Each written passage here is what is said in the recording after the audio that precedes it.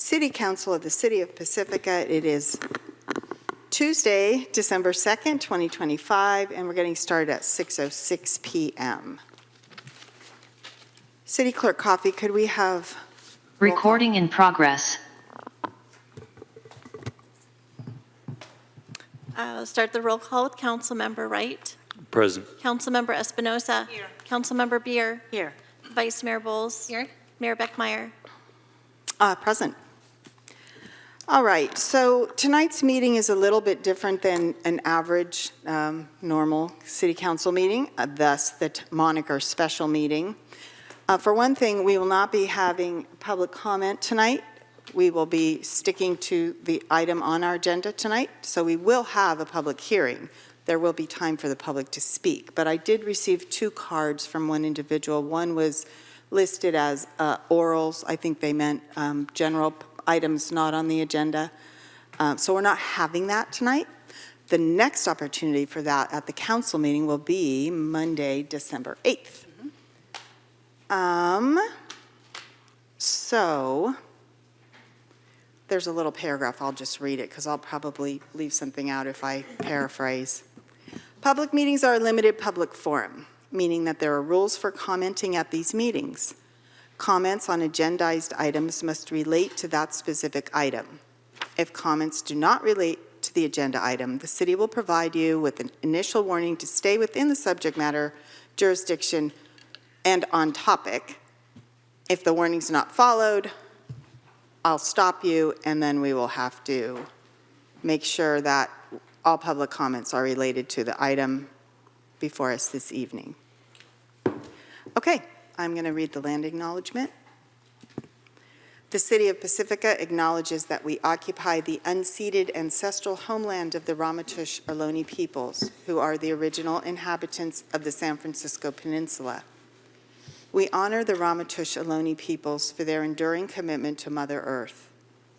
As the indigenous protectors of this land, and in accordance with their traditions, the Ramaytush Ohlone have never ceded, lost, nor forgotten their responsibilities as the caretakers of this place, as well as for all peoples who reside in their traditional territory. We affirm the sovereign rights as First Peoples and wish to pay our respects to the ancestors, elders, and relatives of the Ramaytush Ohlone peoples. And now, if Councilmember Beer would lead us in the flag salute.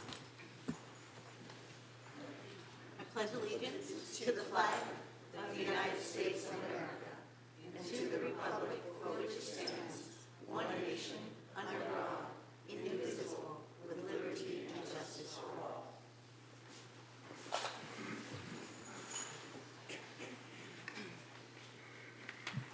All right. City Attorney Murphy, I have a question on the public hearing listing. Should I read the whole thing? Or should I, under a public hearings, item 1? Under item 1, you do not need to read the whole thing. Okay, can I just read like the first couple of sentences to give us all a flavor of why we're here? Perfect. Thank you very much. Lovely. So our public hearing this evening is a consideration of the following, and it's a long list, with respect to a proposed mixed-use project at 570 Crespi Drive, APN 022-162-310, and the eastern 55 feet of 540 Crespi Drive, APN 022-162-420. That includes construction of a 43,696 square foot development consisting of 3 buildings with 19 residential units, including 3 below market rate units, and 3,165 square feet of commercial use. We will be adopting a resolution certifying. What is before us is adoption of a resolution certifying the environmental impact report and adoption of a resolution approving the general plan amendment for designated portions of the project site. And we will be having an ordinance regarding rezoning the project site, and we will have introduction of a development agreement between the city and Breakwater Crespi LLC, and consideration of council member call-up and adoption of resolution approving the tentative subdivision map, sign permit, use permit, parking exception, tree removal permit, and adoption of a resolution approving a purchase and sale agreement with Breakwater Crespi LLC for the sale of a portion of the city's property at 540 Crespi Drive. That was almost every word. I really did summarize, I want you to know. So, because it's a little bit different tonight, I first of all want to recognize our staff who are here. Sometimes they're over here, but they're all over here tonight. Thank you for being here. Our Assistant City Attorney, Karen Murphy, is with us, and our Community Development Director, Samantha Eptergrave, and our City Manager, of course. I have also to acknowledge Chris Redfield, who is the liaison from the Planning Commission, who's here with us this evening. Thank you for being here. All right. Before we start, I do want to just ask for any ex parte communications or any conflicts of interest that council members may have identified. Any ex partes or conversations that council members which would disclose at this point? I met with the Murphys in 2023, so a long time ago. Right, okay. Anyone else? I also had a conversation with Eamon Murphy. Yep. Anyone else? I did as well. I don't know if this is a conversation. Someone from the Murphy sent me an email to connect with me to go for coffee, so I didn't reply. So that's Okay, that's not a conversation, but thank you. Okay, very good. We do have a staff report from our Community Development Director, Samantha Eptergrave, and we'll start with that. And it will be with assistance by Rod Stinson, our consultant from Rainey. Thank you for being here. And I think our Public Works Director, Roland Yip, a Deputy Director, he's here by Zoom. So, without further comment by me, please go ahead, Director Eptergrave. Thank you, Mayor Beckmeyer. Good evening, Vice Mayor Bowles, council members. I'm Samantha Eptergrave, Community Development Director. As the mayor said, I'm joined this evening by Assistant City Attorney Karen Murphy and Rod Stinson from Rainey Planning, and Jacob Garcia, one of our contract planning services staff, is also online. Tonight we're presenting on 570 Crespi Drive, a mixed-use project for your consideration following preparation of the environmental impact report. Tonight we'll begin with the council actions that are before you this evening, a brief project history, components of the proposed project, and step through the legislative actions and council call-up of the PC approvals of the discretionary permits. Rainey will give a presentation on the EIR, and we'll conclude with staff recommendations. So there are 6 actions before the council this evening, and I'm just going to step through them. The first is a resolution certifying the environmental impact report and adopting the CEQA findings. I think I truncated that, I apologize. Adopting the CEQA findings, statement of overriding considerations, and the mitigation monitoring and reporting program. 2, a resolution approving a general plan amendment to designate portions of the site conservation. 3, an ordinance rezoning portions of the site to C2 and a portion to open space, and approving a zoning text amendment to allow horizontal mixed use as a conditional use in the C2, consistent with the general plan designation. 4, an ordinance approving a development agreement. 5, resolution considering the call-up and approving Planning Commission's decision and approval of the 6 development permits, and a resolution approving the purchase and sale agreement. So just to orient us, the project is located on Crespi Drive, adjacent to the community center, and it includes the private property as well as 55 feet of the city property.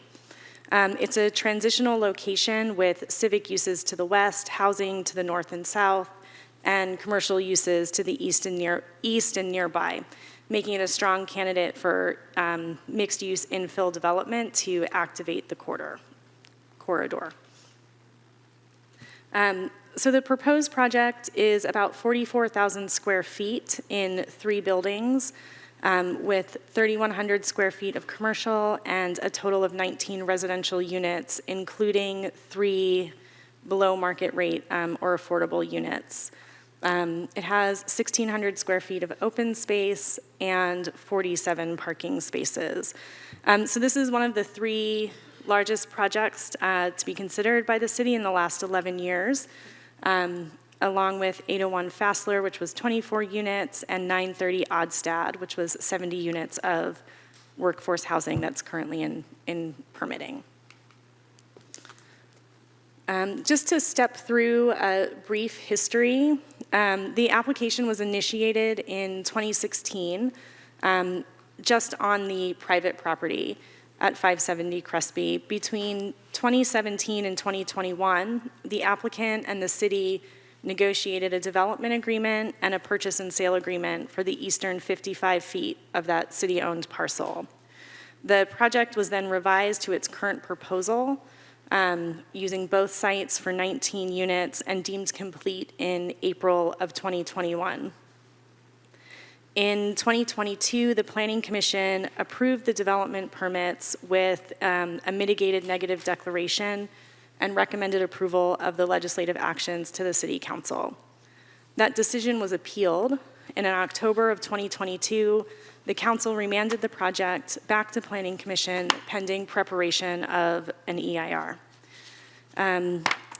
So the EIR was prepared and published in September of 2025, or was prepared and then published in September of 2025, and went back to the Planning Commission for consideration on November 3rd.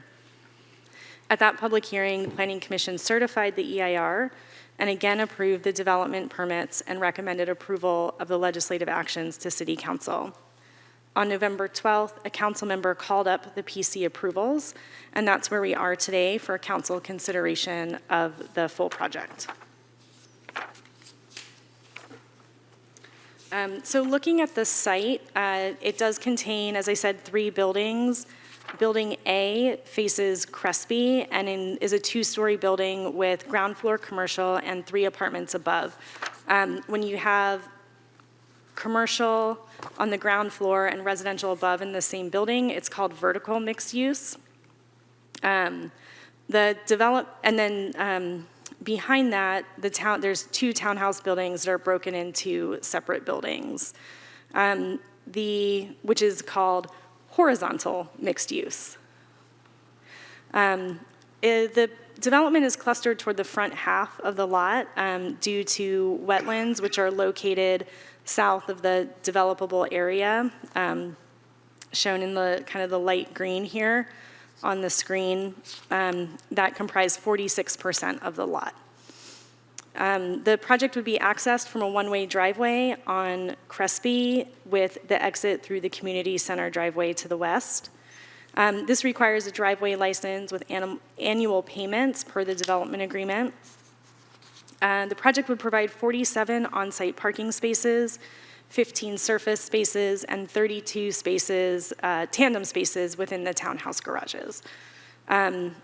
Also includes 1,600 square feet of usable open space. 11% of the lot is landscaped, and that's not including the wetland area to be remain undeveloped. And no construction is planned within the wetland area.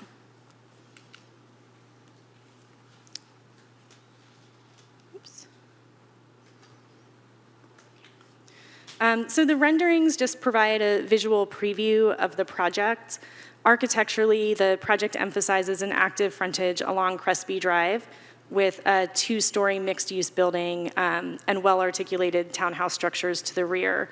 So in this first rendering of Building A, you can see that the commercial has a high floor-to-ceiling height, so it's 15 feet, and then the modulation really articulates the individual units above.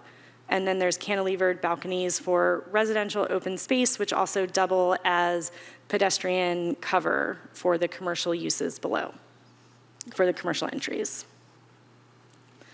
Looking at a view of the townhouses, the project uses facade modulation, variations in material and roof forms to help break up the massing, also having it in 2 separate buildings, and again, utilizing balconies and roof decks to add private open space. So moving into the legislative actions, we'll just take them one at a time. The first is the approval of the general plan amendment. We'll look at the rezoning and zoning text amendment and the development agreement. So the first is the approval of a general plan amendment to designate portions of the site as conservation. So the proposed amendment would change that portion of the project site that will remain undeveloped from its current mixed-use center to conservation. This reflects both the site conditions and the proposed project. The conservation designation applies to publicly owned and privately owned open areas not intended for development, which includes areas such as land which is physically unsuited for development due to wetlands. Corresponding to that area would also be an rezoning as open space. So that conservation and open space would go together for consistency. The second action is the approval of rezoning a portion of the site to C2 or community commercial as well as open space. The current M1 zoning does not allow residential uses and is geared toward heavier commercial and industrial uses. So things like warehouses, service stations, auto body repair. And this is inconsistent with that mixed-use center designation in the 2040 general plan. So when the city adopted that, we did not undertake a concurrent rezoning. And so the current zoning of the site is an example where the new general plan, or the old zoning ordinance rather, is inconsistent with the new general plan. The mixed-use designation is intended for mixed-use residential development as noted throughout the 2040 general plan, and the M1 zoning is inconsistent, whereas the C2 zoning designation is better aligned with that mixed-use designation for this site. And the allowable uses in the general plan include ground floor retail, restaurant, personal services, housing, or offices. And then again, the rezoning to open space over the wetlands portion. The second, or part of the second, is the zoning text amendment to allow horizontal mixed use as a conditional use in the C2 zoning district. Again, that would be consistent with the general plan designation where, with the general plan designation. So residential use is currently allowed in the C2 zoning districts as a conditional use, so with a use permit. The zoning text amendment would modify the C2 to also allow multifamily residential on the ground floor when on the same site and part of an integrated mixed-use development. So horizontal mixed use. So again, and this amendment also better aligns with that general plan designation, which requires ground floor commercials to be constructed along the street frontage, but not required on the interior of the site. So this is really just also creating consistency between the zoning and the general plan. And again, it's it will remain a conditional use, just as vertical mixed use is. The third legislative action is the approval of the development agreement. So again, this was negotiated between the city and the applicant between 2017 and 2021. And the purpose of the development agreement is to secure public benefits from the project in exchange for the sale of the property. The draft development agreement reiterates compliance with our inclusionary housing ordinance, which requires 15% affordable units, and this specifies that there will be one in each building. The flat will be low income, one townhouse unit will be low income, and one townhouse will be moderate income. It also includes an additional affordable housing payment above and beyond what is required by the zoning ordinance of $272,000. The driveway, use of the driveway would require a driveway lease, which would include a fee of $7,700 per year, subject to annual increase. The development agreement also includes improvements to the community center, including 14 parking spaces, construction of a drop-off location, and landscaping along Crespi. Other public benefits include wetlands, interpretive signage, business license, and point of sale designation. The public fiscal benefits of the project include the provision of 3 on-site ownership BMR units, 19 new housing units. The development agreement provides further public and fiscal benefits, including the additional affordable housing contribution, annual driveway lease, and improvements to the community center. And also overall, the sale of the property provides revenue, as well as sales tax from the sale of individual units and ongoing property tax. Moving into the call-up of development permits. So the PC approval of the development permits was called up by a council member, which is why they're here before you this evening. This project requires some pretty typical entitlements for a new mixed-use project. It requires a site development permit because it's new construction in a commercial district and a residential clustered housing development. It also requires a use permit for a clustered housing development, mixed use with residential, and a residential use in a C2. The applicant is also seeking a parking exception to reduce on-site parking from 53 spaces to 47 due to the significant site constraints of being covered, having 46% of the site covered by wetlands. They are also seeking a sign permit, which is required for the freestanding sign, doing a vesting tentative subdivision map for 5 or more condominium units. So these aren't creating physical on the grounds lots. So this is a condominium map, so it's air rights. And a tree removal permit for the removal of 5 protected trees. And the 6th action for council this evening is the purchase and sale agreement. So the terms and the sale price were negotiated between the city and the applicant between 2017 and 2021 for a purchase price of $750,000 as an as-is sale with an outstanding closing date of December 31st. One more thing on that. As part of the Planning Commission actions, they made findings that the transfer of land conforms to the adopted 2040 general plan to ensure the location, purpose, and extent of the disposition are consistent with the city's long-range planning goals and policies. And Assistant City Attorney Murphy has something to add on that.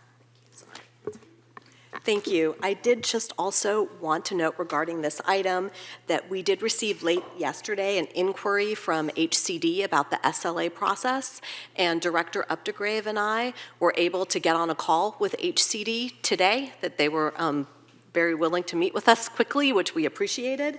And we spoke with them about compliance with the SLA and that the city... Just 1 second, if you could define SLA, please. Oh, I'm sorry. Thank you. And HCD as And well. okay, I'll start from the beginning. Okay, that sounds good. Thank you for asking. Sure.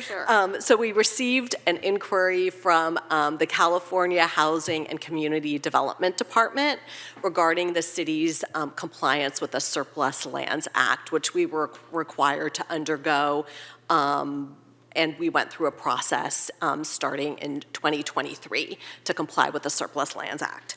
And so we were able to speak with someone from HCD today about the city's compliance with the Surplus Land Act and confirm that the city will submit all required documentation regarding compliance in this proposed disposition after any action that is taken tonight. So we did have that conversation with HCD, and just to confirm that we do have to, and we will be submitting these documents to HCD, we would want to request that at the end of Section 3 of the resolution, if it is adopted, that at the end of Section B, we add some language saying that regarding the city manager's delegation to sign the agreement, add language to the end to say after submittal of the required documents to HCD and HCD's review, which we will do pursuant to, as we discussed with HCD. And also wanted to note we will correct the incorrect address in the notice provision in Section 8.1 as well. That was noted. Thank you. Thank you. All right. So,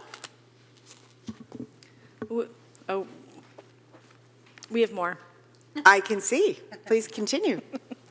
So just in summary, the findings for approval for both the legislative actions and the development permits can be made for the project.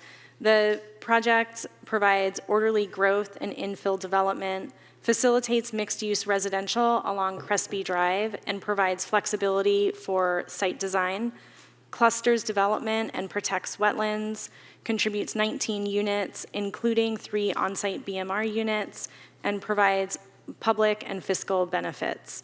And so from here, I'm going to turn it over to my colleague, Mr. Stinson, to discuss the environmental impact report.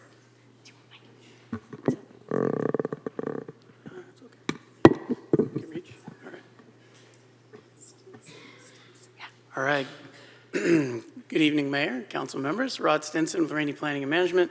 We prepared the EIR for the proposed project, and I'll be going over briefly a description of the CEQA process, summary of what's been done, a summary of the draft EIR conclusions, and dive into a little bit about the wetlands on the site, because that's a pretty big topic, big consideration for the site. And then talk about the summary of the partially recirculated draft EIR and why that was done, as well as then a summary of the final EIR. So the process for the EIR essentially started with a notice of preparation, that's the NOP. That starts the process that was done in October 2024. And a scoping meeting was held, a public scoping meeting, to gather any verbal comments from the community and state agencies.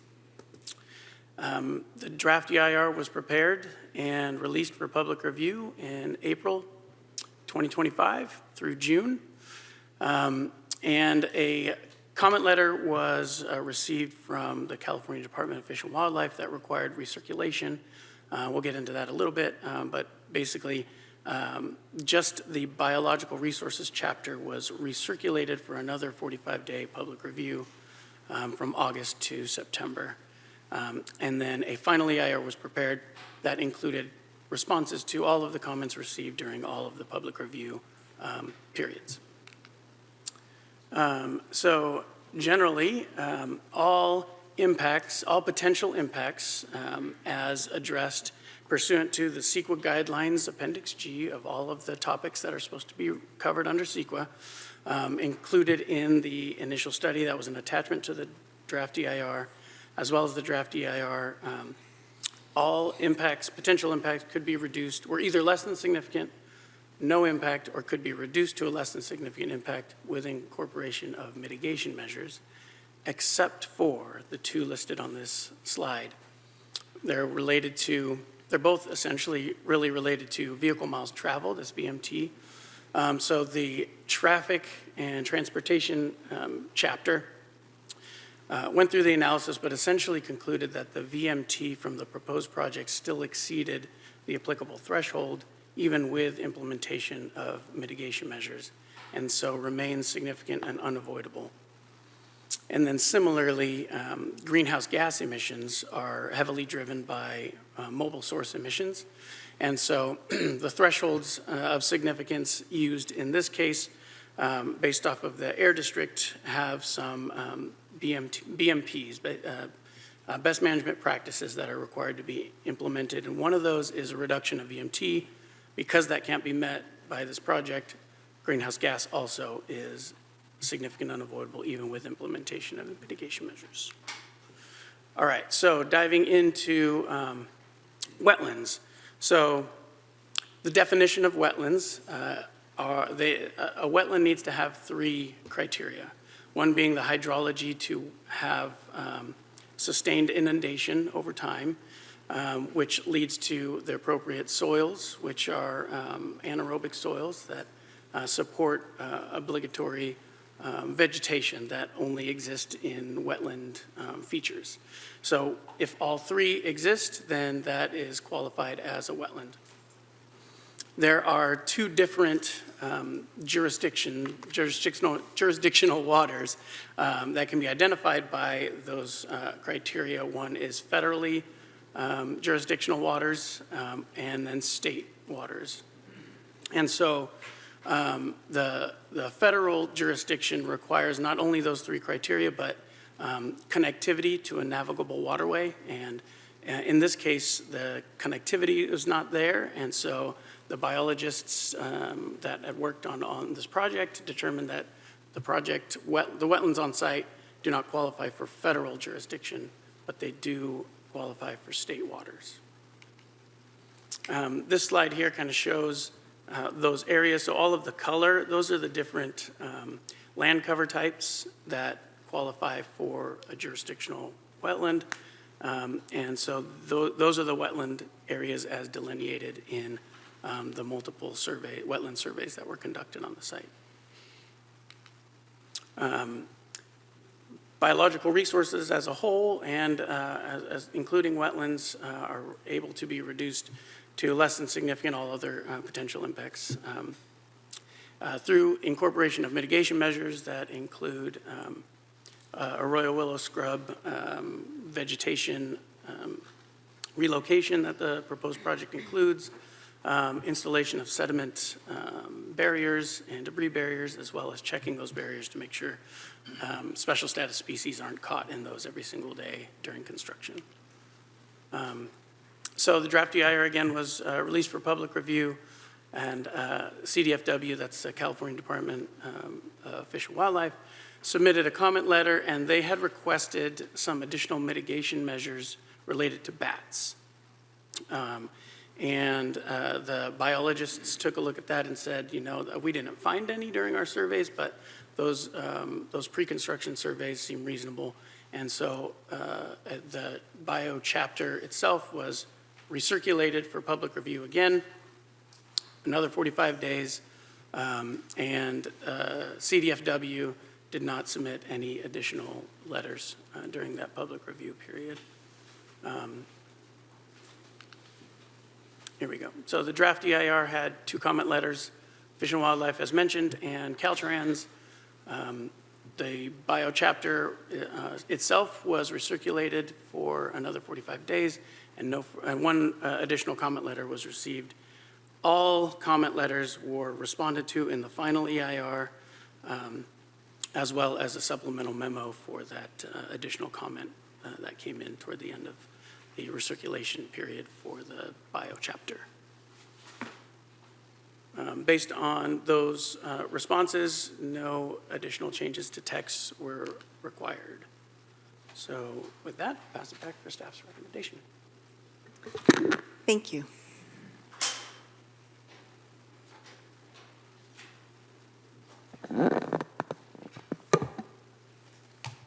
Okay, thank you. So based on the information provided this evening, staff does recommend approval of the 6 actions before council. When you get to that point, I have put them all up on a slide. I know it's there's a lot. So just so you know, these are here for you to look at, and that includes the staff presentation.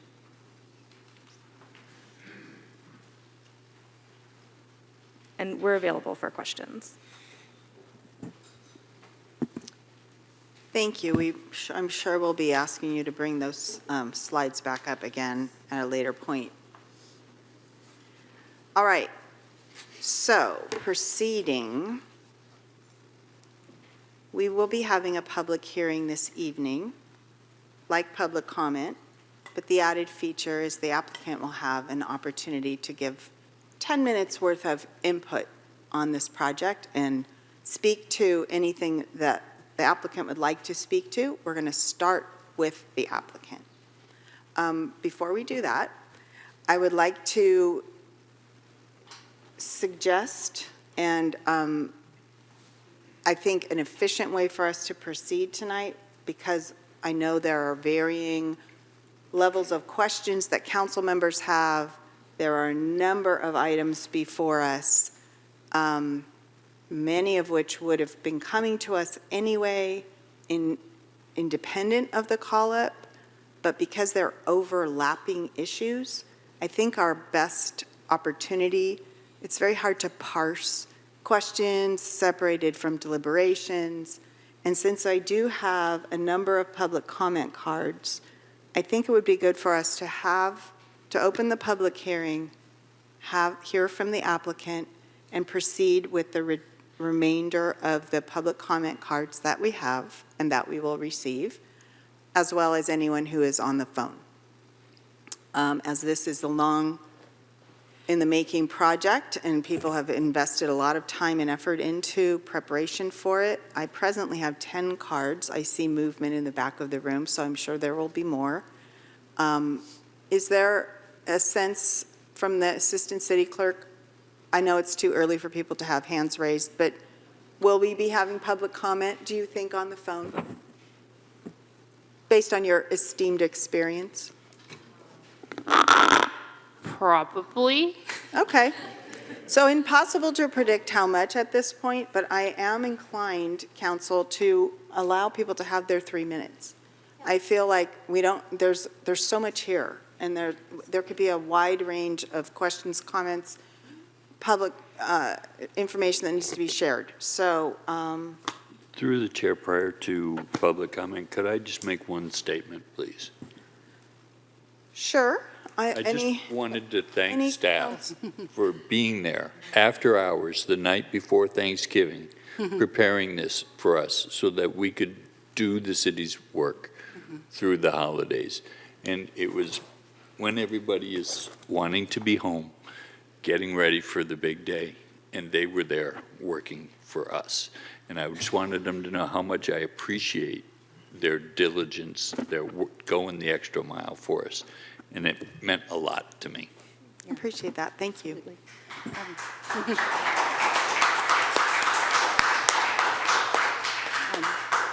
I just have one request. I'm fine with what you've just asked for the most part. I did watch the Planning Commission meeting, and there were a number of questions about the wetland and the setback.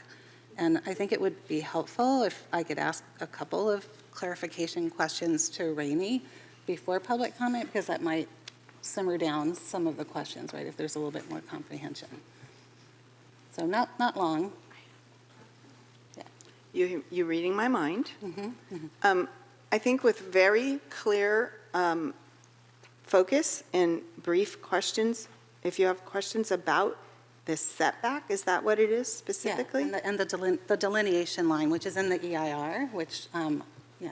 Before you ask any questions, I'd like to know if there is a visual that you might have that could speak to,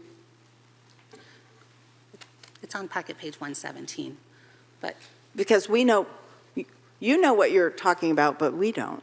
right. So a visual for us to have a relationship with what it is you're commenting on would be helpful. And I think the applicant still should present first, right? Mm-hmm. And thank you for the packet number. It's going to be really, really important because I'm using my computer. Yeah. So, you know, Yes. thanks. at you. Well, it's kind of heavy. I know. Oh, good. Yeah, that's the one. The colorful one? Mhm. Okay, very good. Clarification? Or do you want to, I'm not really understanding what you're asking for. Oh, well, I could ask now, or we could wait until after the applicant presents. I don't want to mess up the order. I think that's the best. And actually, I think it would be beneficial to just go right into public comment. I mean, once we open the public hearing, that the applicant's statements are part of that. So we'll just do that, and then you can specifically ask your designated questions on this. Is that okay? I mean, well, I agree with that. I did think I heard you say that it might help Yes, the public to hear what you're going to Yes. be saying right, before public comment. exactly. So what you're proposing is hear from the applicant, then a statement, a clarifying the wetland designation or limit lot lines or something, and then reopen the public hearing. Is that right, City Attorney? If the desire is to ask some clarifying questions before the public hearing, I would recommend that the questions be asked first before the applicant speaks, okay. and then the entire That public makes sense hearing to can me. be opened. Okay. Thank you. Thank That's you for fine. helping that sequencing. Thank you. All right. Okay. Thank you so much. So this doesn't show the whole drawing, and I was trying to look at this at the Planning Commission meeting, and there wasn't a legend, and I was very happy to find that there was a legend on this one. So I was just hoping that Rod could explain the different colors and the designations and where the wetland delineation is in relation to this drawing.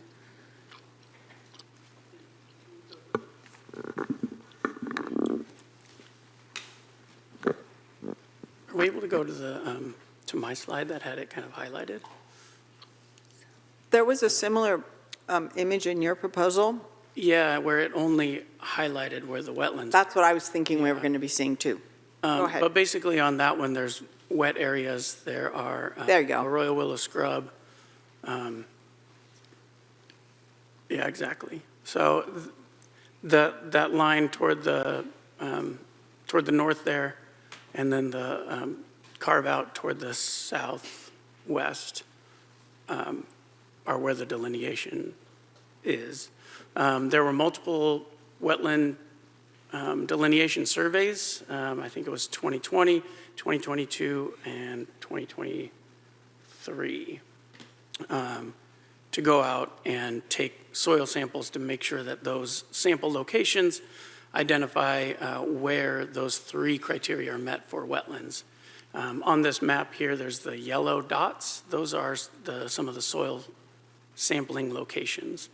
And so the biologists went out on multiple days to identify where that line should be drawn. And so when we're talking about a setback or a buffer from the wetland, is it that line, irrespective of what's blue, what's green, what's turquoise? It's that line, in terms of the buildings on, Yeah, so in the middle of the everything street. that's colored on this one is considered wetland. And then when you anything- say that line, you mean the dashed line the dash line. that goes? Yeah, from- there's the dash line that Vertical. all of the color goes up to. That would be the delineation line.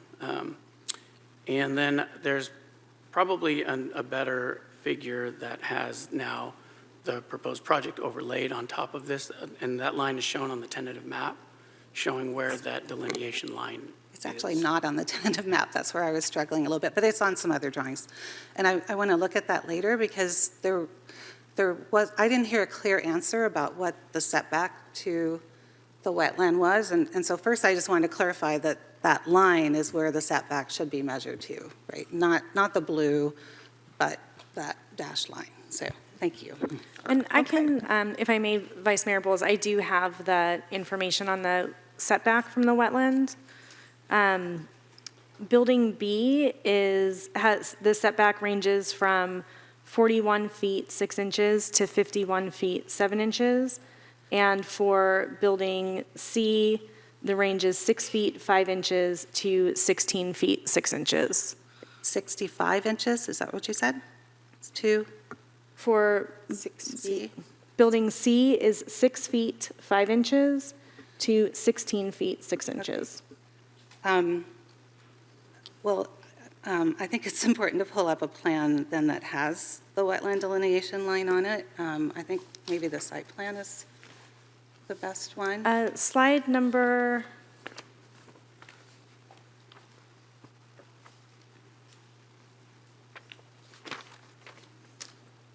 I believe you can see the delineation on slide number 8.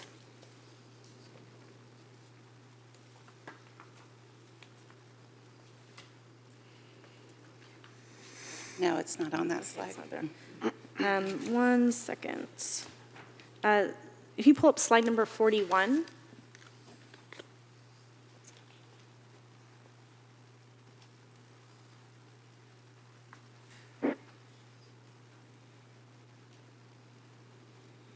Okay, I see it there. So again, on the bottom, it's separated by the blue, right? And if you're looking at building C from the property line vertically, there's kind of a blue wedge of the wetland, so it's a little bit set back there, but then it appears to go down to almost nothing there at that grid line. I can't read what that grid line is from here. And looking at the elevations, that is a concrete retaining wall that goes down to the ground. So it's my impression that building B at this point has pretty much a 0 setback to the wetland delineation. The setbacks are measured to the face of the building, so that's not a setback to the retaining wall. But the actual disturbance area, the setback. Before of we the get construction- into Okay. deliberations. I'm not deliberating, I'm I just think we clarifying should- the definition. I understand the finished unit is inside from that, but the work, people are asking about the setback from the construction to the wetlands. We know what the buffer is from where there is construction, because that's what is impacting the wetland. So that's all I need to say. I think, it seems to be 0 at that point, and we can let the applicant address that if they have a different interpretation. And we heard from staff on the measurements, right? From buildings B and C. Okay, great. Oh, thank you. Okay, so it's time for the public hearing portion of our evening. That means inviting our applicant, whomever wishes to come up. The time is yours to manage as you would like. 10 minutes, and our city clerk will be happy to give you a warning or anything you want in terms of managing that time. What would be helpful? Would they be entitled to rebuttal time afterwards if they use? 3 minutes of rebuttal time after public comment, is that what you're asking? Yes. That's something that we can do. My understanding is it's, It's 10. Yes, that is correct. okay, good. So I have the timer set to 10 minutes with a 2-minute warning, if that works for you. It's fine. Great. Well, good evening, Mayor and council members. My name is Eamon Murphy, and my family has lived in Pacifica for over 50 years. My brother Brendan and I grew up here. This is where we went to school, where we played sports, where we built lifelong friendships. and where we raised our families. Pacifica isn't just where we're proposing a project. Pacifica is home. Our roots in this community run deep. I've spent years coaching youth basketball, baseball, and soccer for Pacifica kids from kindergarten up. My wife Doreen is the co-founder of Friendship Playground at Frontierland Park, which will celebrate its 25-year reunion next year. And she is also a teacher at Valleymore School. We're not outside developers. We're longtime Pacificans who have given to and participated in this community for decades. It has now been nearly 4 years since we last stood before this council. At that time, you asked us to enter the CEQA process, the California Environmental Quality Act. We heard you. We respected the direction, and we did the work. Over the past several years, we completed every required CEQA study: wetlands, habitat, species, hydrology, drainage, traffic, circulation, soil stability, and much, much more.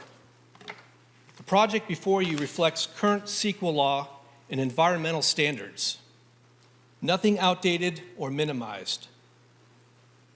And this is important because every buffer, every setback, and every boundary was determined solely by CEQA law. These distances were established by the state environmental regulations and the city's environmental consultants, not by us.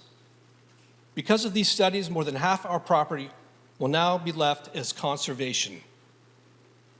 On the portion where building is allowed, our project brings 19 new homes, including 3 below market rate homes, 3,000 square feet of neighborhood serving commercial space with the hopes of a small medical office, a safe new driveway and drop-off area for the seniors at the community center, additional parking supporting community center programs, a fully cleaned, restored, and upgraded Crespi frontage.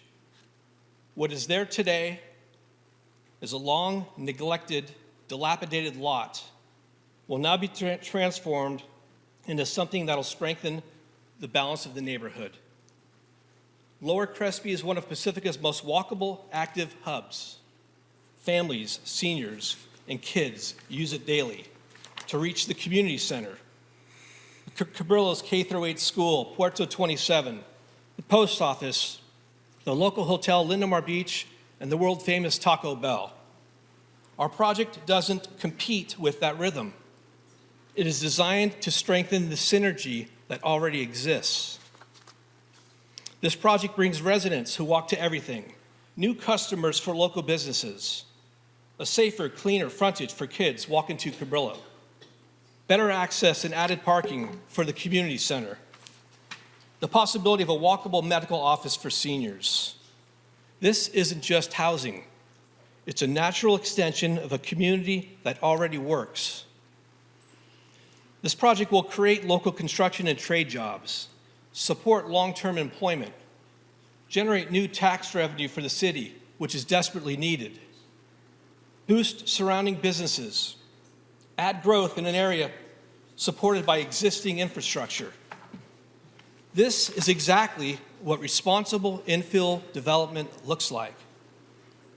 We want to thank City Manager Kevin Woodhouse and his staff for guiding us through an extremely complex process.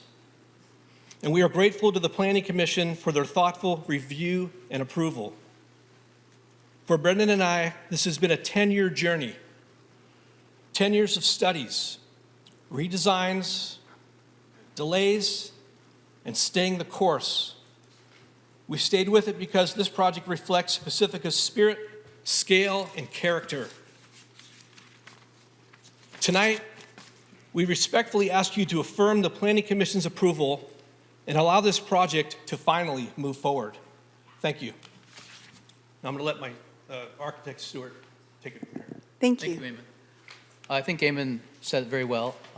Thank you again, by the way, for your time this evening and the community's time as well. And over the last 10 years, it's been a long road. As Eamon said, we've tried to listen, and we have listened, and we've gone through every step of the way as you and the state have directed us. This is the project that we have created for you for the town of Pacifica. It features a generous amount of open space. It addresses Crespi Drive commercial corridor pedestrian. It creates a connectivity. Can I ask you to bring the mic a little closer? sorry. Thank you so much. You bet. It creates a connectivity that doesn't exist right now. The site is basically unusable. It is talked about as a wetland, but we have photos, aerial photos that go back very clearly to the 1940s and even further back to 1905, which I didn't bother you with because those are a little blurrier. But they basically show that since 1900, this land, and even before, but we have photos of since 1900, that show that the land has been, and this is our site, it has been agricultural. It's been cattle grazing and farmland, basically. There's not any noticeable water elements on this parcel of land. These are, again, actual aerial photos through time that show the site very much used, but in an agricultural and grazing manner. There was development that started around the 1950s on all sides of us, on all sides of our parcel. These orange lines designate the parcels that we're proposing the project on. The land was raised all around our site, and by its nature then, the water, the stormwater that came off of the roofs of neighboring projects and off the streets around us settled into our lot and stayed there because it couldn't leave. The land all around us was raised. We will be raising our land, the front portion of these lots, to satisfy the FEMA requirements of the project for the livable space. But the southern portion of the lot, the half of the lot, will be retained in its natural open space manner. To give you a perspective, this view here shows the development around us, all raised again. Think of our lot as sort of a bathtub that was created by raising all the land around us. And so the water that settled into our land from our neighbors couldn't leave. By virtue of the fact that some water stays there, it started to develop these indicators of a wetland. And that's what CEQA identifies, and that's what we've identified and recognized. And so through the project, we decided, the owners decided, the city decided, let's preserve the entire half of the project in its natural state. This here shows how that looks from an aerial view and how we've sought to provide this much-needed housing for Pacifica at the front portion of the lot while allowing the rear portion of the lot to just stay as it is. Even though it is an artificial wetland that was created through time by circumstances beyond the control of the owners. But then the project that we've designed at the front portion of the site, you can see how it allows connectivity from the east portion of Lindemar to the west portion, and it creates interactivity, connectivity, and stimulus for the economy and for community.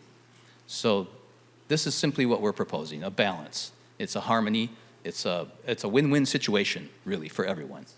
And I think would be really well received because we've also tried to keep the units smaller in size to be affordable by their nature. Here, I know that the bell has rung and we're almost out of time, but I'll just run through some of the visuals. I mean, we're incorporating green walls to enhance the landscaping. The plants themselves are all geared toward the native plants, drought-tolerant, pollinator-friendly plants, an extension of the existing ecostructure that's there now. The elements of the building are designed to be sustainable. They're designed to have a cost effectiveness to them, not only to keep the costs down for the units themselves, but also through longevity, through low maintenance qualities that that we're speccing out, so that the homeowners who buy these homes will have a little easier time to afford them, to buy them in the first place, but then they also won't have to spend a lot on maintenance because we're thinking about the longevity of the assemblies and the materials. Also, the form of, these are some of the variety of plants that we're incorporating. the configuration of the materials, the columns, the balconies, the cantilevers, the shadow points, the types of windows, they allow for energy efficiency. 1 second. I need to check with my city clerk. Is that 10 minutes? Okay, so I didn't And hear the bell that you referred to. I And thank didn't. you, and Okay. that's fine, and I'll certainly respect the time frame. Thank you. Just one last photo is this one, where we are showing what is considered and described as a wetland. This is the natural state, open space, entire half of the lot, and what it looks like in conjunction with the new buildings and how that addition of the new arroyo, 1,200 square feet of new arroyo planting will help to create that fabric and sew them together. Thank you very much. Thank you. Okay. Continuing on with the public hearing, I presently have 14 cards in the room and some more on the phone, undoubtedly. So I'm going to call the folks in batches of 3, and sometimes I mess up, but please bear with me. We'll start with Adrian Jost. Is that the way to say the last name? Yay. Ron Makel and Suzanne Moore.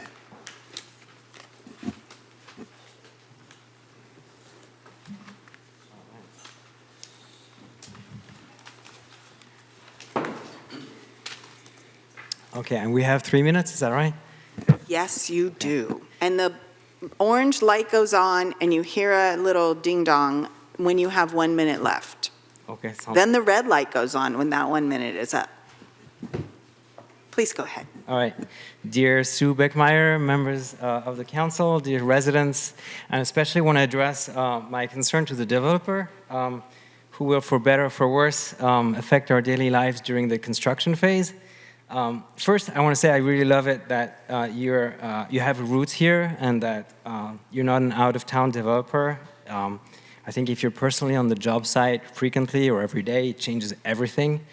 So I have a request that's unusual, but I want to request that the developer disable the backup alarms of CAT equipment and construction equipment during the phase of the project construction.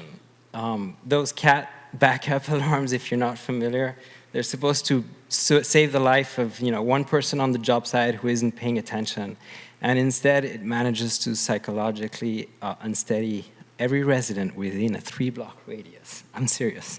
Yeah. So they bounce off walls, they go through windows, they penetrate your soul, and are apparently engineered to be audible through concrete, closed doors, and yes, human sanity. They are meant to be heard over ear protection. They use sine waves, sound like, and such. So I can confirm that's the case. Once those things start, your nervous system is just on the construction company's schedule. I see some nods from the door, but I love it. Okay, I think that's the most important one to me and to my neighbors, since we're local to that project. And despite what OSHA might say or the constraints you might have, just remember to take care of us. You're also a resident of Pacifica, so I love it that you're attempting to make something that is really good for the community. The renderings look really great. And hopefully it's a great project. Thank you very much. 2 more minutes. Hold on. 1 more minute. You have like 45 seconds. I'll stop. Okay, I think that was all. In general, I just want to say I'm not, in general, excited about bringing high density to Pacifica. I was going to make a negative comment, but after the presentation, I kind of changed it. I'm worried about changing the fabric of our community in Pacifica. I think if high-density projects are not done thoughtfully, it affects who stays and who leaves, and families will quietly leave with the wrong projects. And so, just to be careful that we keep that in mind, so that we continue to build Pacifica in a way that what we want the city to become, because those things are not temporary.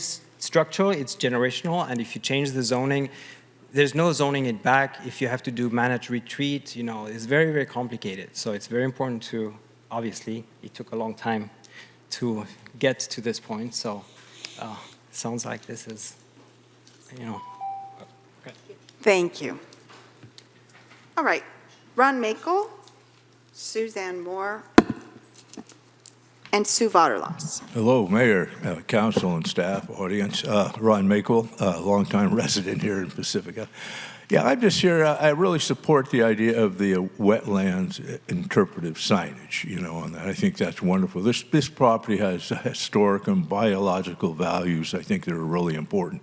Some of the rootstock from some of those wetland plants could go back, could be ancient, hundreds of years, because they do live for many, many, many, many years. So I would like to see that, interpretive signage like a kiosk of such. And I think that I would like to make the suggestion. I don't know who's the Open Space Committee liaison, but the Open Space Committee in the task force, they have 4 topics for subcommittees, one which is special areas. So you might want to consider in giving them the task of developing, a sign, a kiosk with the information, both the first people that lived here, the native people have something to do with that, because it used to be a big lake in that area. And then, of course, the plant, the biology there, and the frogs, the wonderful little green tree frogs. I love them. I like them better than the red-legged frogs, actually. But at any rate, that's another story. But I think you might want to consider, they did a great job with the kiosk up there at the Ani Trail at Cattle Hill. I'm sure some of you saw that. That's a wonderful job they did. So I'm sure they would do that good of a job or better if you were to give them that task. And that's all I had to say. Thank you. Thank you. Suzanne Moore, Sue Vaterlos, Cliff Lawrence.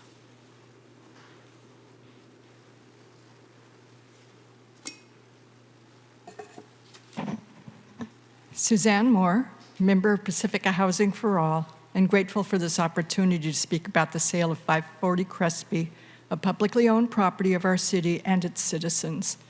My question as a Pacifican is this: what is the best deal we can make that benefits our community?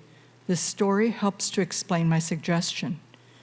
When Crespi was declared surplus land and offered first, as is under state law, to nonprofits for housing projects, members of Pacifica Housing for All met with a nonprofit that successfully had built 20 affordable townhomes on a similar size lot in Redwood City.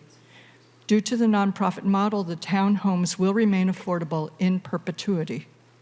PH4A members spoke with the nonprofit about 540 Crespi, and the nonprofit was enthusiastic. After all, 540 is close to Cabrillo Elementary, public transportation, shopping, the community center, and the beach, perfect for elders and families on fixed incomes. At that time, the planning director was Christian Murdoch, and the nonprofit arranged a meeting. Before the meeting with Christian, the nonprofit did share their wish list, which was the city would donate the property and the public would welcome them into the community. After meeting former Director Murdoch, the nonprofit did not move forward on a bid. At that time, we did not have a team to incentivize housing nonprofits. I do know that the option for donated land was not entertained. For those in the community who may not be aware, many communities, in order to work with nonprofit contractors, help to reduce the costs of construction to successfully see the project to fruition. Project cost reduction can occur through waivers, land donation, and financial support. Without this effort, low-income housing construction cannot occur. I'd now like to make a comparison with the Murphys' proposal and former early proposal from the nonprofit. The Murphys will give 3 below-market rate units, the minimum number in the inclusionary zone, and donate $272,000 to our housing fund, unfortunately an amount insufficient to construct a single unit of housing. The nonprofit could potentially build 20 townhouses that would remain affordable in perpetuity if the city donates the land. Here's my suggestion. If the Murphys are willing to negotiate a plan to include a land donation to the nonprofit, reach out to the nonprofit and see if they're interested, and ask both if their projects could be amended to preserve the historic wetland. I believe this could be called a win-win-win. I'm confident that community support of the project would follow. I believe early public development and the sale of public lands can garner public support, and I wish this process had been initiated earlier to visualize a project most ideal for public good. I hope our council is willing to negotiate with that goal in mind. Thank you. Thank you. Sue Vaterlos, Sue Vaterlos, Cliff Lawrence, and Victor Carmichael. Thank you for all that you do on council. I know. This project is almost 10 years in the making. For people to get up and say, why didn't we know earlier? We did. We've been working on this forever. This is housing, this is below market housing, this is commercial. We need housing for our arena numbers. We have to do it. They're saving the wetlands, over 40%, 46% of the lot. That's huge. This was approved by the Planning Commission, who are appointed by council. You appointed those people, they approved it. I really don't like when we have committees and commissions to do work and then we just don't agree with them. I walked this property maybe 6 years ago with Margaret Goodall. We saw absolutely nothing. It was dry. There was maybe a few swallows. There were no evidence at all of any other wildlife back there. But they're saving the wildlife that could be there, which aren't there now. We need this housing. This is a perfect location. It's an infill lot, which we all want, and yet at the last minute, people are coming out and saying they don't want this project. Let's move forward. Thank you. Thank you. Cliff Lawrence, Victor Carmichael, Connie Menifee.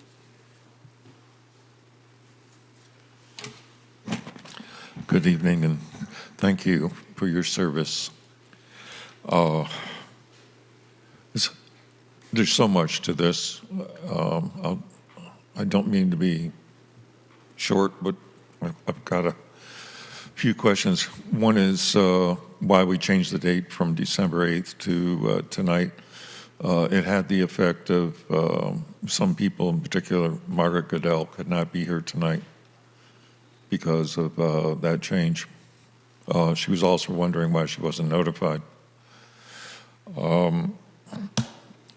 I don't hear the developer refer to Matilda wetlands or Lake Matilda. There's history here, and we hope that it's properly respected, that it gets a proper buffer zone so that it can continue to exist into the future.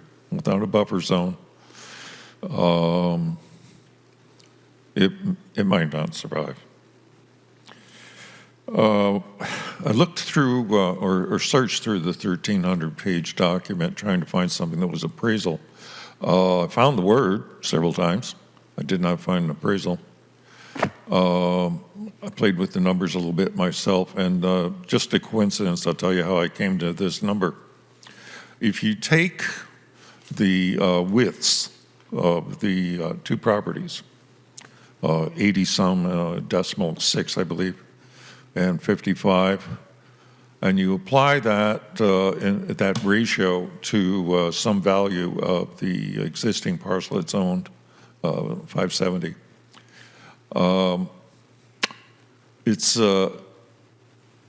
just a coincidence, but if you use the assessed value, 1.1 million, you end up with exactly 750. That is interesting. I wonder. So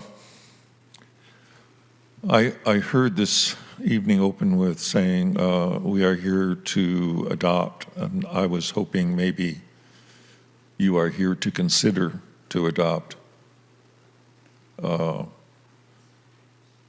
a lot of work been done in this, and you have some work to do this evening in thoughtfully considering all that you've heard and will hear.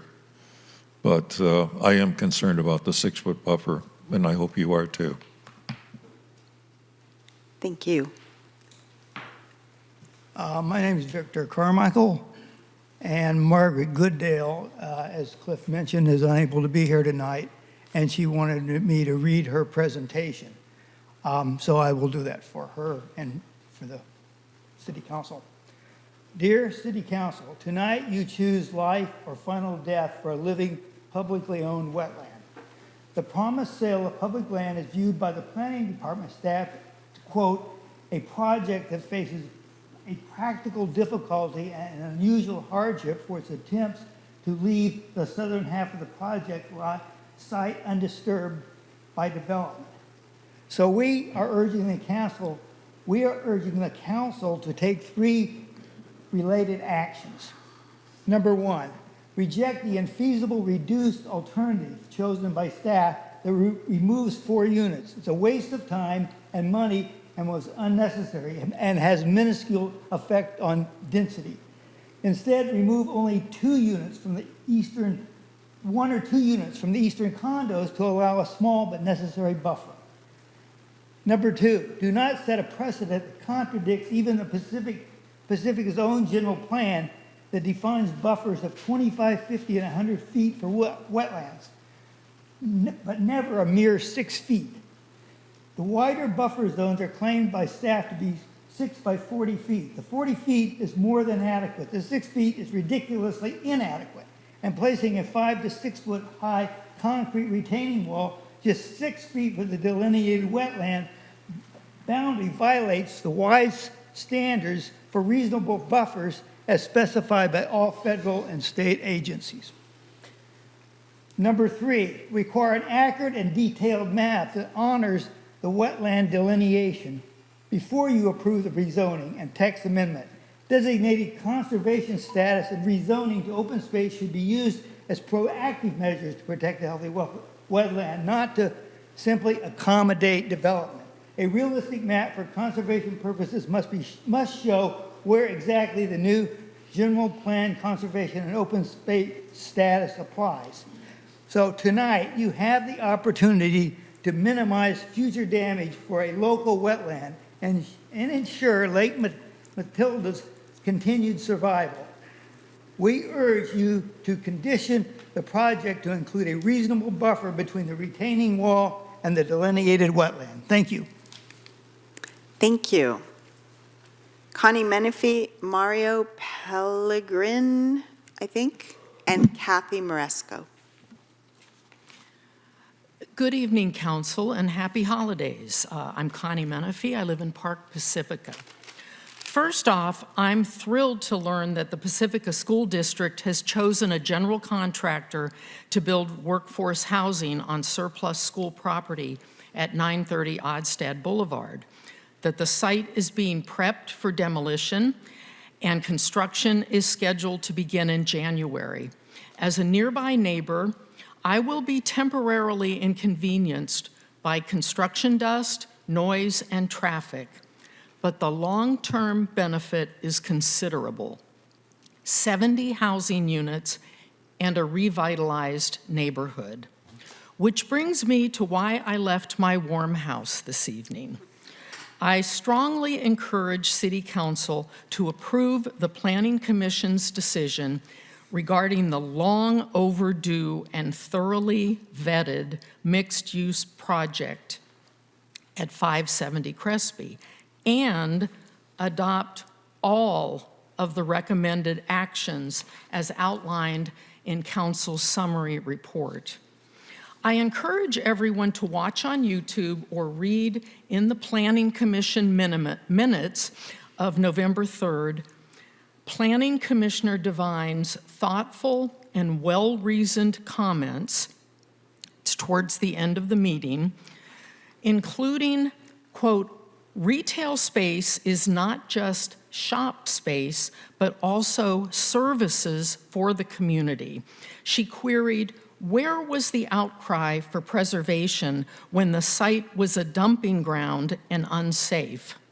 I also agree with Commissioner Redfield that the project is an enhancement, with half of the lot retained as a conservation area and the other half a well-thought-out project. To all the supposed housing advocates who don't want to build anything, anywhere, anytime, stop with the NIMBY hypocrisy. Our city manager has repeatedly warned us, if Pacifica is to operationally sustain an acceptable level of services, we must develop more housing and more job-creating commercial spaces and hotels. Thank you. Thank you. Mario, is it Pellegrini? Pellegrini, pardon me. Kathy Moresco and Kata Gomes. Please go ahead. Hi, my name is Mario Pellegrini, and I've been a friend of the Murphys for at least 30 years. When they bought the property, they had told me about it, and it was an exciting, project. And about 10 years ago, Eamon and Brennan asked me to come help them clean up the lot with them. I thought it was going to be a couple hours. It was 3 solid weekends and 3 dumpster fulls of tires, furniture, trash, needles, mattresses. It was horrible. And granted, it's right next to an elementary school, a business center, 7-Eleven. It's the face of Pacifica when you're going through Linamar Beach, so it's in a community center to boot.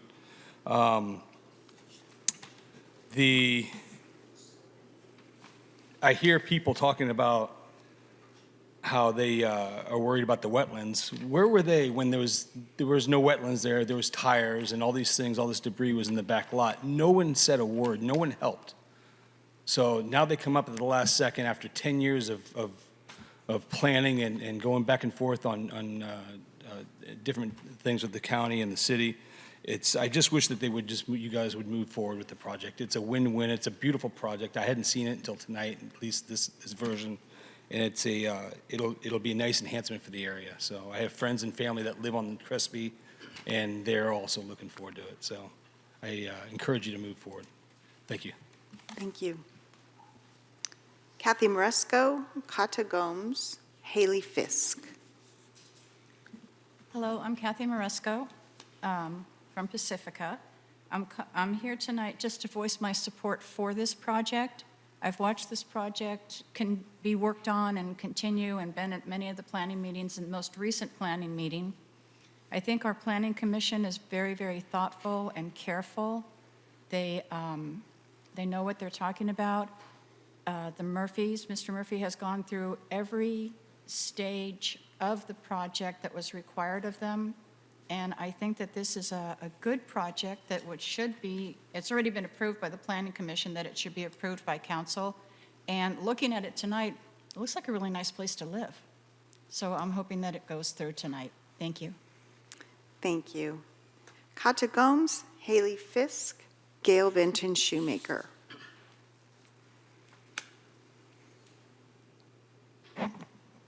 Horsha Moore, Kata Gomes, Ramaytush descendant from the village of Tamigtok along Calera Creek. As a descendant from the original caretakers of this land for thousands of years, I have great concern about development in a wetland. Historically, the whole lower end of that valley had been a wetland and a lake that went nearly to the village of Pacifica, where the adobe was built. It originally was the resting place for the sandhill cranes on their coastal migration route. Currently, there's one crane who still comes, who has a genetic memory of what had been here. The city of Pacifica has been remiss in allowing development in this neighborhood. Currently, already this year, and winter hasn't even begun, there's neighbors in this neighborhood who are having flooding in their houses because building permits were allowed in a wetland. Nature doesn't forget. A 6-foot barrier is totally insufficient. So I was really pleased to see your plan for native plants. That warmed my heart. But more needs to be done. And I think you need to take a closer look in protecting the wetland, a community that is so vulnerable to sea level rise. Scientists have proven the best way to handle the effects of sea level rise is by restoration of wetlands, marshes, and dunes. Let's take a closer look. Thank you. Thank you. Haley Fisk, Gail Benton Shoemaker, Mark Hubble. Well, hi, my name's Haley Fisk. I live on... Haley, can you go? There you go. Right here. Thanks. My name is Yeah, Haley yeah. Fisk. I live on Corona Drive. We look down onto the project, or where the project is going to be. And I've been in Pacifica, I think, maybe 35 years. And I think the Lindemar Valley is a gem. And, you know, everybody calls it Lindemar, but I think it was originally probably Marlinda, meaning beautiful sea or beautiful ocean. And what I love about Pacifica, and I know there's been an effort by the city for a long time to protect the ridge lines, and what I like is that you can walk and hike and you have a view from the surrounding valley of Lindemar. You can see the sand from everywhere. And I don't know what the 35, I think you guys are building to 35 feet. I don't know what it does to the views from around, and it would be nice if you had a model. I'm not saying, you know, I like the project, I like what you've done with it.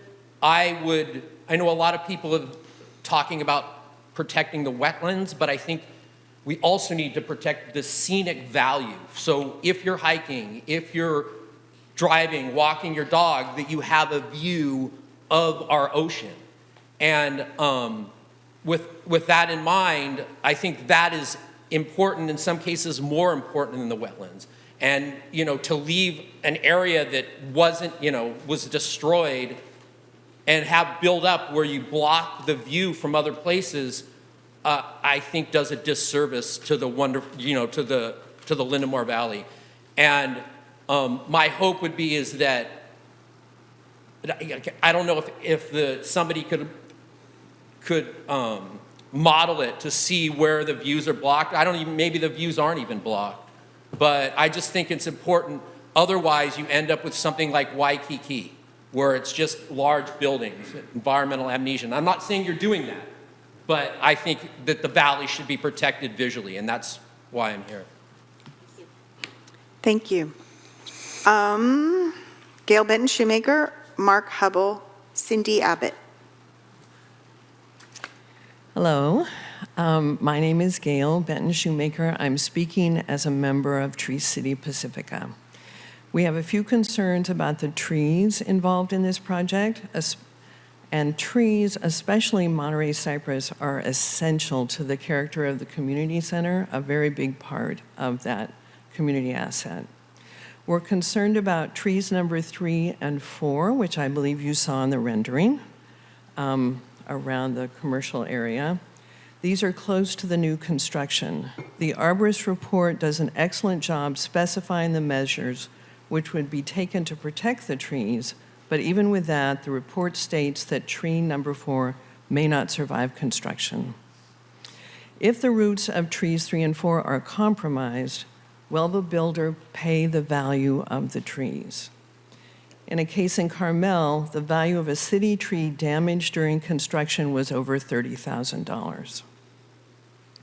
We are grateful that the trees designated to be removed will be replaced at a 3-to-1 ratio, but are concerned about the location and species of the replacement trees. Although many of the trees being removed are on the east side of the community center, it appears that trees will not be planted in that area to screen the community center from the new development. Also, not all the trees listed on the landscape plan may be appropriate for the microclimate on the coast. In fact, some of them do well in the back of the valley, but actually may not thrive on the coast. The ordinance states that replacement trees shall be the same species as the tree removed, or a species of similar mature stature. unless otherwise stated by the director. This is to replace the canopy. And so these large Monterey cypress are being removed, but smaller trees are being planted. Maybe that's something to consider as well. We're also very concerned about the protection of the trees in front of the community center on Crespi when a new road and parking are built in that area. Will this construction damage the roots of these trees? Also, will the current picnic area be removed or compromised? Is this new road in front of the community center necessary? And is it because of traffic from the new development? This project is a gateway to the city, and adjacent to a very important community asset, the community center. And we really appreciate you addressing these concerns. Thank you. Thank you. Mark Hubble, Cindy Abbott, and the last card I have is Horace Hinshaw. I visited it twice now with these guys here, and I really think you did a good job with the design and everything. Mark, Yeah. microphone if you could, please. Huh? If you could be speaking closer to the microphone, we All right. couldn't hear your comments. Okay. Anyways, my biggest concern here is the lake area, Lake Matilda was called, and not so much the construction. I'd want to say that the whole area down there by the creek and all that is a toxic mess, you know, and I'd hate to see it get worse. I mean, we have the worst surfing beach, you know, now in the state, which is pretty embarrassing, and where this is right now, it could make it a lot worse. I mean, we probably still have cardboard sewer pipes there, I have no doubt. And anyways, I just really am concerned about how the waterway in the back is handled and make sure it's safe. You know, it's really just a mess down there. So anyways, that's my 2 cents. Thank you. Thank you. Cindy Abbott, Horace Hinshaw, Lila Renero. Good evening, everyone. Cindy Abbott. Happy December. I support the overall concept of a mixed-use development at this site. The project is originally envisioned with 9 units, would likely be built by now if it hadn't morphed into 19 units. I have 3 things. The brief project history tonight did not include the timeline of the required surplus land agreement, which would have been helpful to see where that finally happened, nor does it go into much detail about that. And we also don't have the appraisal for the property. The public deserves transparency as our public land is being sold. I asked you for more transparency about the process for 2212 Beach Boulevard. I think you need more tonight. How was outreach done to nonprofit, affordable housing developers? And some of those conversations that were behind closed doors in negotiations seem to maybe have misled somebody who had the potential to build truly affordable housing. The development agreement, and I'll give you a map in a little bit, we talked about this at the Planning Commission meeting, really doesn't have a lot of benefits in it. A payment for the housing fund, as we heard, that does not cover even building 1 unit. A small fee for a driveway and for driveway use, and a traffic bottleneck that when asked about, the traffic engineer for the city at the Planning Commission meeting didn't understand the question about how everything is converging in one area off of Crespi to go to the community center parking lot. And I'll give you copies of the map about what I'm talking about and the concerns there. And I left additional copies in the back. That really needs to be studied. And finally, the buffer and the wetland. The site is not dilapidated, and what is there is the remaining remnants of a historic wetland, mapped as early as the 1830s and repeatedly from that time on. and as early in written documentation from the Portola exhibition. It is a wetland. It was not created by agriculture. It has always been there.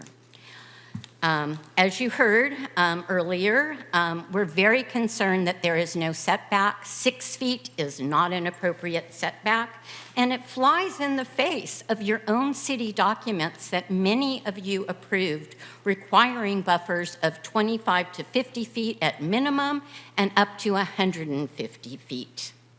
The maps aren't clear as to what the conservation area is, and we really need that all documented before you approve anything. Thanks so much. Thank you. Horsenshaw, Lila Renero, and Lila's is the last card I have. Good evening, Mayor and Council. I'm Horace Henshaw. I sort of introduced this story back 10 years ago as editor of the Pacifica Tribune. The applicants came forward and we talked, and they walked me over the property. We got our feet wet, what there was wetlands at that time. They put a lot of work into this over 10 years, and unfortunately, it's just like another speaker spoke about a project on Oddstead Boulevard. It takes years and years to get things done here, and it's unfortunate. And I'm hoping that in the next short period of time that the people will be able to go forward with their project. There's so many things that need to be done, obviously, and the speakers here tonight on both sides have had great points, and they all need to be addressed sometime before the project is going forward. But it's one of those things that the community can really appreciate. We talked about affordable housing 10, 15 years ago, and that's really where it all started from. And they were in the front of the project trying to get something done for the community, and I think they put a lot of work into it. And so now it's coming to fruition, hopefully, or maybe it might go another 5 years. I don't know, but I hope not. But another part of that project is that the community center will also get some pressure out of this too. If we're still talking about putting that roadway in front of the community center for our seniors to get on and off a bus. As of right now, we're crowded and trying to put the poor people off and on the bus and in the driveway, and that's a miserable thing to do. So if we can do something to help the seniors there, and plus also if we get affordable living there, we might have seniors there, and the community center will get more seniors in our program. So that's one good project right there. But as I look going forward, is that they've already sort of taken care of all the agencies and sort of done what they've had to do per their request. So I think it's time to look at that and say, hey, is it time to move forward? Thanks very much. Thank you. Lila Renero, Tiger Jazz Big Stick. Good evening, council members. Happy holidays. I'll keep it brief. I have concerns about this project, but primary amongst them is that it appears as though the applicants are being handed over a sweetheart deal by the city with the sale of the surplus land. I do appreciate the applicants are longtime local folks and understand the need for more housing, but it only seems fair that the sale of any Pacifica surplus land should be available to others and potentially to a higher bidder. I also have concerns about those who say things along the lines of, so much work has already been done in this project, we must approve it to move it along. We don't have an obligation to approve the deal if it's not beneficial to the community of Pacifica as a whole. That's it. Thanks for your time tonight. Thank you. Tiger Jazz, Twirls Big Stick. Good evening, Honorable Mayor and Council. I'm Tiger Jazz Twirls Big Stick of Pacifica. Part of me really didn't want to speak tonight, and a part of me figured I probably would wind up speaking. And, there's lots of thoughts bouncing around my head, and I think ultimately where I usually land is a place where I would want to be respectful for the numerous people who just spoke, all of whom care about their community regardless of what their opinion and approach is. First of all, as somebody who would like to think he's an advocate for housing, I am grateful that hopefully 19 units are about to be added to our housing stock. After that, the question that kind of entered my head that would seem pertinent is, after 10 years of going through this rigorous process, and I was kind of, I mean, it's not information I didn't already know that this is the third largest project Pacifica has seen in recent memory. But then I reflected on our RHNA numbers, our regional housing need allocation numbers, where the state is mandating we make a real go at getting, what was it, 1,800, 1,900 units put up, of which this would be 19. So yay housing, so I, would applaud this passing after a decade and what apparently is a rather rigorous process where the developer has tried to rise to every task and occasion that's been asked of them. But the other question that entered my mind is, after going through that process, especially something as rigorous as doing an EIR, and I'm not entirely sure they needed to, but I seem to recall that they decided to go with it because it seemed in the best interests of the community and garnering whatever support they might garner. It occurs to me, after going through all these lawfully conformable processes, what right they might have to sue, given how many hoops they've now gone through to be as lawfully conforming to a 10-year process for 19 units in a city where the state is demanding 1,900 be built on the one hand, and on the other hand, I'm curious what HCD, who apparently we had a conversation with earlier today, would be thinking if at this point, after that decade-long arduous process, the city were to deny that project, and what the consequences fiscally, amongst others, would be for us at that point, at which point it seems like the developer has done due diligence to try to address the community concern, as near as I can tell, and on the other hand, I wonder what hammer would fall on our heads if this wasn't approved, given the good faith effort made. Thank you. Thank you. That was the last card I have for folks in the room, unless someone else wants to step forward.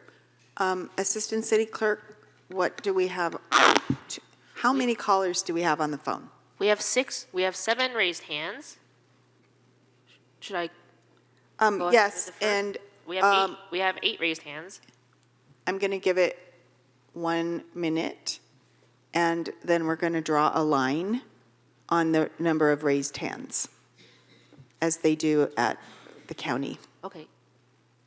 Yeah.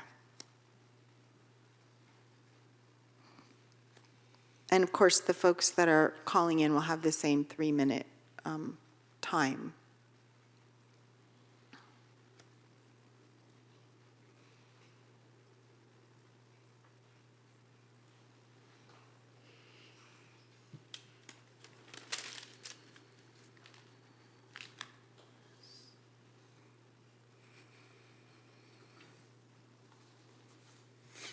Are there any other raised hands?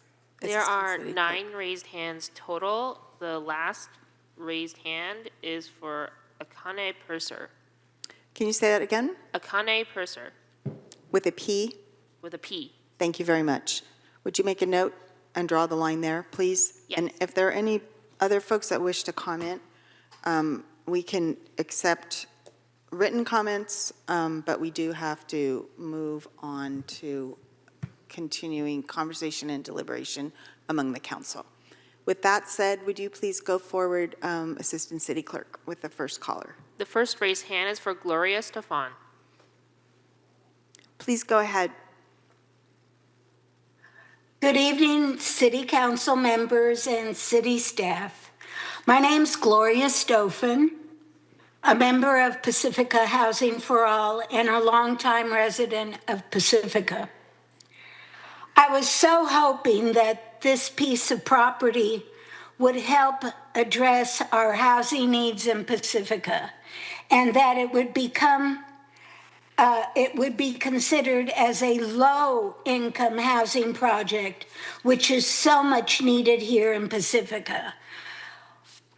I realize that 3 units would be below market rate, but is that affordable to those who make $50,000 to $60,000 a year? Pacifica needs to better strategize on how it can provide low-income housing permanent housing for those who can afford the affordable, the below market rate housing. I did hear about the Sea Cove project. I'm not familiar with it. And that was something that was being considered as low-income housing. I'm hoping if that's the case, that careful review with much consideration to Highway 1 traffic and the obvious infrastructure needs to be considered. Thank you. Thank you. The next raised hand is for Peter Loeb. Please go ahead.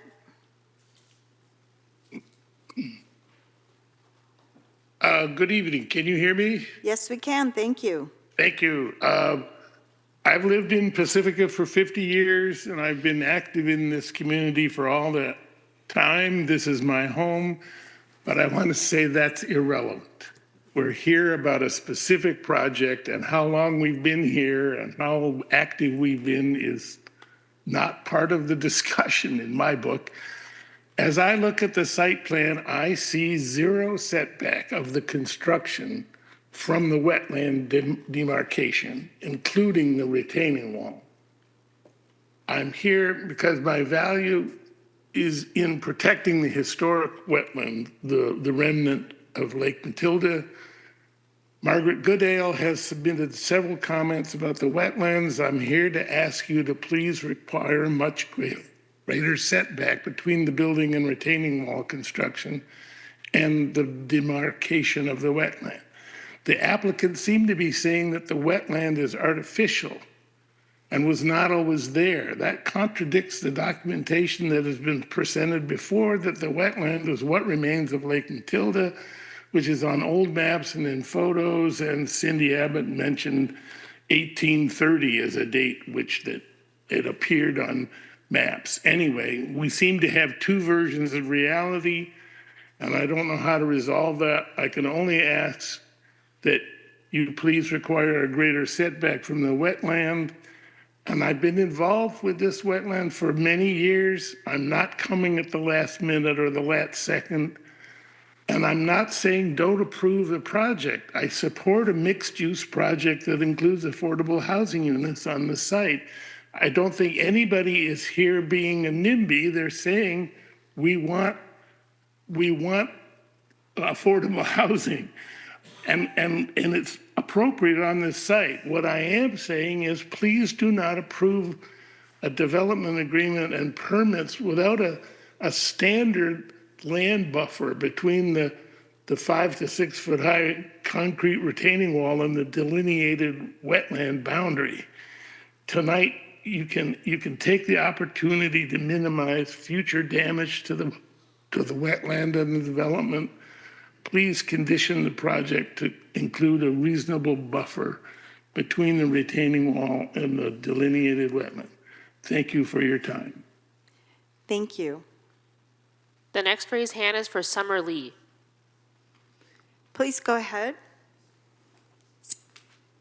Hi, council members, and thank you, Mayor Beckmeyer, for allowing 3 minutes tonight. I appreciate that. I'm confused by the applicant's statement that the wetland setback was set by CEQA. It's my understanding that state regulatory agencies make guidelines for setbacks, and usually they're 100 feet, sometimes 300 feet or more. It's a shame that through the city's negligence, the remaining part of Lake Matilda was trashed, and we had to rely on the benevolence of private developers to clean it up. According to photos I've seen, though, this also included grubbing and clearing of its vegetation. And there are noticeable water elements on this site. In one photo I've seen, there were hoses draining that water out, I'm guessing without notifying regulatory agencies also. A wetland is a wetland, especially to those in the global south who face drought-caused starvation because of our carbon. And yet 2 more units here of storage that encroach on this wetland because of proper delineation. And this project also drains off into it, and which would lead to no certain destruction. And on top of it, there's been an unregulated drain on it for years, making sure a wetland would never thrive. So yes, I don't want to I guess I will re-echo that there were people involved over the years with this project. We didn't just pop up recently, and this project has changed over the last 10 years. It doubled, more than doubled in units. And some of us have asked the city over the last few years, could there be a better use of taxpayer public land? It could for sure have been 100% affordable housing. And possibly dozens of units, not just 3 minimum required. So HC might be interested in the fact that it could have been more. On the contrary, it could have also been a much needed preschool, a revenue generating recreational project. I could go on and on. So it's curious to me that the RHNA numbers are used to justify this when actually we could have gotten many more units out of it. I'm also troubled that this project that looks to make upwards of $20 million is paying $750,000 for the public land, and there's no appraisal so the public can understand if this was reasonable given fair market value. No one has said deny this project. We're all happy for the housing. We're just asking to make it better. Thank you. Thank you.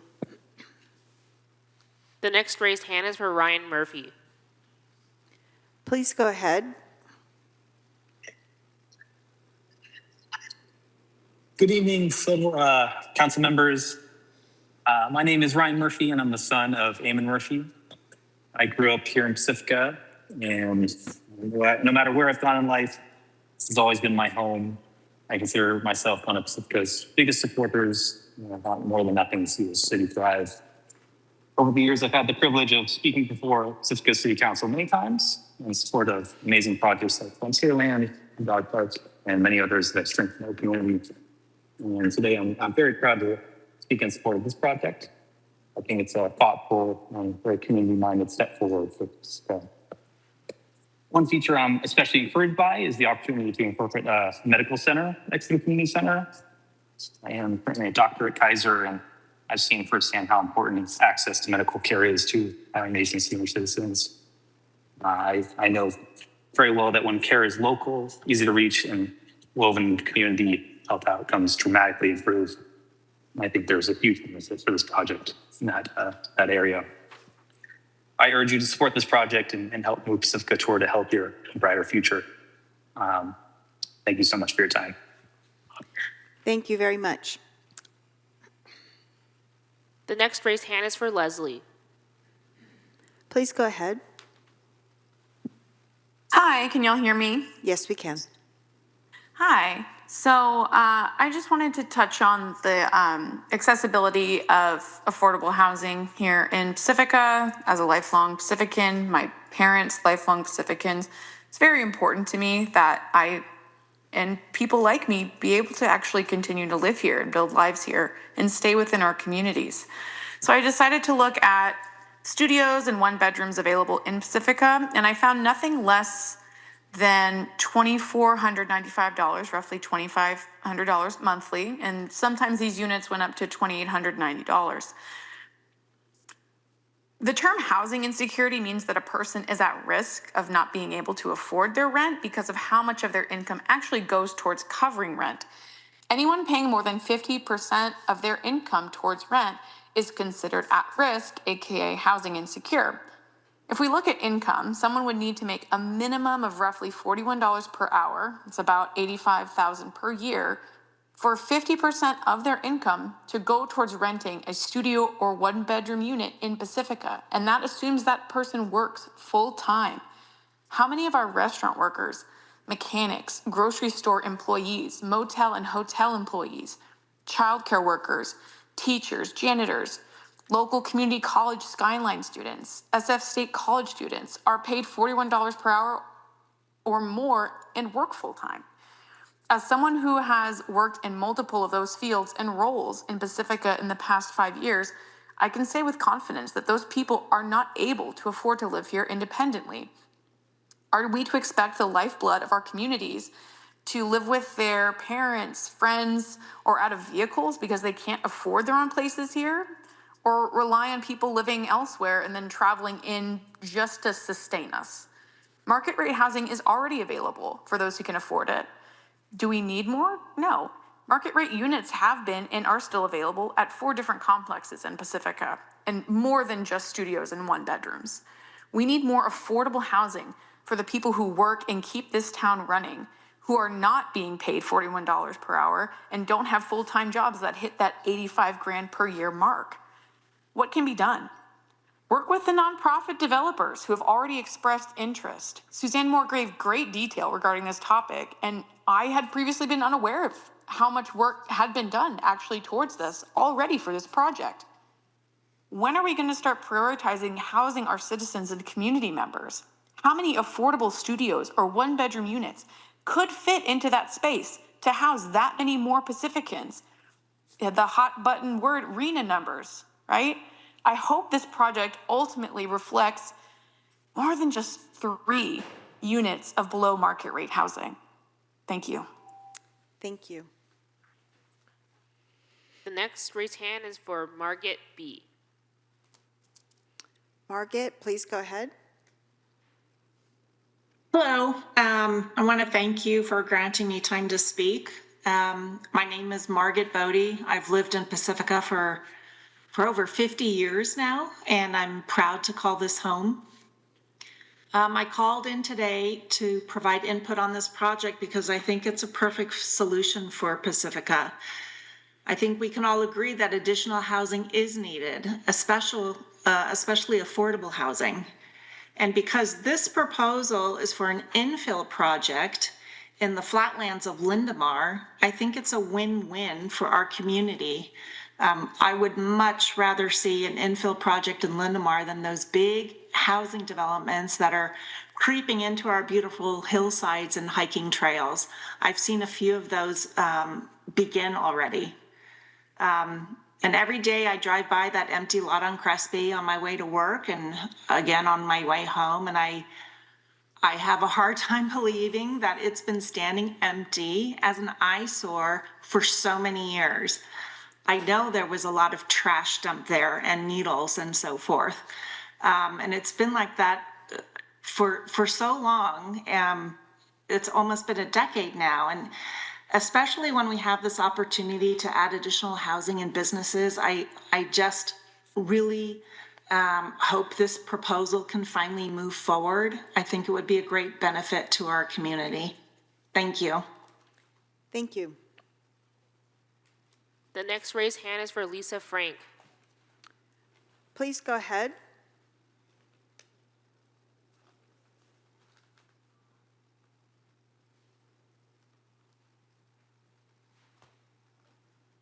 She's unmuted. We can't seem to hear her. Lisa, we're not hearing you if you're speaking. Can you try unmuting again, please?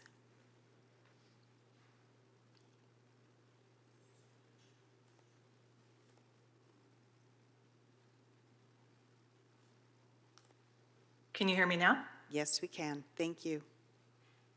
Sorry about that. No problem. My name is Lisa Frank, and I've lived in Pacifica for almost 50 years. I've spent the last 20 years living near Cabrillo School and drive by this site every day. It's unfortunate that it's taken almost 10 years to approve this proposal, even though the developers have done all that you've asked of them. The proposed buildings will enhance the visual quality of the area, and the below market rate units are much needed in our town. I strongly support this project and encourage you to move forward with approving it. Thank you. Thank you. And the last raised hand is for Akane Purser.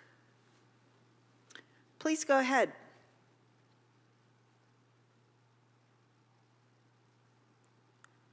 She is unmuted, but we cannot hear her. My name is Akane Purser. I've been a Bay Area resident all my life. I'm actually speaking more on behalf of my son, who lived in Pacifica and was kind of forced out and had to move over to Fairfield. And he works over at the airport, San Francisco airport in TSA. And he asked me to represent him tonight because he's working and he has a much larger commute. But, you know, we've been kind of looking around the Pacifica area to find more housing for him. And as his mother, I, wanted to try to help find him something and support him and have him find his home back to Pacifica and bringing actually my grandchildren with him. And the location of where this development is slated for, the aesthetics of the building, the schools over there, the idea of all the potential shops in that community center. I mean, it's just such an ideal location. I would think it would be a shame if the project couldn't go forward. But that's pretty much what I wanted to say, and I definitely respect your time and will be brief. Thank you. Thank you very much. There are no other raised hands. Thank you so much. All right. That brings us to the conclusion of the public hearing. We have rebuttal time. We have staff, perhaps clarifications, and I'm wondering, is it possible, even though we're still in that public hearing, to take a break? Or do we need to do those steps and then take a break? We can take a break. If that's good. I'm so glad to hear that. It is 8:05. We will come back at 8:12 p.m. And we won't be late this time. Recording stopped.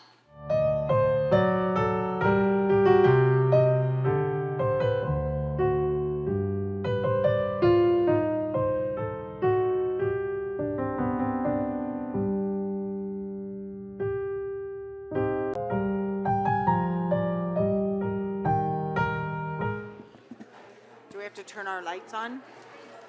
Yes, we do. We have to turn on our lights. But not yet, because we will have, thank you, everyone. The applicant will have time to address any questions.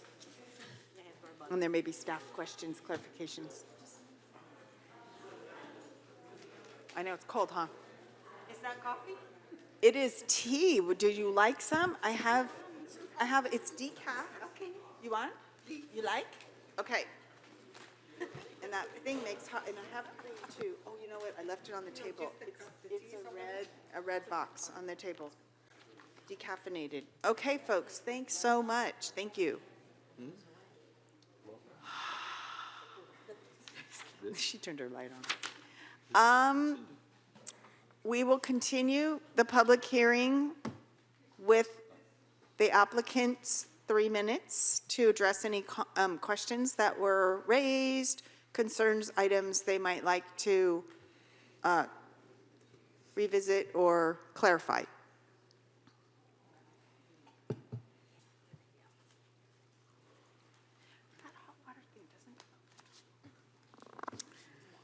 Would you like me to bring your slides up?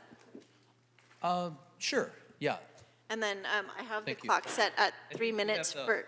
I think someone else has the remote. Oh, do we know where the remote is? Oh, thank you. And I have the comment clock set to 3 minutes with a 1 minute warning for wrap up.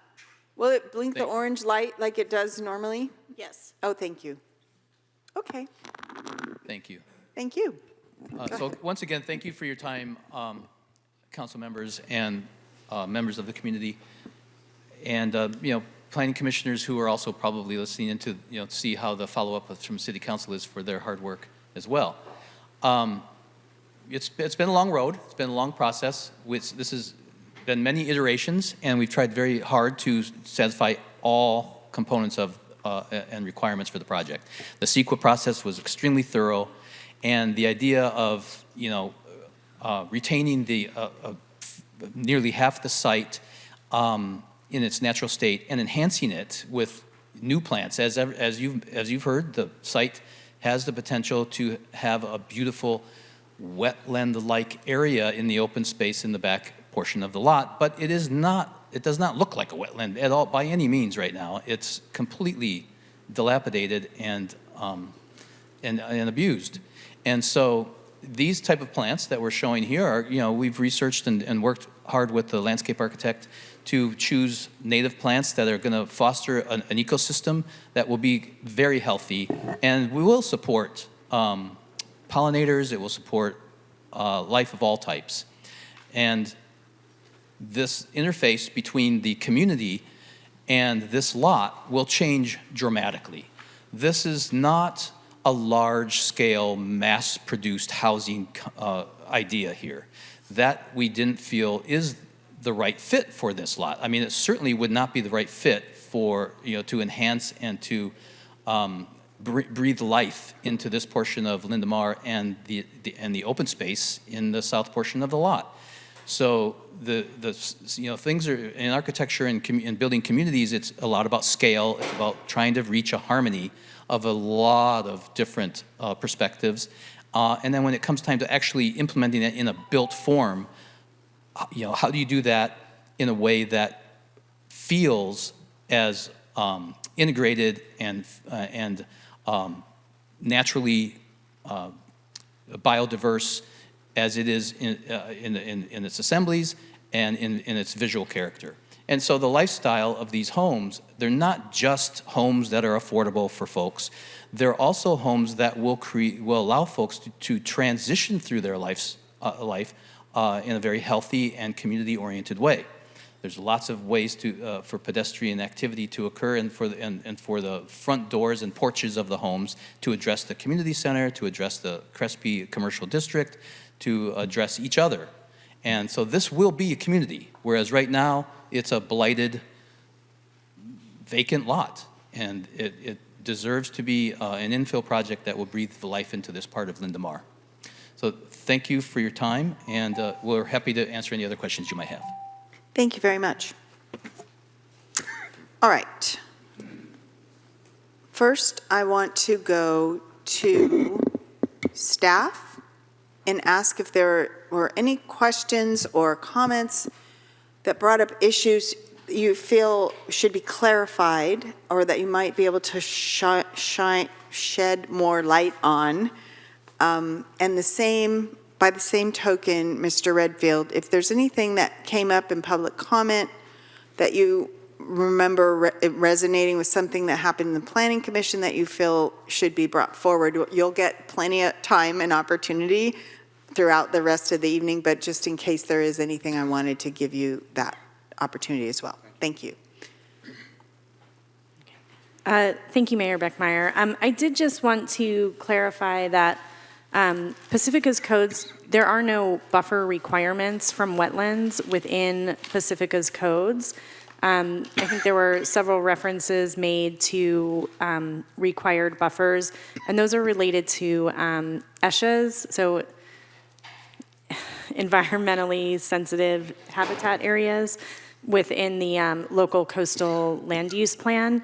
This property, this is not a classified ESHA, and it is outside of the coastal zone, so just wanted to clarify that. Okay, appreciate that. Thank you. Are there any, I'm going to give every council member plenty of time to ask questions and bring forward information, but if there's anything clarifying that is just a quick thing that needs to be addressed, otherwise, I have a light, and I will go straight to Councilmember Espinoza. So anybody, something quick? Okay. Well, I wanted to say thank you. I do want more housing in Pacifica. It's very important. I'm a pro for housing, and I do have a few questions for you guys. I understand that this project, I wasn't here, so this is my first year, and it looks like your lot was approved for 9 units previously. And I want to find out, how did you come up with adding city property to your lot to build more housing?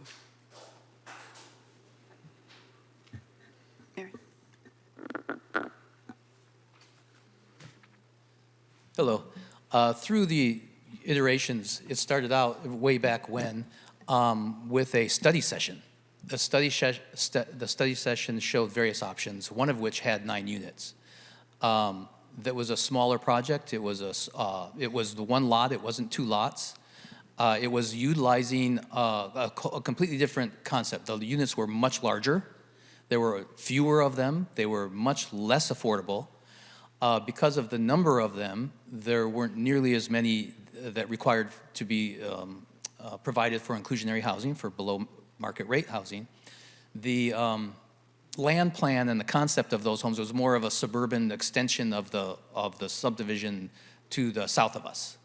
And that community fabric is more of a traditional land use with the single-family homes on individual lots with lots of yard space around them that is private to them and fences between the homes. So it transitioned. And so we started to hear sensitivity about the southern portion of the lot and the idea that maybe we should preserve it as open space. And so the project started to become more condensed. And so we couldn't provide the larger lots and larger homes anymore. So we had to provide a different type of housing. And then the idea of mixed use was expanded upon to provide the 3 different buildings, et cetera. So it was an iterative process. Well, did you approach the city to buy the property, or just give them like, okay, I have an idea, I would like to build a bigger complex? So how did we end up selling you this piece of land? Yeah, well, there's a historical record for that, but tried to be a short answer would be that there were many iterations of the design process, and the city at one point had advertised that this lot was surplus land. The portion of the community center land would be deemed as surplus land for the city, and that they would be offered to affordable housing applicant developers or other folks. And so that was advertised and it was posted. And so there was some interest, but not any serious interest from other developers, and especially affordable housing developers, because they wanted the land. Most of the affordable housing that I know of, the developers wanted the land to be donated, and the city did not want to donate it. So that was just a non-starter, and never was able to work out. The Eamon and Brendan Murphy brothers, they stepped up and they worked out on a way to make a project work while offering the city lots of additional amenities and services, the improvements at the community center for the senior drop-off and the additional parking and the EV charging stations and the improved circulation of traffic flow and additional parking and the housing which is so important. And in a way, that preserved 50% of the lot as open space. So no small trick. I understand what you're saying, but I guess you didn't answer my question. Like, okay, how did you end up approaching the city to enlarge your development? That's what I wanted to know, because most of this information is like verbal agreement, and I feel like there's no record on the price that you guys agree upon.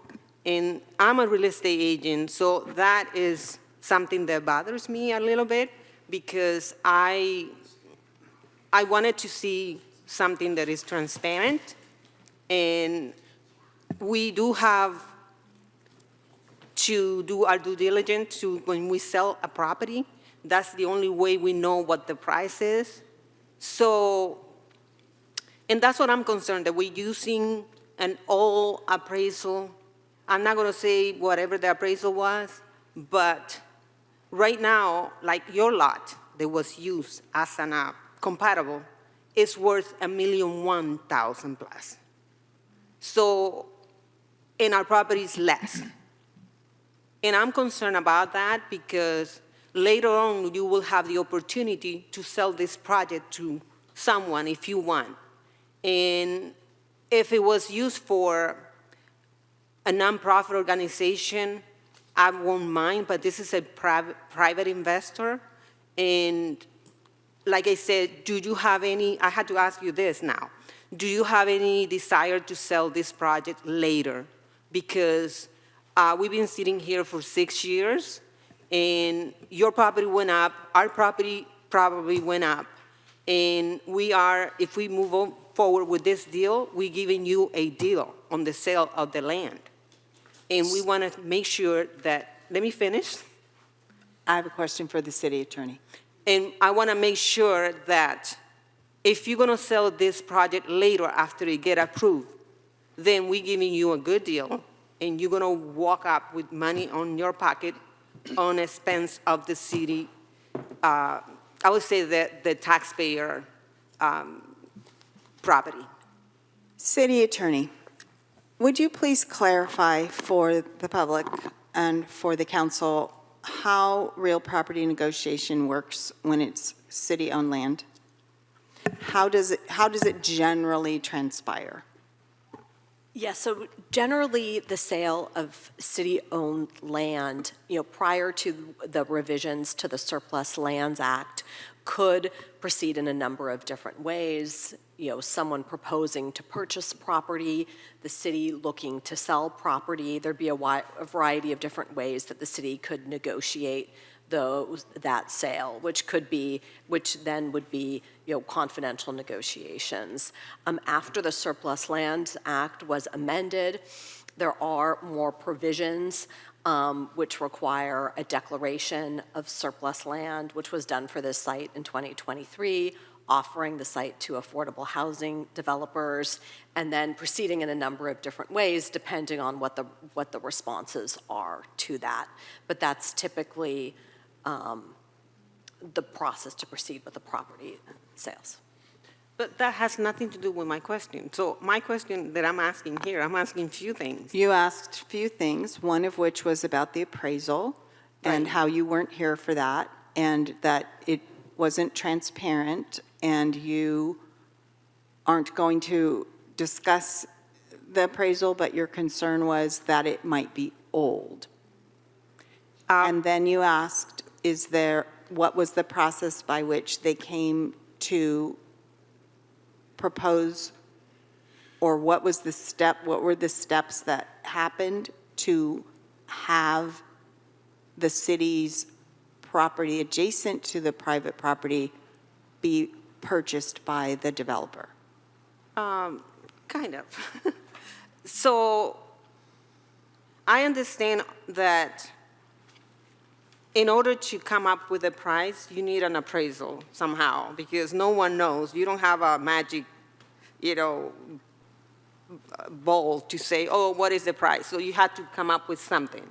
And because it's taking a long time, because they decided to build more homes. They didn't want to do their project, which was 9 units, and now they wanted to take more time. So while we are waiting for all of this, and we don't have an agreement, we have a verbal agreement, which doesn't count in real estate, then the time has passed by.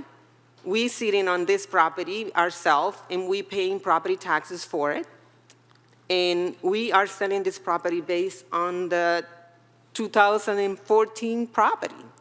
That's been past 10 years. So your property has appraised 36% already. City Attorney Sure. or City Clerk, Yes. City Manager, could Thank you you, clarify, Mayor. does the city pay property tax on city-owned property? No, the city doesn't pay property tax. And I'll just clarify about the appraisal process. When you're in real property negotiations, you do an appraisal in order to negotiate the deal. The appraisal is confidential and confidentially discussed with the council. And you negotiate a deal, and then the appraisal really isn't relevant anymore because you've arrived at the deal, and that deal is what's before the council tonight.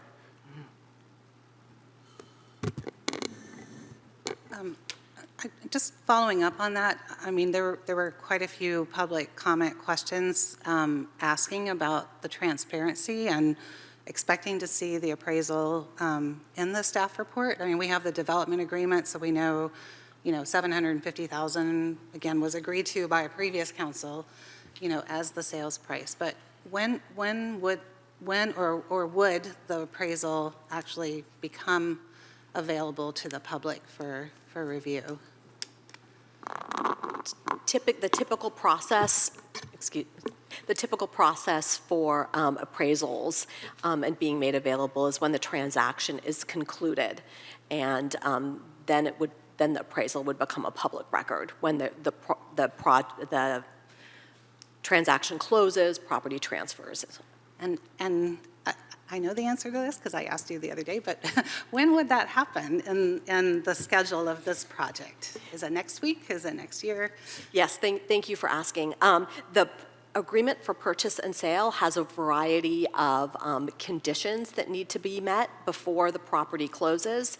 There is a due diligence period, there's a title review period, which is fairly standard, and in addition, the purchase and sale agreement has a requirement that prior to the sale, a building permit be issued so that the city is assured that the project will move forward. Currently, there's an outside close date that's proposed in the agreement of December 31st, 2026, which can be extended, but it can close anytime before then. It's just when all the conditions are met. Yeah, let me finish Yeah, because go ahead, I wanted to hear from the Murphy if they're planning to sell this development later before they finish building those homes. No. Okay. But can they? What are the terms of our development and sales agreement? I mean, could they sell this tomorrow if we approved it tonight? But they say no. No, I know they won't, but can they is a different question. Yes, thank you, and I'll address what our agreements provide for that.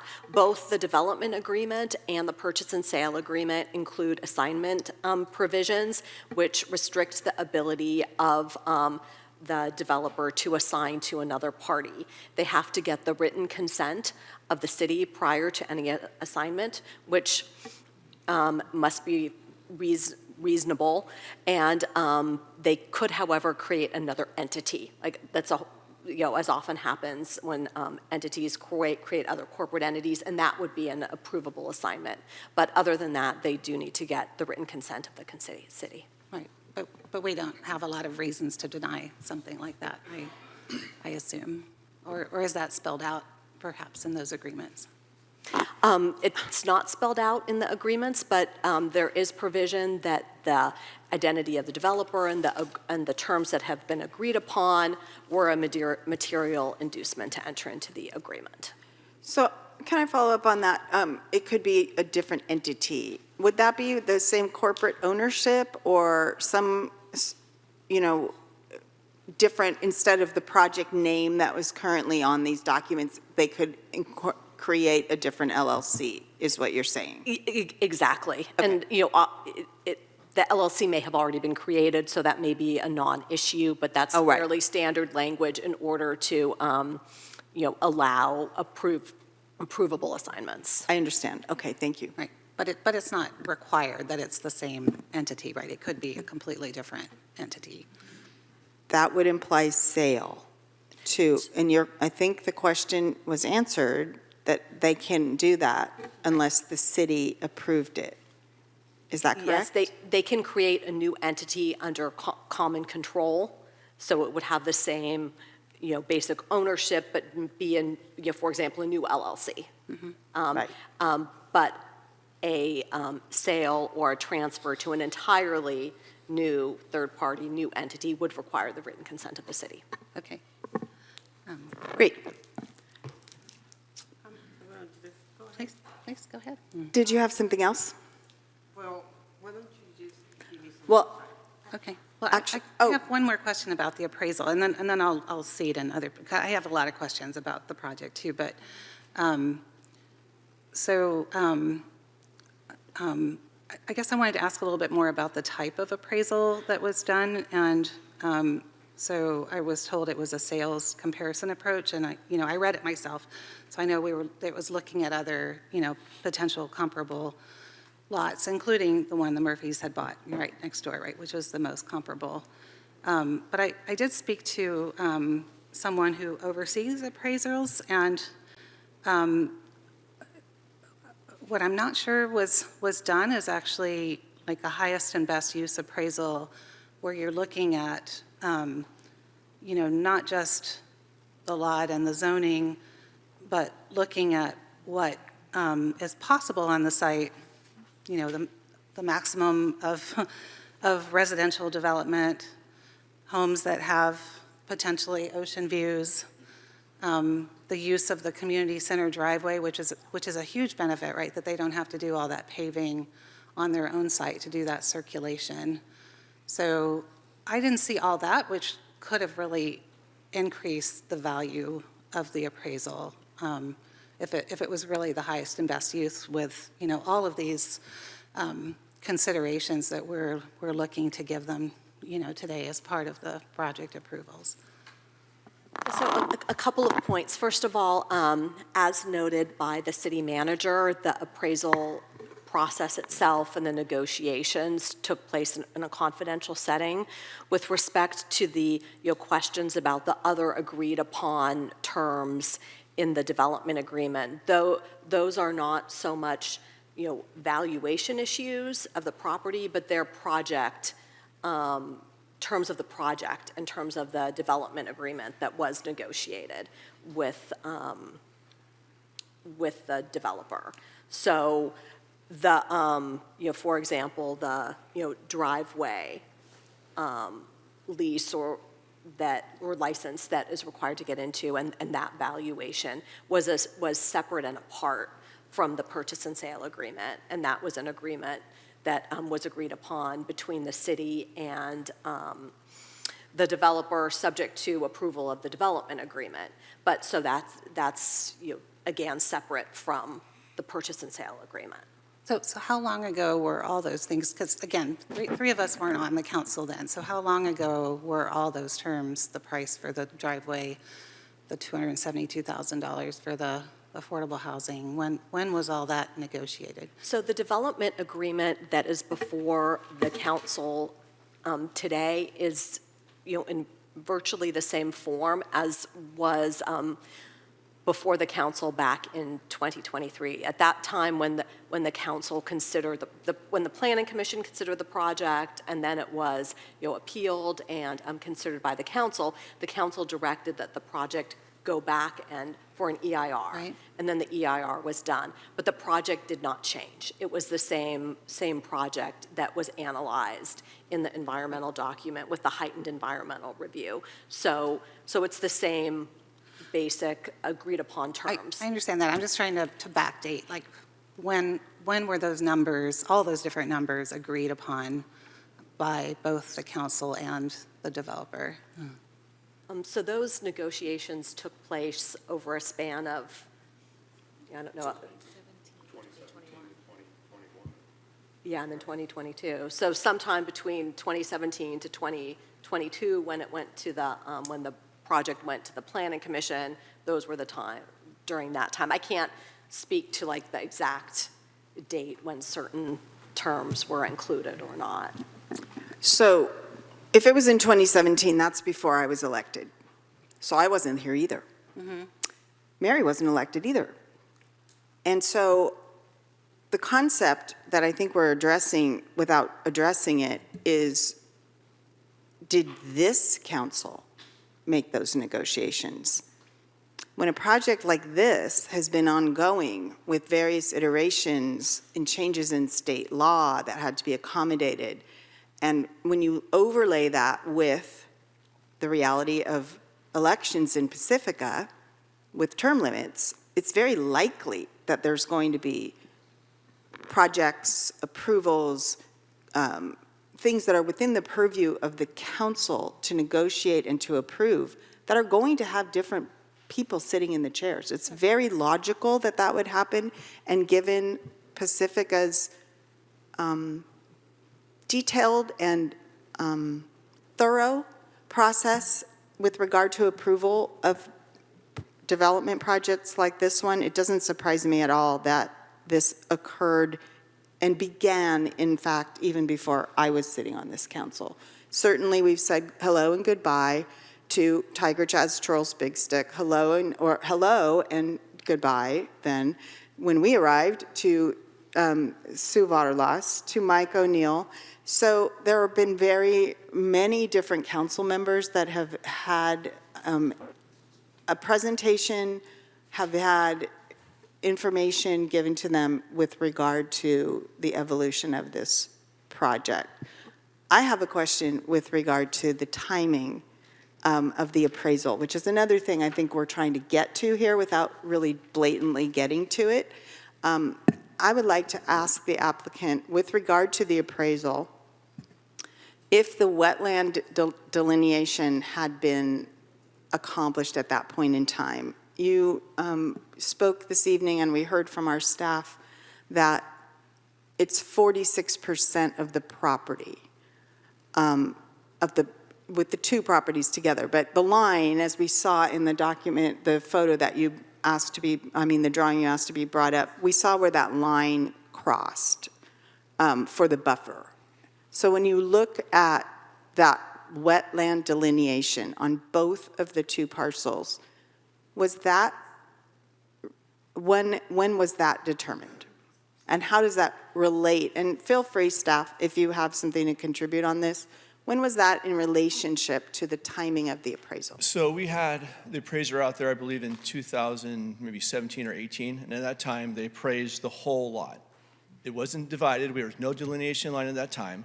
So when they appraised that, they appraised it for the full scope. Now, we are only using half of that. So we're not coming back and trying to negotiate half of our development agreement, which, on our side would seem reasonable. Hey, we're only getting half of this usable space, and we're, more or less donating the back half to open space. So that's where we could go if we wanted to. Thank you.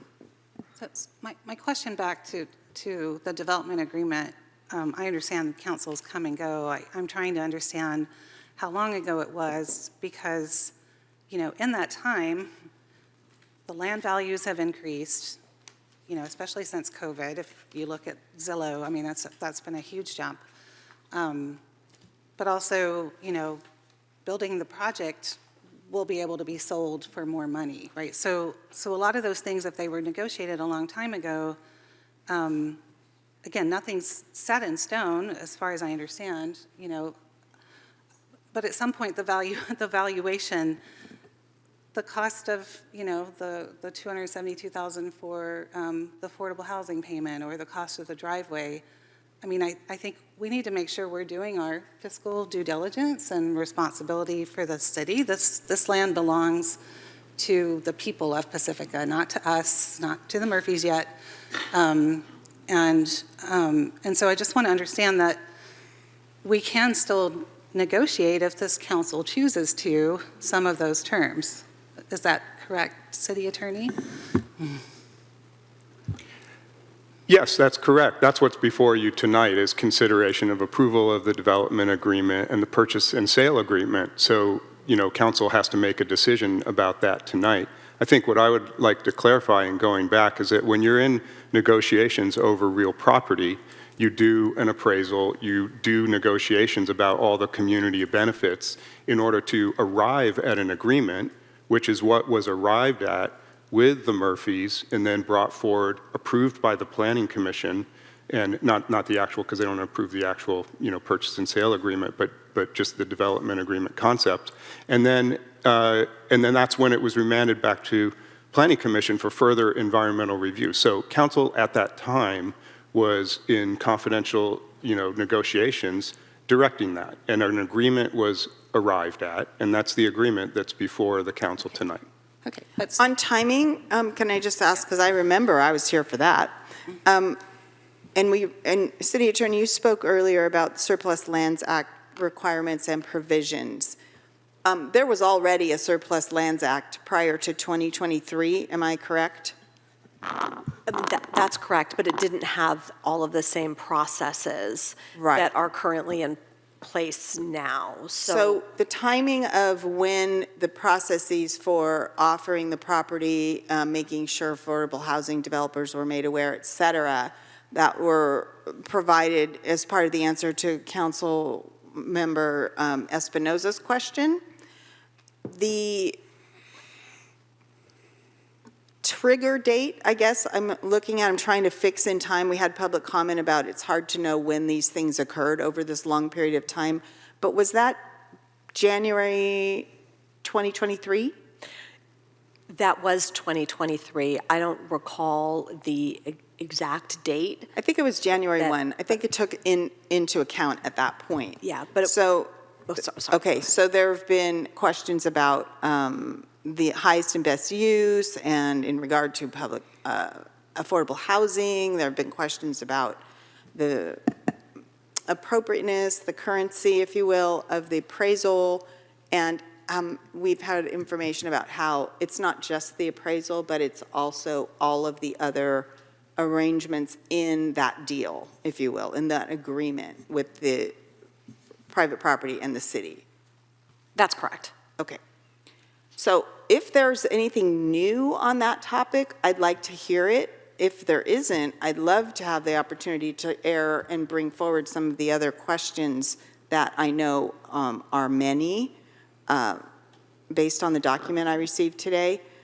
So did you have anything further on that? That isn't ground we've already tread? I can wait. I mean, I think we need to deliberate on the development agreement, and there is an issue with the parking spaces and the community center and some concerns with the public about that I'd like to bring up at some point. Parking spaces, community center.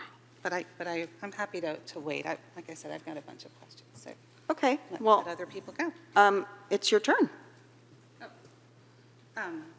Go. Sure, I'm really happy to let other council members go first. Go. Okay. Well, stepping back to the wetland, if I can ask a few questions of our consultant, and if there's anybody online from Wood Biological too, but. I'm having a hard time hearing you. Oh, yeah, sorry. Thank you. She needs 2 mics. I'm special.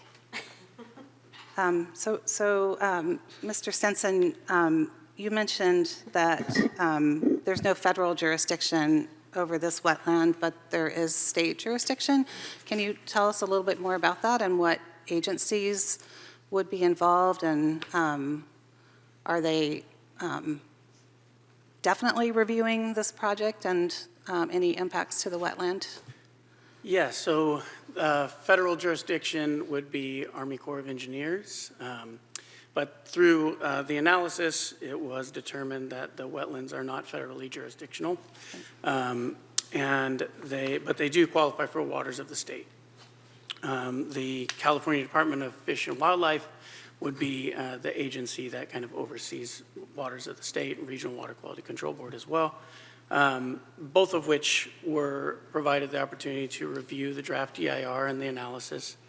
Again, CDFW provided comments back that had some discussion and requests for clarification on some of the wetland language that was in the chapter. And so as part of the recirculated chapter, there were some clarifying strike-throughs and underlined to kind of make it clear. And then that was recirculated and provided back to CDFW for review as the state agency. And they did not provide any subsequent comments, and it's inferred that they essentially concurred with the revisions that we had made in responses to their comment. Yeah, I understand all that, but I'm just like next steps of the project review. I mean, like, you know, all the stormwater best practices and so forth. I mean, I'm looking at the grading and drainage plans, they're draining into the wetland, right? So I'm assuming that the State Water Board would have some control and review of this as the project progresses. Yeah, that's what I'm trying to understand. The project qualifies for C3 requirements, so there's LID requirements and flow requirements to ensure that the flow going into the wetland does not exceed the existing flow, so that essentially the hydrology is maintained in going into that same area. I think the next step for development process, maybe someone else here can chime in on the planning process, but kind of where it comes to a head on the wetlands would be the grading permit.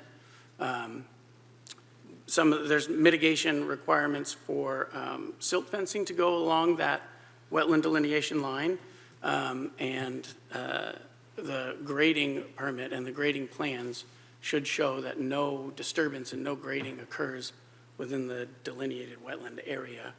Otherwise, it would be inconsistent with the project as analyzed in the EIR. Right, and so actually that was a follow-up question I had too. I mean, that corner of the building, even if it's not habitable space, it's still construction, right? That's happening right to the wetland delineation corner there. Obviously, so I just want to be clear that, like, no construction disturbance should be happening within that wetland delineation line? Right, yeah, so in analyzing what the project is proposing, in the project description and the understanding of the project description within the draft EIR, that no disturbance or grading would occur within that delineated wetland. Everything would be outside of it. Okay, so again, as the project's being looked at more carefully in the next round, so, I mean, if there's a corner that's shown right next to the delineation, you're going to have concrete formwork and construction workers typically working beyond that line. So that's one concern I have. But then, and then you mentioned these silt fences, you know, those are to prevent debris going in, but also creatures from coming out. So, you know, especially where you're at the delineation line, I don't see how those fences would not be within the wetland delineation, right? So then you're trampling in the wetland. Yeah, they're to be on the upland side of that delineation line. But if you're building right up to that line, there's no room for them.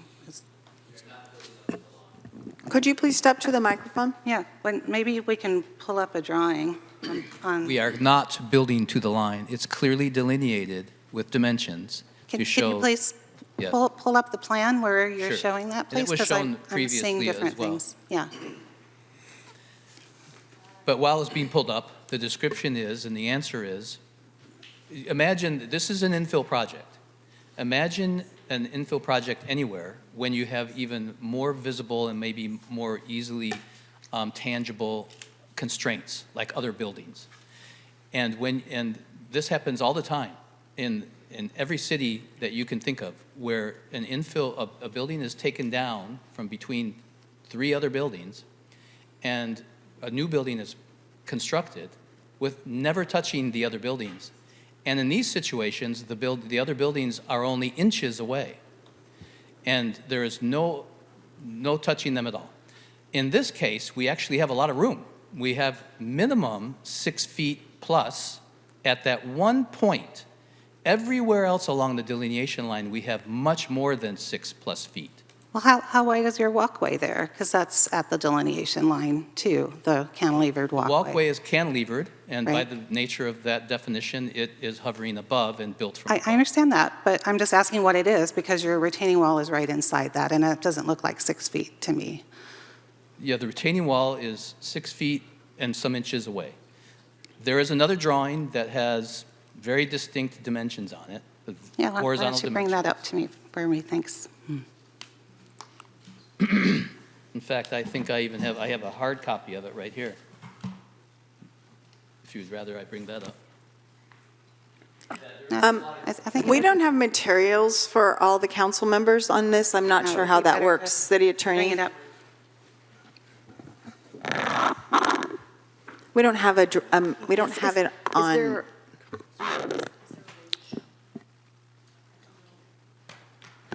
I need some guidance on what to bring up. Yeah. Perhaps you Do can you have show an the city clerk what to electronic bring up, or copy? tell her what packet page that is on. The dimensions are highlighted. Is that, That's the drawing that I sent to the city a couple weeks ago. do you have it? I don't think that's in the packet.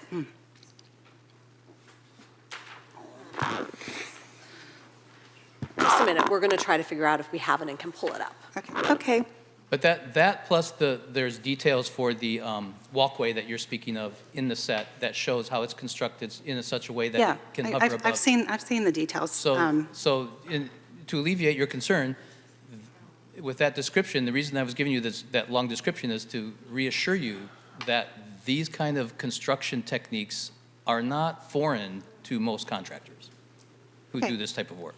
Yeah, I mean, I'm an architect myself, so I'm used to seeing formwork on both sides of a concrete wall, right, that you're building. And if that edge of the concrete wall is at that wetland It's not. line, okay. It's hard to tell in your little plans, and I don't have them dimensions, so. And I just want some clarification as to at what point in a project these kinds of specific details would be addressed. I think I heard it was during issuance of a grading permit. Is that accurate? Grading permit or building permit, but I'll ask Director Updegrave to provide more information. Right now, she is looking to pull up the document that was provided because we do have an electronic copy, so we can share it on the screen. By the way, there is another document, sheet A1.14, which has been in the set for many iterations.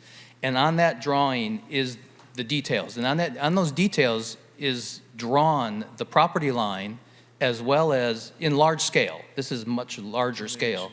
And you can clearly and easily see the delineation line and the retaining wall and the other construction components at a very large, I think this was 3 inches to a foot, or 1.5 inches to a foot, one of those. Oh, okay. Well, that would be great. I don't think I've seen that. That's in the So, set, that's in your packet, and it has been in the submittals for Yeah, a if couple anybody can iterations. tell me what page it's on. Okay, well, we'll let her look that up, but again, so my understanding just from Rainey, the silt fences also need to be outside the wetland delineation line. So, and at some point, this will all be reviewed by the building official or by the State Water Board or whoever, right, to make sure that there are no impacts, right? So there's another wetland question about the drain. So if you look at the tentative map, which is on packet page, sorry, let me find it again. 1169. Page 1169. Mary, you're going to have to scroll. No, I'm not. Oh, you can put the number right in? Okay. Wait, I'm only on page 800. Okay, I'm going to have to turn. You're getting there first. I'm going to race you. 1169. So maybe Commissioner Redfield can remind us, but I was listening to the Planning Commission meeting, and Commissioner Davis asked about this drain in the southwest corner of the lot, and it was weird. I heard Commissioner Ferguson answer that this was an existing drain. Sorry, this isn't the right page. It's the tentative map, TM2. It's 1169 in my packet, but. Is it near that, then, in that?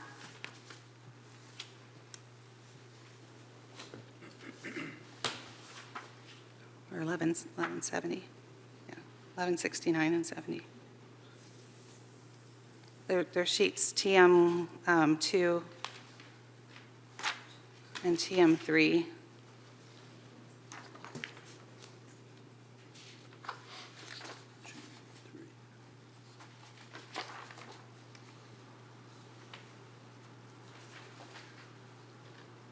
Do you want to share? I can't read the page number. It's too tiny.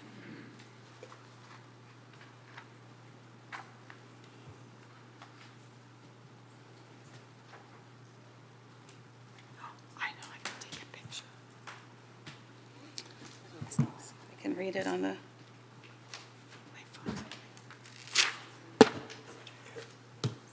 Yeah, right. Yeah, those are the numbers on the packet drawings too, 1169 and 70. Do you not have those same numbers, Sarah?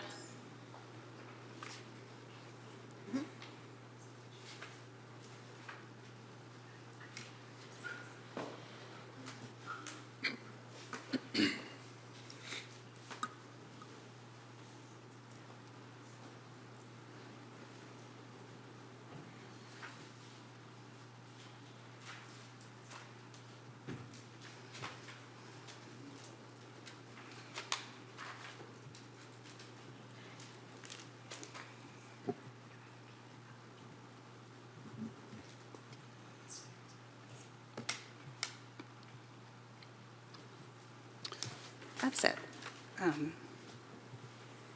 If I may, Vice Mayor, I believe that check page 1170. It shows emergency overflow 18-inch riser with atrium basket grate. I believe that's the location that we're talking about. Yeah, came so up. it's one more page down, Sarah, and I want to come back to this one in a little bit, but, yeah, thank you, Commissioner Redfield. So there at the top left, so the wetland delineation line, was revised to curve in there, and that black dot says emergency overflow, 18-inch riser, rim 10 feet, connect to existing 24-inch square or storm drain per city requirements. So can someone clarify if this is a new drain or an existing drain?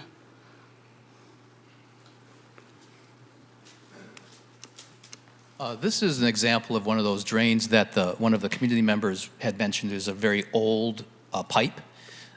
There's a drainage easement that the city has along the southern property line of our properties and runs out to Route 1 and in between the neighborhood to the south of us and also between them and the skate park and the community center properties. And there's a swale of sorts that runs along that back property line, which is, like, as you may guess, is not really up to current code standards.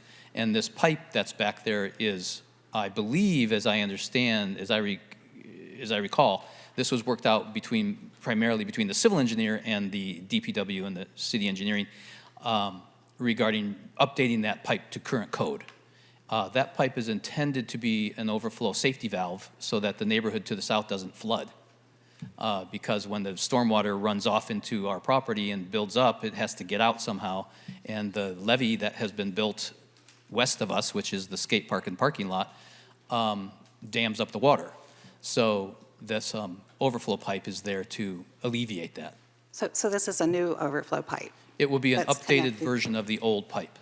Okay, but we don't know. To be code compliant. And as you mentioned before, yes, all of these details then will get further worked out and further vetted with the plan check process for the permits, for the grading and drainage permit. Okay, I guess I was confused as to who is asking for this to be put in, because it seems like if we're draining the wetland. It's not draining the wetland. It's up at 10 feet, and most of the wetland area is down at 8, 9. So it's not draining. But it says the rim elevation is at 10, and Correct. Yeah, and Because the neighbors to the south are at 10.25, and so it was put as high as it possibly could without flooding them. okay. Because they currently flood. So this is not something you've asked for your project? No. Because you're above, you're at Yeah, 15 feet above, right, yeah. versus 10? Yeah. So this City is something engineering. that the city is asking for? Okay. Yes.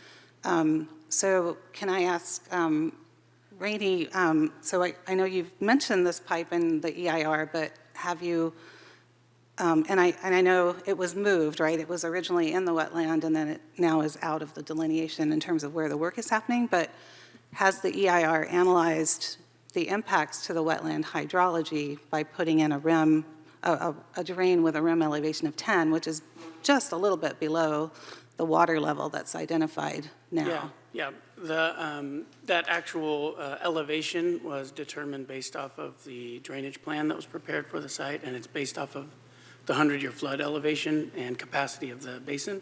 So it's set at that emergency flood level to provide that release valve that he was talking about. So it's to be used in a emergency, infrequent sort of situation, but would not somehow create more wetlands, if that makes sense. During flood events, it would drain off up to that max 10-foot level, and then, as it does today, recede back into. But between 9 and 10, there's not much depth of the wetland that you're allowing with a rim at 10, right? That's what I'm understanding. Yeah, but then based on, the area over the depth results in a storage capacity that was determined based off of 100-year flood capacity. Okay. Again, I think this is something that will be of interest to the State Water Board if we're affecting the wetland hydrology. And I know in your response to the comment from Green Foothills, I think it was, you mentioned that the wetland hydrology was not being affected by the project, but it seems like it is here. So anyway, I just had a concern about that EIR evaluation. So again, the wetland hydrology that results in the soils and the vegetation that become wetlands are maintained at the delineation line now. The site currently does experience 100-year floods, just like it will into the future. This provides a safety release valve, and the overall hydrology will not change in that the upstream flow into the wetland is not changing, if that makes sense. Okay. Okay, I'll take a break. Some other people ask questions. Well, my goal was to have you ask the questions that are most top of mind for you. Okay. Because Don't go away, Sarah, on those drawings. you mentioned parking spaces at the community center. What else did you have that you wanted? Go back to, Sarah, if you can pull the next drawing back up. Sorry, just where you were. The 1169 page? Yeah. Or And it may be 70. I'm confused and trying to understand, and maybe the architect can speak to this too, exactly what's happening beyond the new, so let's see, up from here. Sorry. Yeah. Just if you can just scroll up a little bit, it's the page on the top. Yeah, this one. Okay. So where the dark line is the drainage swale, right, that I think some of the water is being filtered off the roof and then into the wetland. And then so the new proposed property line is right there next to that. And then if you look just to the left of that, where you see those little bubbly looking things, so I think that's a rock pocket where the drain will empty into the wetland. The retaining wall continues up onto the city property. And I couldn't find the grading information here. I don't know if Cliff Bechtel is online, but I'm trying to understand what's happening with the grading on the community center property, because I know you're filling your site to be level pretty much, right where the buildings are going. But there's a big dip right now existing in that area. And so can someone explain to me what is actually happening there? Are you Sure. filling that up to the parking? No. The parking, the driveway that's noted there to the top of the drawing, the community center asphalt driveway, is going to remain at its existing level. Right. But remember, the community center has already, years ago, back when it was built, that site has been raised. And so you're correct that there is a swale between the driving surface of the parking lot by the community center and the property line and the bioretention area that's being enhanced along, at this area between. One of the elements that has been provided by the project through the development agreement to the city is an enhancement of this driveway, a repaving of the driveway, and a reworking of some of the amenities here. One of which is the trash recycling area, pickup area for the community center, which currently needs updating. And so this project would build this for the city. Our project would also build the curbs and the extra parking along the driveway here, and then the grading that would occur is minimal because the most of the grading is occurring on what would be our lots, the project lots. simply because the land is being elevated to the 15-foot level to be level across here. And whereas right now, as you say, it dips down a bit toward toward the south and toward those bubbly rock dissipating basin is that you mentioned, the bubbly rocks. The little retaining wall that pokes up above that connects basically from that rock basin to the trash recycling pad is part of that construction and part of that project that the developer, our project is providing to the city per the, as one of the things that we're providing to the city through the development agreement.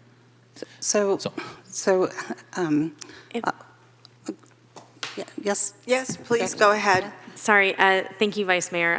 I did just want to add that, and we have,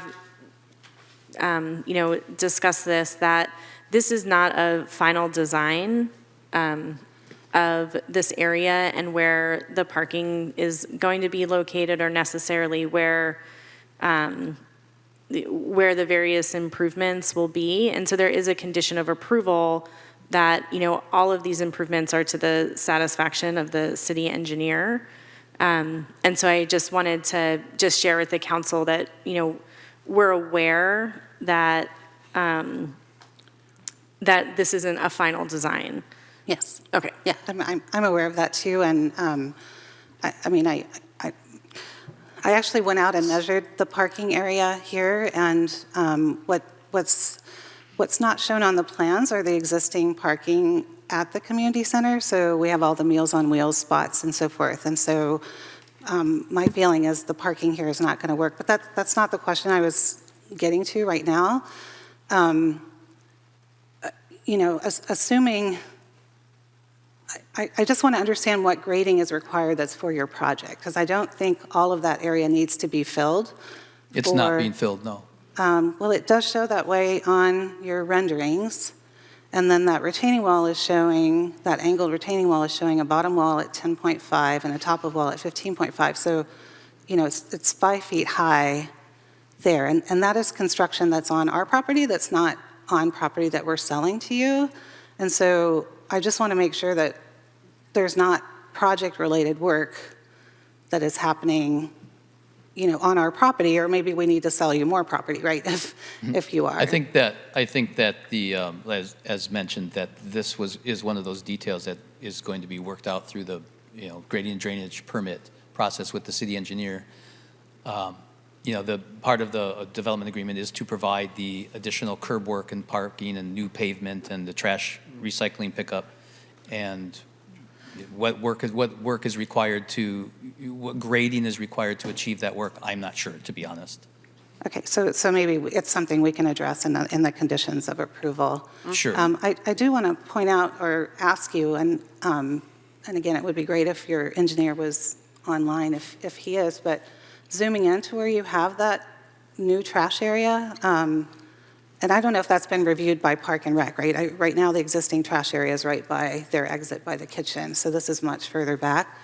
But there's a funny little triangle that gray area kind of paves over, and that's labeled TR, and I was out there at the site, and that's actually like an electrical transformer. So, there's a lot that's not working about the parking. But my concern is that retaining wall is related to your building and not to what we're doing. And there are some other ways to do that by turning your retaining wall parallel to the building without impacting the city property. It's very possible, yes. That's again, like the construction, those are the permits that are coming next, and there's a lot of work to be done there. It's not going to be overnight permit. Yeah, that's for sure. my concern is that the development agreement doesn't address you doing work on our property, beyond the new property line, and so.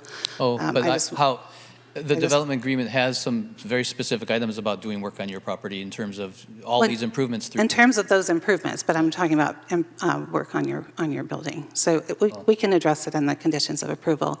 Sure. And then just while we're here, I want to talk about actually the trees a little bit. That was going to be my question, just so you know. All right. Okay, good. And I was going to please- ask about the please trees. feel free to jump in. Care about the trees. Thank you. So, what I was reading in the city documents is that the tentative map is partly what defines the trees that are coming out, and there's discrepancies on this drawing from the arborist report, so I wanted to clarify.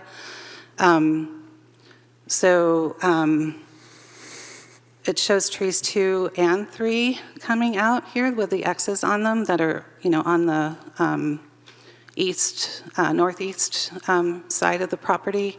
And my understanding is tree 3 is staying. So I think that's something that we need to note. And then in the middle tree, there's actually 2 tree 5s labeled on here that are coming out. I think one of those is tree 1. But my main question is about tree 4. What I noted is that it's drawn much smaller here than in reality. It's drawn at about 30 feet spread, and I think the arborist report says it's 50. It actually cantilevers halfway into the community center driveway, over the street and parking. So it's drawn much smaller. And if you look at it at this drawing, the trunk is actually, mostly on city property, not on what will be the Murphy's property. And there are columns as part of the deck above that are basically right up next to the trunk. So I'm just, when this project came to the council in 2022, I was looking at the trees as a private citizen, and this was one of the trees that was coming out that wasn't actually documented anywhere in the arborist report. And so it seems to me like the building wasn't really designed to keep that tree, and it's a beautiful tree that frames the entrance to the community center parking lot. And so I was hoping you or the arborist could talk a little bit about, the likelihood of this surviving. I also noticed that tree 3 had like a valuation done to it, because I think originally tree was coming out also. So should there be a valuation to this one if it somehow doesn't survive? Possibly, but we've been. That's the question. Well, can it survive? Because I think we'd want it to survive. Should. So I'm very confident that it can survive. Yes, we've been doing this for, as you know, for decades, and we have a strong track record for working very close to very large trees, even for basements. Full 14-foot deep basements, 15-foot deep basements, and it takes care, and it takes some precautionary measures, and it takes an ongoing concerted effort by the team, the construction team. So, but it's totally doable. And now in terms of the actual depiction of the tree in proximity to the building, that is, if the trunk of the tree is somehow, the survey and the property line and the team felt like this trunk was going to be clear of the balcony of the building. But if it's not, then the balcony can be shortened, or there could be adjustments made to work with that. It's hard to tell sometimes. The trunk at the ground isn't always where the trunk is up above, et cetera. Well, and there's bigger branches that go out from the trunk towards the building too, right? And one of the wonderful things that we have been able to do with our work over the time is that, if you can work closely with the trees, in the end, you have a very strong emotional connection from inside the building to that tree because you are so close to it. And so our goal always is to keep the trees healthy if we can. Okay, but the arborist report does say it's likely that it's not going to survive. Well, arborists are always hedging, to be conservative so that they're not blamed for that. But our goal is always to make sure that the tree survives. So, if it doesn't, should there be evaluation? What are the mitigation measures for? I think that's your purview. Okay. And then maybe you can answer, so on the community center driveway north of this, I know the parking was revised because of the trees, right, between 2022 and now, because originally the trees weren't considered. There's still no survey of those trees that I've found that was done in that area, right, north of here. The survey doesn't extend up in front of the community center. So The arborist report? Is that what you mean by survey? the survey, Oh, the civil survey? which would locate the trees, I see. was not completed. Yeah, So that's right. my concern is that driveway, I measured one of the trees, and it's much closer than what's drawn, and it's a huge trunk. So there may not be a possible way without taking out those trees, which I've heard, is, they're part of the parks, and so, it's very sensitive about taking out those particular cypresses. So what happens if the parking doesn't fit here on the side, and if there's issues with the driveway? I mean, maybe this is more of a question for, the city attorney, like, because this is a key part of the development agreement, if it's found not to work, that we can't get these 14 spaces in the driveway between all of these constraints, how is that handled? So if the 14 spaces cannot be provided, I would look to see whether we would be able to classify that. If it was 13 spaces, perhaps that could be deemed a minor amendment that we could process administratively. But I do want to just confirm in the development agreement. Of course, if there is a concern, the development agreement could also say, up to, or up to 14 spaces, or a maximum that can be provided. Well, it was originally 17, and I understand it was reduced to 14. Right, because of the trees. It because was, they that's were trying to correct, keep the because we trees, thought right. 14 could be provided, or staff thought 14 could be provided. So that was the trade-off? Right, so Keep the tree, lose 3 parking places? That's correct. So initially it was for 17 spaces, and then was reduced down to 14 to protect trees that the community had identified during the Planning Commission and Council hearings in 2022 as important to save. Which are the trees in front of the community center? I believe those are the ones. Yeah. And the way that the development agreement is written is that those 14 spaces are on the community center site. So they're not just like limited to this one area that's shown conceptually. So there's flexibility in also too in the location, the final location. So meaning that they could provide the 14 spaces. If they can't provide it in this location, we would find alternative locations for them to provide the 14 spaces. Okay, but the way this is written now, that wouldn't come back to council or the public meeting, or, The Park and Rec evaluation of whether those are appropriate locations? Thank you for bringing that up, Vice Mayor Bowles. I do want to just note that Director Scott Leslie of Parks and Recreation, Public Works, and Community Development have met on this project, have discussed options. So Parks and Rec is in the conversation, and as the construction documents and the civils are being developed, we are all working together, and we'll be working with the applicant as well on the location of the parking. Okay, I guess I don't know at what point it doesn't make sense for this to be, a key part of the development agreement if the numbers go down. And that's what concerns me, because we don't have something that we know works at this point without, losing other really valuable parking to the community center. So I need a break. Somebody else should go. I do have more questions. Mary, do you have other traditional tree questions? I see your light. I know you mentioned trees was one of the things you wanted to ask about.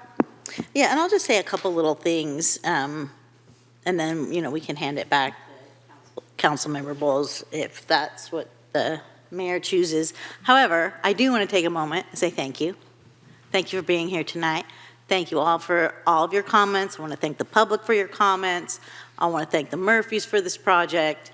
And so I want to start there with gratitude. I've heard a lot of things tonight, and maybe I should save some of these for like the end, like deliberation. We're not quite at But the I end. am I can curious. say okay, that so safely. Say number 4 dies, then can there be a condition of approval to have like tree for tree replacement? I think that was one of the questions from Tree City Pacifica. So the questions from Tree City Pacifica, if we could have those answered, that would be fantastic. Great. Thank you, Councilmember Bear. The tree ordinance requires 2-to-1 replacement for protected trees that are removed.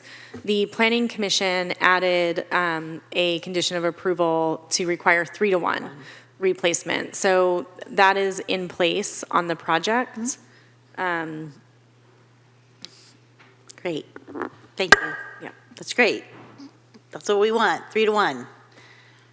But there was a nuance to what Gail said about the species, right? And because, we can look at the landscape plan, they have not fit in the 3-to-1, which I appreciate, but they're all little trees that are constrained by how much they can grow because they're right next to the building or, by the driveway.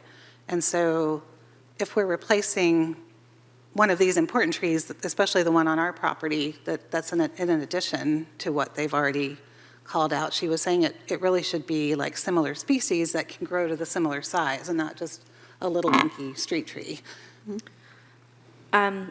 Yes, so there are provisions within the tree ordinance that set parameters for species. And this is work that we would do with our city arborist as well to determine, comparable species, and viable locations for those trees on the site based on their growth and the location of other improvements, whether it's buildings, driveways, and so forth. Thank you. Yeah, and I think it's important for our community to hear that, right? That's why I asked the question.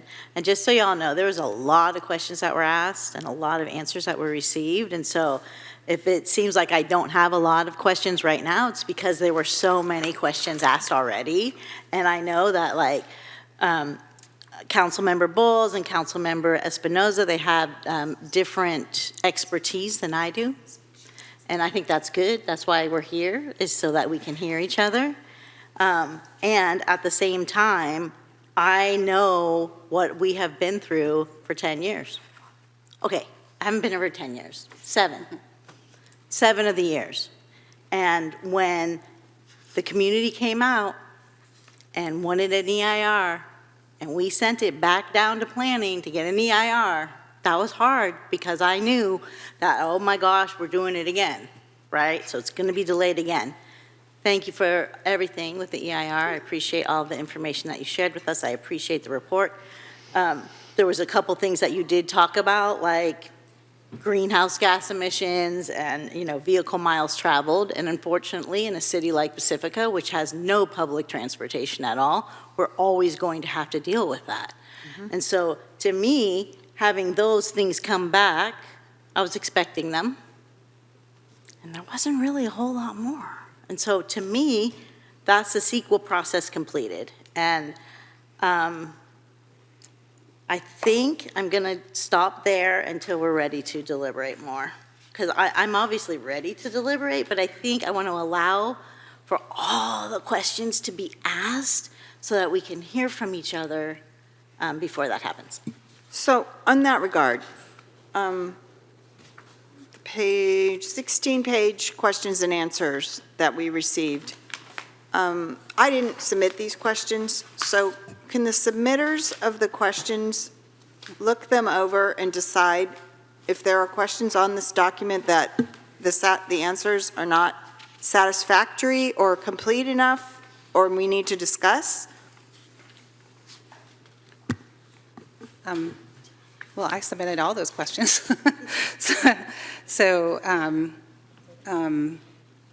Well, we've talked about the trees that are mentioned. I guess, what else? Yeah. Do we need to talk about on this list or on your other list that we haven't discussed? So we can, well, let's talk Microphone, about. please. Yeah, why don't you go ahead, the parking exception? Why don't we talk about the parking exception and the impact, the potential impacts to the community center lot, which was raised in public comment? Yeah. Myra, can you please pull your microphone down? We want to find out how is this traffic going to affect the community center already. I talked to Scott, and he was saying that they have issues with parking, like turning around from the community center. So how is this building is going to impact the community center in terms of getting in and out of the community center? Maybe Roland can. I can begin, and perhaps City Engineer Roland Yip, who's online, can weigh in. One of the impacts will be, as one of the public commenters noted, is improved drop-off for seniors near the front door of the community center. So that flow will be improved. There'll be additional parking as well as has been discussed, and then I'll have Deputy Director Yip chime in. And how do we avoid people who live on that complex to park at the community center? It might be helpful to pull up packet page 1167, which is the site plan. Because it would be good to have like one way to go to the new building and not a way for the people who live on those subdivision to go to the community center parking. Christine, did you say 1167? Mm-hmm. Thank you. Well, good evening, City Council members. Roland Yip, Deputy Director of Public Works / City Engineer. So just to start off with Councilmember Espinoza's comment about the circulation, that is currently how the circulation is on the site. That is, there's from the development, it does just it leads them straight to Crespi, and it does not go to the community center. In terms of the drop-off, I mentioned during the Planning Commission that the most significant drop-off is going to be during commute hours and during school times. I've been out there personally myself for walk audits, and I mean, it's 19 additional units does not seem to increase it significant enough to impact the level of service here. There's a traffic study for the intersection of Highway 1 with Crespi, and the level of service is a B. So outside of the commute, school hours, there's going to be not a significant impact here with these 19 units. And I know that when I talked to Scott, he told me that he wasn't aware of this project, that he wasn't included. So, and he's not here today, so it would be good to ask him questions to see if he sees any impact. Well, I just heard Director Updegrave say that the Parks and Rec, which when you say Scott, you're talking about Scott Leslie, the Director of Parks, Beaches, and Recreation, and Community Development had been meeting together addressing these questions? We have met, Director Tickbow, myself, Deputy Director Yip, and Director Leslie. I don't know the date, but we have met on it. And we'll So continue to meet Yeah. undoubtedly. And there were other directors before Scott. That's right. so- And I can speak for the directors as well. So everyone's involved, and, you know, it's an improvement, community benefit to the community center. I think the community concerns are about the intersection, you know, not on the streets, but like right here where their driveway comes out, so that's a new flow of traffic, plus the new community center driveway is a new flow of traffic, right? So you've got cars coming in all directions and kind of offset. So I think I asked earlier if that had actually been studied in the traffic report also. Could you clarify that? If, you know, this, not on the street, but on the site, had been studied as for traffic safety? Because we do have a lot of seniors walking by, children, as we've said, and Yeah, I mean, as a component of the EIR evaluation, we address bicycle, pedestrian, transit, safety, as well as if there's anything about the project that has a geographic sort of design that becomes hazardous, as well as site distance and access. And so all of that was addressed through two traffic consultants, and in their reporting, they didn't identify any potential impacts there to be mitigated. I haven't had a chance to read those, so I appreciate the information. When this project first came to the Planning Commission, there was also concern, especially since we're granting a parking exception, right? I think, are there 6 or 7 spaces short of what's required? Could you confirm? 6. 6 spaces short, right? Yes. And It so, went from 53 to 47. right. And so the concern was that, you know, people would come in and not find parking and then turn left onto the community center because now there's all this parking, right? So the community center would become overflow parking for this complex. Is it possible, I mean, it's not noted here, but to where there's just a right turn only so that they're not also turning left, and that would help have one less, you know, complication of cars traveling over them, over each other, and this. Well, I think one component to that is the community center parking lots are public parking. Yeah. So they can be used by anybody during the day, and there's not parking allowed at night there. So the normal parking restrictions apply. But it is public parking, just like folks drive and park in the back parking lot at the community center and go to the beach or go surfing. It's there to serve anybody in the public for whatever they're doing during the daytime. We have, I know that Seniors in Action has an arrangement for members where they have ability to park in the back. They have a permit arrangement with Senior Services, but that's, you know, generally during the daytime because they're there during opening hours. But for example, when we go to a meeting at the community center after 6 p.m., a permit is not required. During the day, it's a permitted lot, right? Is that what you're saying, City Manager?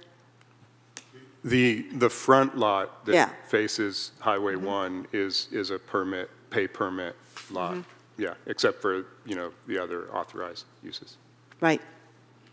So what's the suggestion, Vice Mayor? Well, I just think in terms of safety and in terms of encouraging them not to park in the community center, right? So we leave that for the people using the community center to have a right turn only out of their driveway. It's such a weird intersection that's offset too. So just in terms of visibility and so forth, I just worry about pedestrians and kids and older people with that also. City Engineer, are you hearing this? Yes, we can address that with the building permit comments and have them install the right turn only sign. And we can actually put some striping down to guide them to the right turn here as well. But I would add that, you know, this is why we have the city engineer during specific design of the project to assess the safety requirements, and we shouldn't be requiring a no left turn if there's not a safety concern. So would that be a condition of approval? Would that be an amendment? Can you help me, Director Updegrave, in terms of calling out this concern, but knowing that the more detailed planning is yet to come? Yes, thank you, Mayor Beckmeyer. There is a condition of approval about the final improvements being to the satisfaction of the city engineer. I don't know, and maybe Deputy Director Yip can speak to this. I don't know if there's additional analysis needed in order to say definitively right turn only, or how detailed we want to get on the final requirements. But there is a condition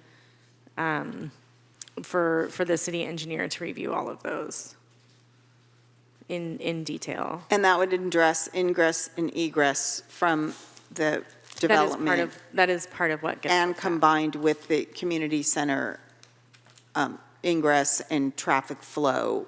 Right, because we're looking at the proposal. I think that's what I was asking, does it need to be specified? I think maybe. If I could just weigh in with just one comment from. Oh, there you are. I'm like, where's that voice? Sorry.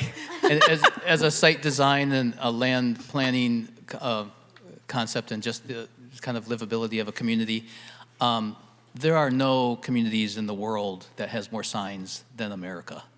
And we have so many signs for everything that if this kind of idea could be handled with striping, as the Deputy Engineer Yip mentioned, that would be preferable to yet another sign sticking up in the air, cluttering the landscape. Thank you. Yeah. So I think that was my actual question, is do we need to specify that, or is it within the scope of what's already in the conditions of approval?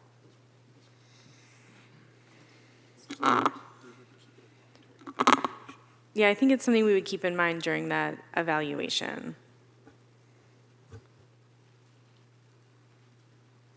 And the council is allowed. I think there, if I could chime in, I mean, I think there's a lot of scenarios of site flow that need to be kept in mind from our city engineer. An example would be, let's say there's a medical facility on the ground floor, and a senior drives in off of Crespi, and there's not parking there, but there's plenty of parking in the back lot at the community center for their appointment.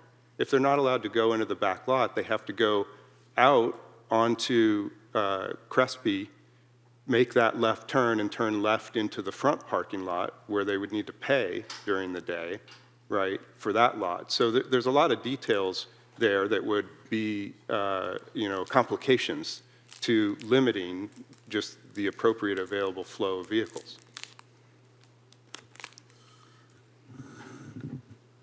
I'm happy allowing the Public Works to review that and look at the safety. What we're looking is the minimum impact of the community center in terms of parking. So we had to kind of think about them. You're right. Mm-hmm. Yeah. Okay. Noted. Okay. I want to return to trees for a minute, just because I want to make sure we addressed all of the Tree City Pacifica questions. I heard something about Monterey and $30,000 and a tree and a big tree that might need to get taken out, and the Vice Mayor asked lots of questions about big trees. Are there provisions in our tree ordinance already, or is this something that we work out upon determination that that actually is occurring with the building permit?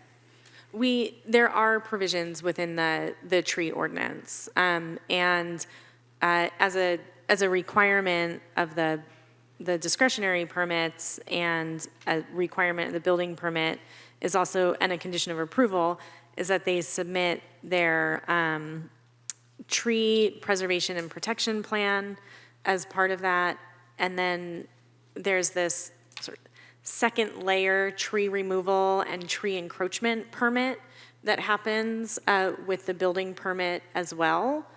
So there is detailed attention on that as well during the building permit and is reviewed by the city arborist in conjunction with planning and zoning. So it's something that we're reviewing, as well as, the conditions for the 3-to-1 replacement and so forth. Got it. Thank you. Okay. I have one more question on the tentative map, sorry, back to that same page. 1169, and this relates to something in the EIR. So for Rainey, when the applicant spoke at the architect spoke at the planning commission meeting, they talked about the way they were doing green building, but still allowing the buildings to both have gas and electric. And, oh, sorry, not this drawing, but just a little further down the utility plan. I lost Sue. What's wrong? Where is that? TM5, just a couple sheets down. So there's, right there, perfect. So there's gas meters shown on all 3 buildings, 6 gas meters on the 2 big ones, and then 5 on the small one. But that seems to conflict with the EIR, packet page 407. And this is about the greenhouse gas emissions. It says the proposed project would not include new gas service connections within the proposed buildings, and as a result, appliances requiring natural gas would not be used. So can someone clarify that discrepancy and what that should be? Yeah, as part of the analysis, for the greenhouse gas modeling, consistent with one of the BMP thresholds from the air district, we included all electric for the project. So I don't know if that's just like a standard note or a component of the plan, but that was what was, I believe, committed to. Okay, so there shouldn't be gas lines shown here. And again, this is where I'm confused because this is all part of the tentative map, which is the agreement. So it seems like that should be taken off. And I do want to ask this question. I don't know if Greg want to ask. I know Greg is good for AV parking, so do you want to ask that question too? No, go ahead. I Please was go actually ahead, on because that it's same on my list thing too. I was just talking about too. No, go ahead. Nope. Greg. Go. I would love to hear from the applicant what they plan to do about EV parking, how many charging stations you plan on putting in, how many spaces you plan to pre-wire for that. And I was also wondering if you were considering any solar panels or not. So the infrastructure for the units and the buildings will be sized so that the circuits will be available and the room will be available in the electrical capacity for the individual homeowners to decide whether they want solar or not. And same with the EV charging. Every garage can have an EV charger. The panel will be set up for it. The EV charger might not be installed in every unit. There will be a number of them installed per code, per CEC and its California Energy Code. And on site in general for the guest parking on site, there will be 4 EV chargers on the Crespi project side, and infrastructure for, not infrastructure, but the actual chargers for EV chargers, I think 4 as well on the community center side. It's either 2 or 4, but I think it's 4 on both. It's cheap to pre-wire and put the wire in before you put the sheetrock on. Yeah. Is that something you're doing for each of the parking spots? Yeah, or no? that's the Besides capacity the and capacity, infrastructure. Besides the capacity, though, the wire will be in the wall. It just won't be. It's either going to be wire or a chase, so that the wire can be pulled easily. Okay, so, but it has been considered, it's going to be part of the Yeah. project. Yes, Love that kind of forward thinking, encourage it always. yeah. Oh, the owners have decided that every garage will have at least one charger installed. Yeah.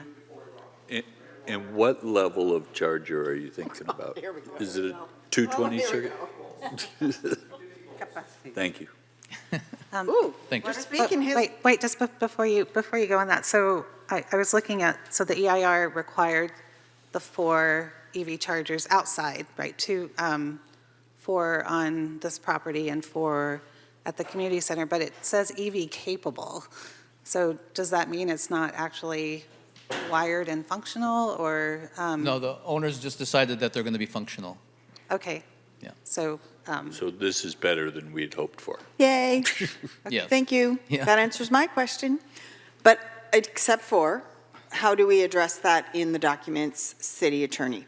Because that is different than what we read. And I read the same thing, Vice Mayor, capable. And in fact, I did ask a question about that. I did not write it down, but I did ask.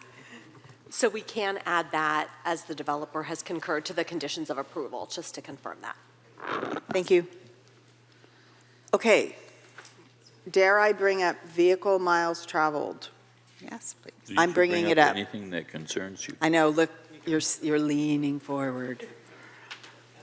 All right, so thank you, Councilmember Beer, for pointing out the finding in the EIR about vehicles, miles traveled, and the greenhouse gases. It was addressed in the presentation. Can we discuss the mitigations that have been suggested and where we are with that? Because I agree with Councilmember Beer, we are out here on the coast. We do not control public transportation. It's not in our purview.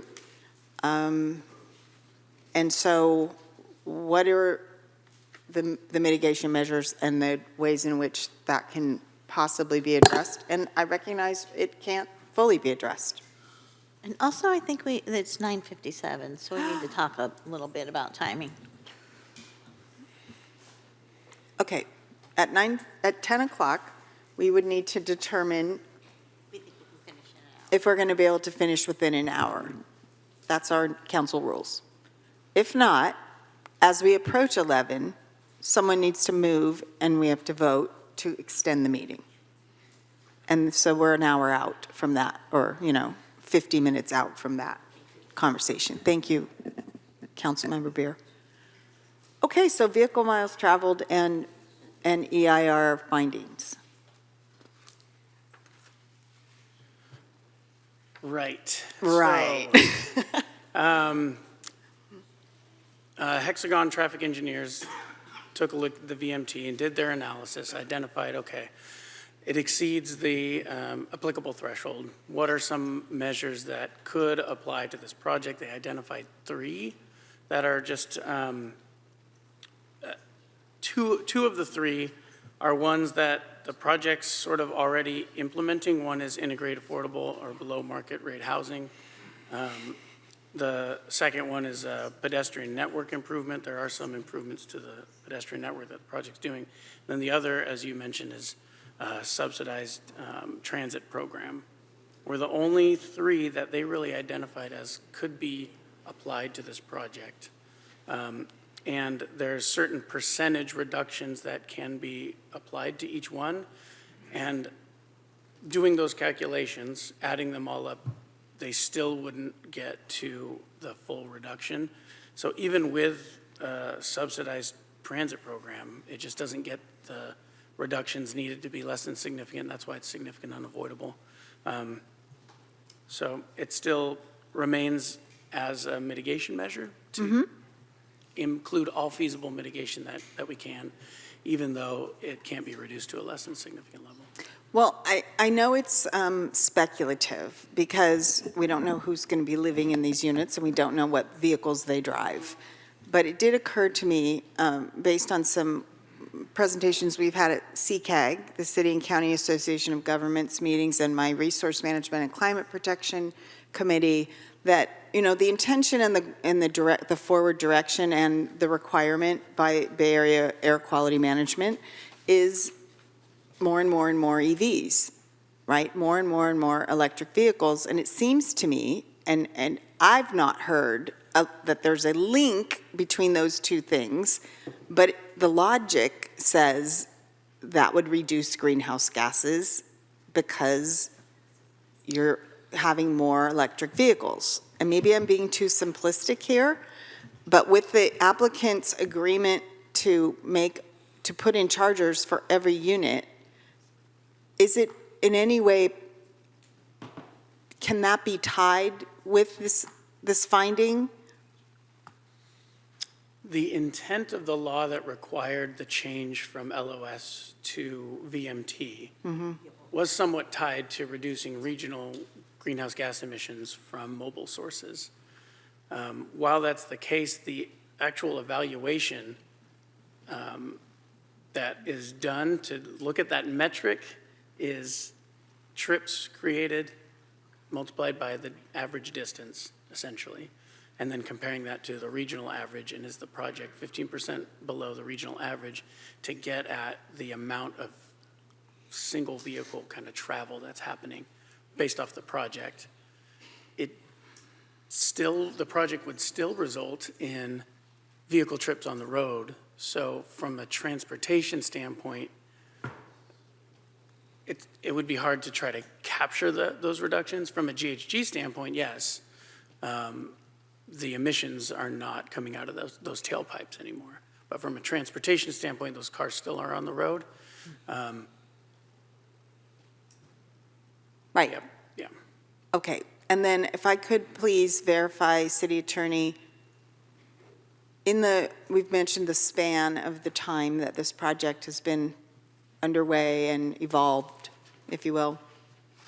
For anyone, was there over that span of time a change in the calculation and the requirements from level of service to VMT? In other words, is it possible that as originally submitted and approved by the Planning Commission, before we did the EIR redo, before we did the Surplus Lands Act new requirements by state law, is it possible that it might have met the then requirements?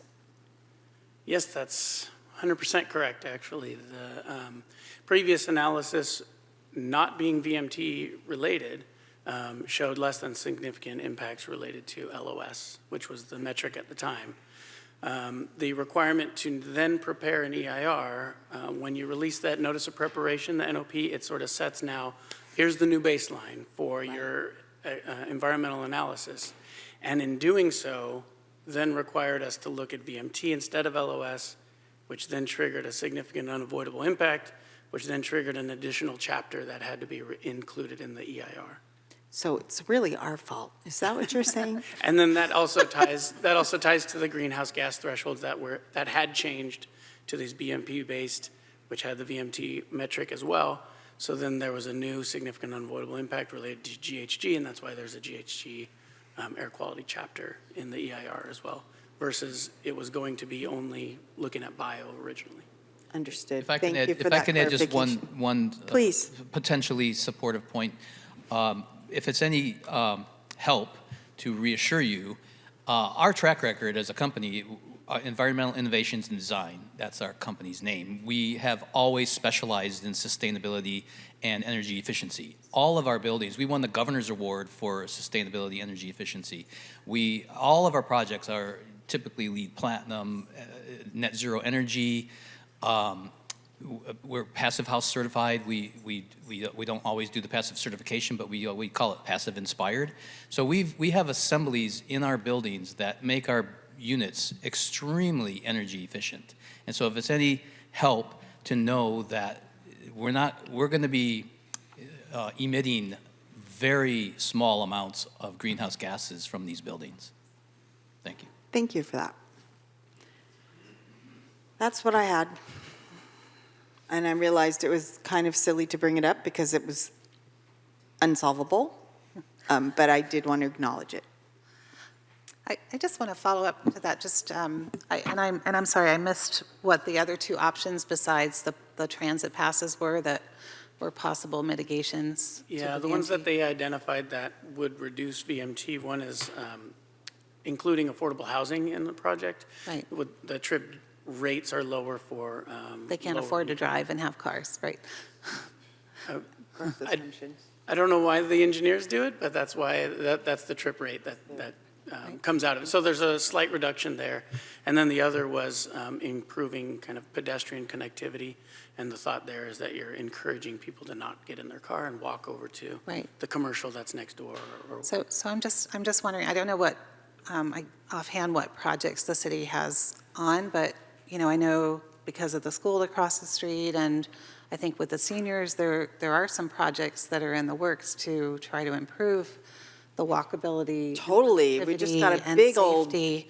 I mean, award. is that not something that this project could contribute to instead of these parking passes that probably won't do much good since we don't have good public transportation? I mean, as far as calculating what that VMT reduction would be, I don't know how easy that calculus would be, but certainly providing additional connectivity and ways that people cannot get into their car to go to their destinations would reduce VMT. So are there alternate mitigation measures that would help those in this area that we could ask for? I suppose so, but I don't, off the top of my head, I don't know what those might be. But we have Roland Yep online with some of the projects the city's already identified, right, that would do those things right in that area? And We do, Oh, go ahead. sorry. My voice. So we do have a project from our local roadway safety plan, the LRSP. There are bike and pedestrian improvements all across Crespi here as part of that proposed project. I defer to the city attorney on the fair share contribution question for a project of that size and the nexus that these 19 units would be contributing to that project or have to install. Thank you, Roland. Yeah, at this point, the EIR analysis concluded that there were some mitigation measures that could be required. There were some feasible mitigation measures, and what was feasible was already included in the EIR. And even with those feasible mitigation measures, the impacts remain significant and unavoidable. So at this point, that is the CEQA analysis that was concluded. If there are additional, conditions that the council might want to add unrelated to CEQA, those could be added. But the CEQA analysis concluded that those were what was feasible. Well, I'm very happy with the EV addition. Thank you for that. Greg, anything further on EVs or that topic? I do have a question about bicycle storage and how they envision their occupants charging their electric bicycles.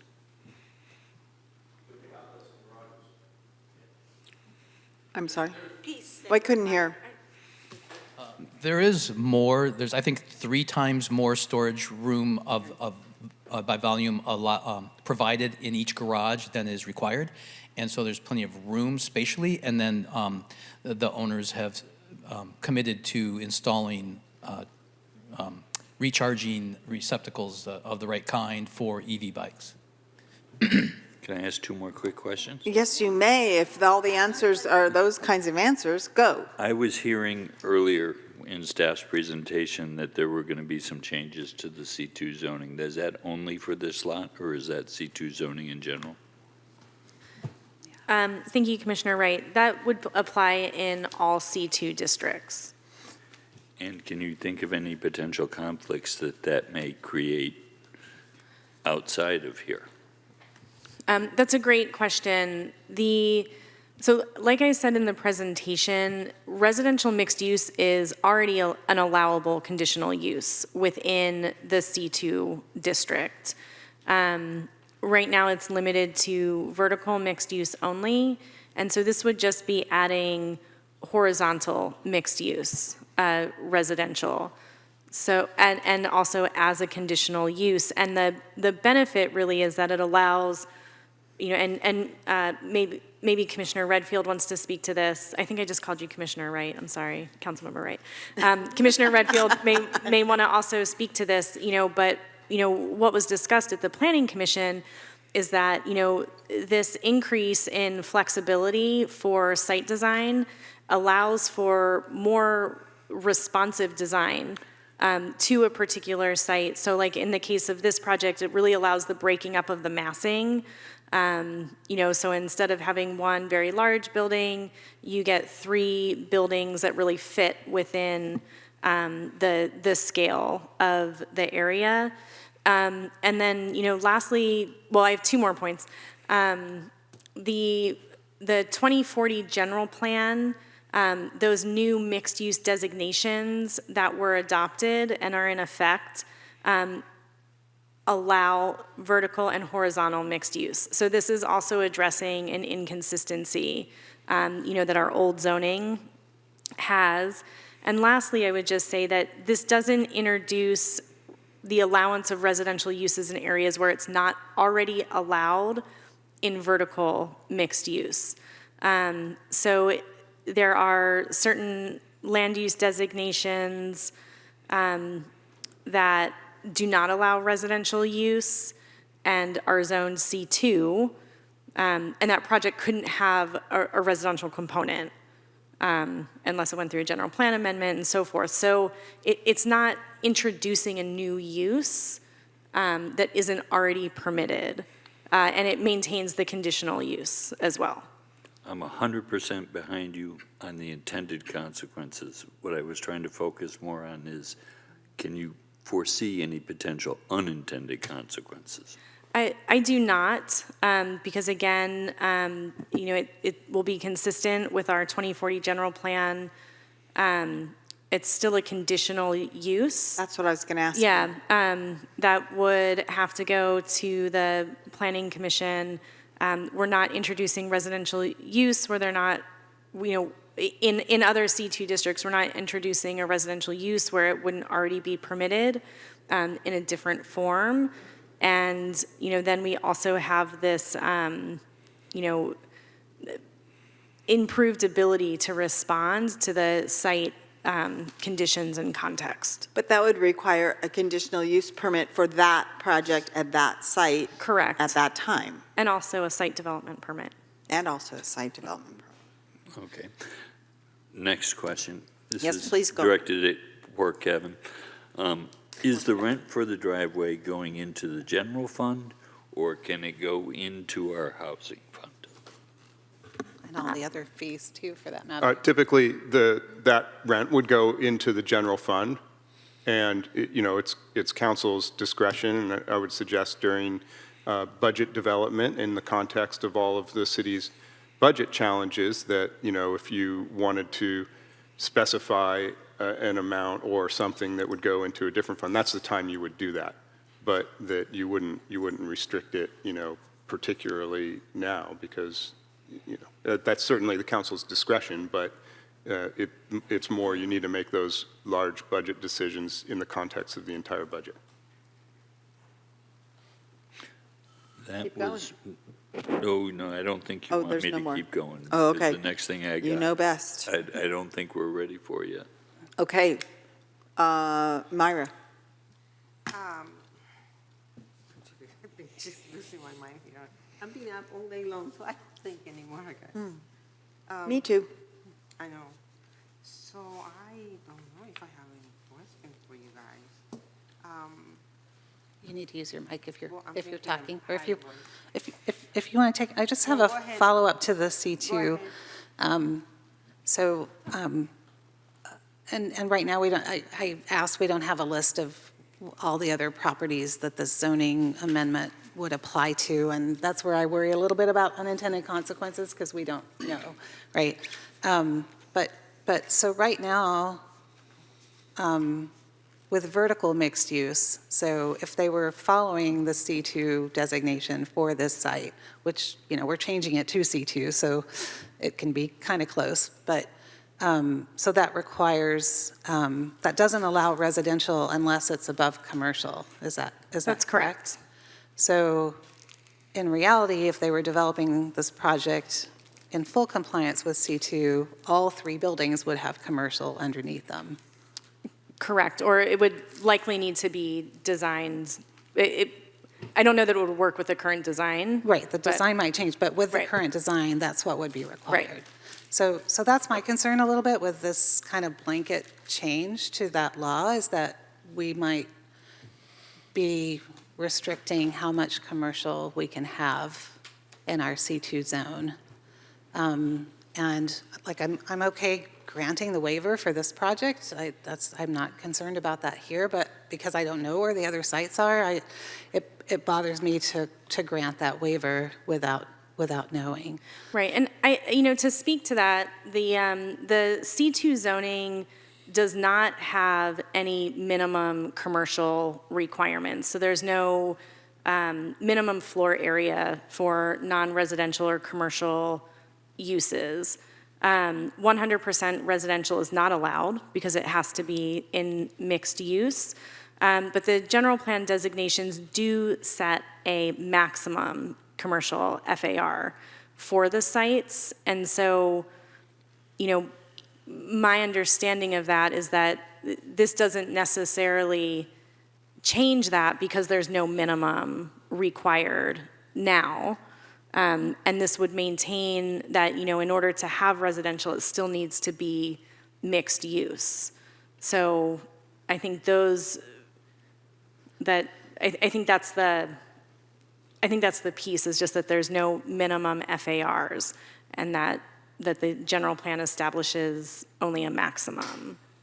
Right, and I think that could be problematic, right? Because I think, in this economic time, most developers aren't wanting to build commercial, right? And so they're going to try to minimize that as much as they can, versus what the zoning would actually require more if they were building this way. So it seems like we're limiting, and we have so little commercial space as it is, right? So that's my concern. And again, not about this project, but I wonder if is there a way that we can approve that here, but not yet for everything else until we actually have more of that analysis of where it applies? At this point, the zoning ordinance and in allowing it to be zoned to C2 would require a change to the entire C2 area. But again, when projects move forward, an individual analysis would be done for those use permits, which would allow the city to look at this issue. But I appreciate the question, but I can't think of a way to just, to allow the rezone of this to C2, but then to only allow, the code amendment for this one parcel. Or it's just it's a variance. Chris is right? chomping at the bit. Yeah, I think It was, Commissioner thank you, Council. Redfield. It was my understanding that this basically adds discretionary flexibility to the sites to allow for horizontal and vertical. So that was my understanding of that, and it can be site-specific, which I believe, again, it's not always approved. It's not automatic in those cases. That was my understanding of that. So given the site-specific things and the FAR ratios and whatnot, it depends on the site specifically. And that applied here, obviously, for the FAR ratios for the lot coverage.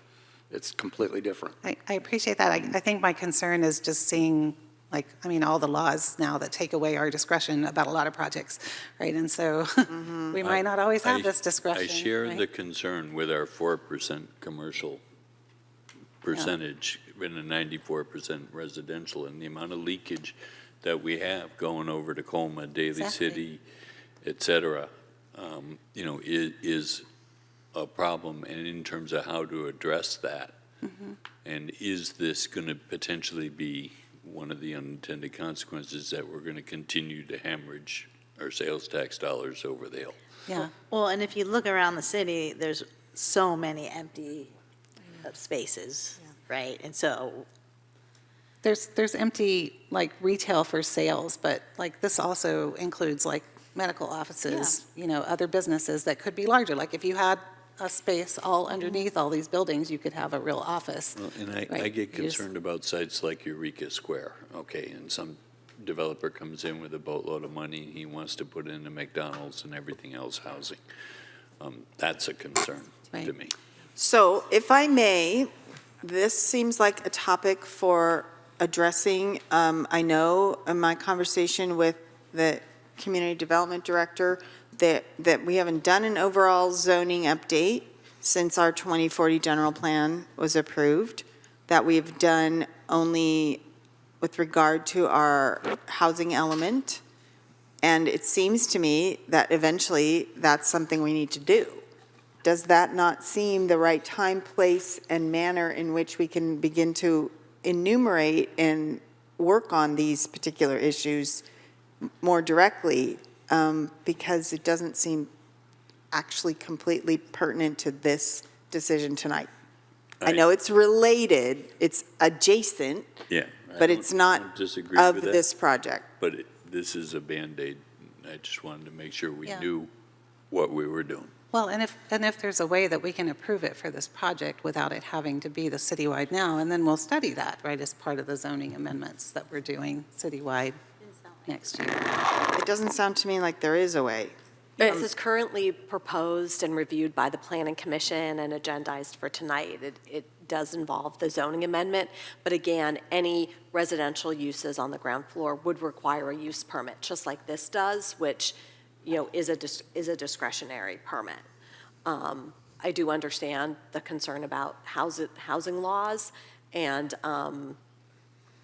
to be honest, if the housing laws change, I'm not sure how much this additional conditional use permit might affect those, but as currently drafted and put into the code, use permits would be required, which are discretionary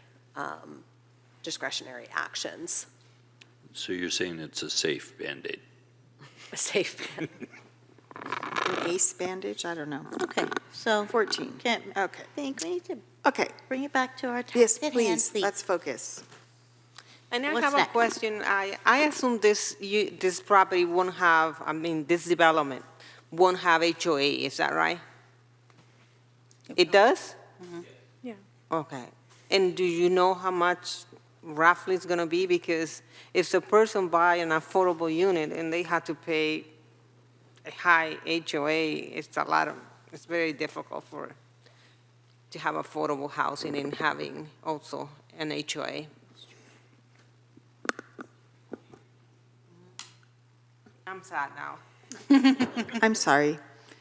HOA. Is this something that is within the scope? So the creation of an HOA or CCNRs can be a condition of approval. The specifics of the HOA, are more a private matter. Could you repeat the specific Well, question? my question was if this project will have an HOA, because having affordable units and then having somebody to pay a high HOA, it doesn't do what it's supposed to do for those affordable housing units. It will be very difficult for someone in a low budget to afford the HOA. Yes, and that's a great question, and I think that that may affect the ultimate, price of the units. So in the affordable housing covenants that get recorded against the sites, that is something that we can address and consider and discuss with our affordable housing consultants in terms of making sure that they are still affordable in the covenants when they get recorded. I believe that HOA fees are not allowed to be calculated as part of the affordability index. I think you're right. I could be wrong. Well, it will be, we're very excited, we're gonna have 3 affordable units. Right. But then having an HOA kind of killed my eggs, kind of. And I feel like, okay, I don't know if the people are gonna be able to afford that. Because when they purchased the property, they had to include in the loan that they had to pay for the HOA. And that would reduce the amount of money they qualify for. Yes, and that will be something that we address, when we are entering into the affordable housing, the specific agreements that get recorded against the site. He stood up. Oh, I'm sorry, I missed that. Oh, it's okay. I thought, no? Okay. Right. But we just didn't know if you had a comment on that. Okay. But it could be something that we can do. I don't know if that is possible here, since you guys are getting kind of a good deal for the lot. Maybe having like 3 years that this person who's purchasing this affordable unit doesn't have to pay for HOA. So in a way, to see if we can add something like that into the agreement. That way, when they go to get a mortgage, they don't have to deal with it at the beginning to qualify for a loan. So, City Attorney and Community Development Director, with regard to what influence the council can have on this specific issue, that's the question. On the specific issue of exempting or HOA reducing fees. HOA fees for affordable units, below market rate units. Greg opined that he thinks it can't be legally done. I think I've heard that too, but Yeah. I haven't done a deep study of this. Yeah, I don't believe we can include a condition. We do have conditions that require CC&Rs, but we can't, regulate the specific fees among various users. But again, there will be, calculations of the affordable housing costs, and we will be working with our affordable housing consultants to make sure that the units remain affordable. So it will be something that we will consider moving forward. But we can't regulate the specifics of the fees. And that will all be something that also has to go to the Department of Real Estate. All the CC&Rs have to be approved through that entity as well. I understand. Okay, so it's a little beyond our jurisdiction. Okay. I have a question for Yes, please, please. My question is, how many more questions are we going to handle? Because we need to have time to deliberate, and it's getting on towards 10:30. Correct. And It's been I 4.5 would like to have a hours. chance to say some things that aren't questions. Yeah, okay. How many more questions do we have? I have none. Well, I never got my wetland setback question answered, and then I wanted to confirm the building setbacks too. But how many do I have? I don't know. I have some questions about the resolution, some legal questions. And we want your questions because you know this. I thought we resolved the wetland question. No, The we're setback looking for a issue map that, and the buffer zone thing you were I'd discussing? like to reserve at least 20 minutes for deliberation. Yeah, same. And I mean, we're not limited to stopping at 11, we just have to extend it. Right, correct. But the question is, how close to getting to 11 are we, is what I'm trying to get at. Yeah, I think we need at least 20 minutes for deliberation once. So that takes us to, if we started full we've been deliberating this whole time, by the way, people. This hasn't been like.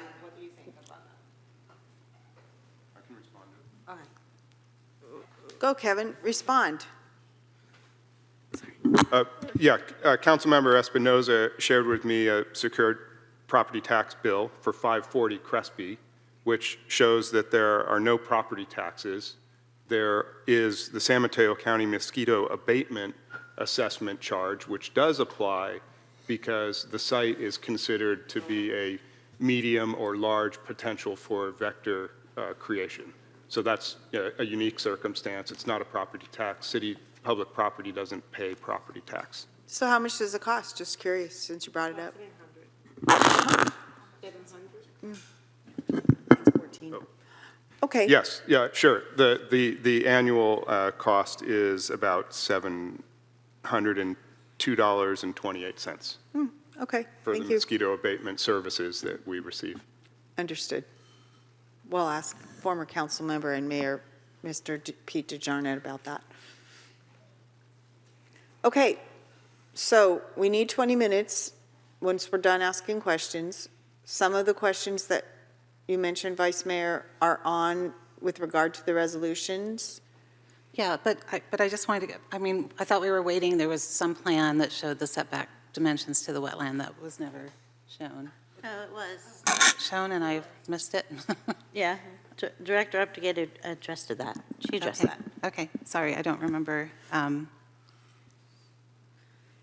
We had addressed we had addressed what the setbacks were verbally. I definitely cannot read that. 6'5" is what you said. I'm sorry, so can you just point me to where there's a minimum of 6 foot setback, as you're saying? That's 6'5". Okay, but that's to the building, not to the construction line. Pull it up. Right. And also, you guys, I know this is hard. And all the questions need to be asked. And so hang in there. We're used to this. I think I can show on the pointer. Oh.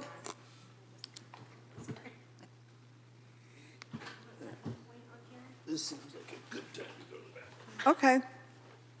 Yeah.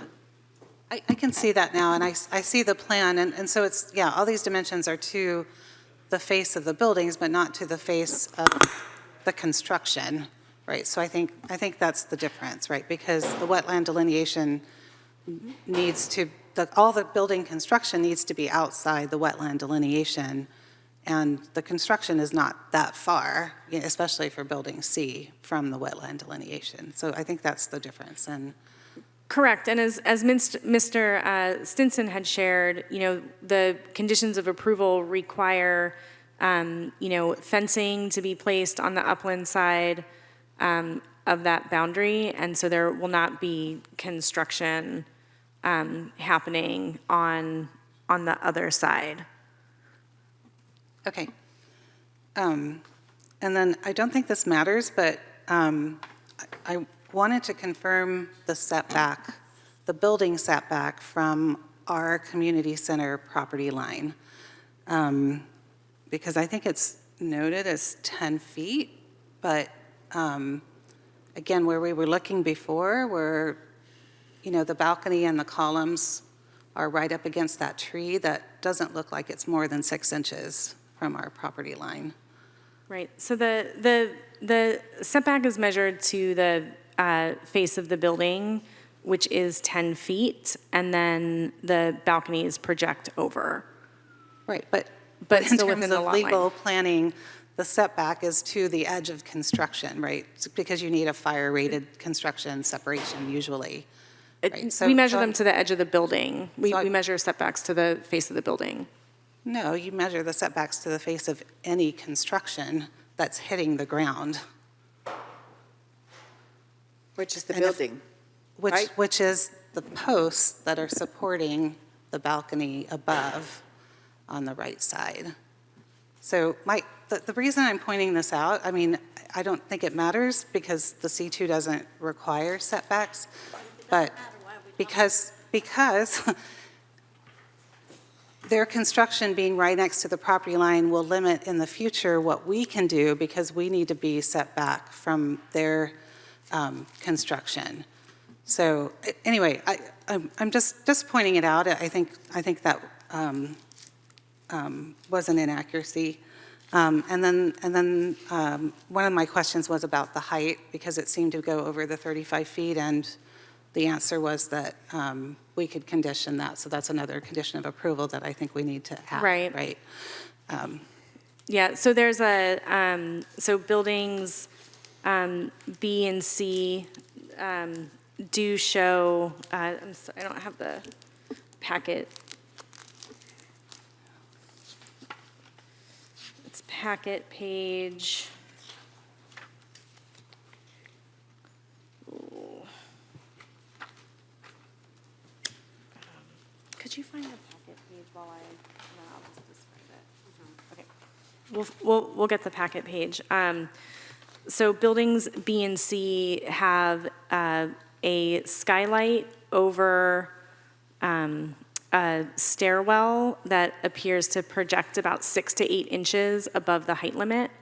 And so staff would recommend a condition of approval saying that prior to the issuance of a building permit, that the skylights are lowered to comply with the maximum 35-foot height limit. Okay, thank you.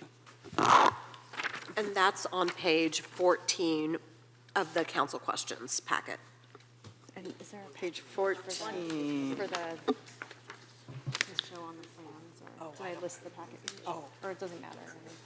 Could the architect explain to us if that's feasible without Yeah. changing the entire height of the entire roof line? We should ask. It is a complication. It's another expense for the project. It's, it's a small skylight. It's not overly large element. There are often exceptions for antennas and things that really stick up high in the air, satellite dishes, et cetera. But if you want to be that way, and we could, it could be done. It's just What is the will of the council on this point? I mean, I don't think I don't think it's a big deal. It's just the EIR says you're staying within that, and it's not. So, I mean, I'm happy granting an exception, just like you did the parking exception, but I just thought it needed to be noted because it does contradict the EIR. If it would make it a little easier to get the building permits completed for the project, if there was an exception for it, but it's not impossible, so it would be nice. I would support the exception. Yeah. Me too. Okay, great. So just a couple of questions on the resolution. So packet page 1083. And it's item 13. So it talks about a tree protection and preservation plan, and then it says for a total of 9 minimum trees. And I don't think that's accurate. I think that's left over from when they were only analyzing removing 3 trees. You said packet page 1083? 1083, uh-huh. And what item number? Item number 13. Thank you.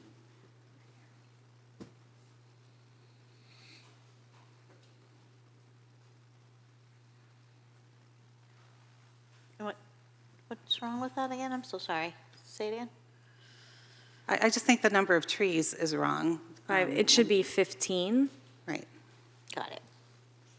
Okay, so it's another change. I wanted to ask for a minor change on, if it was possible, on 1087.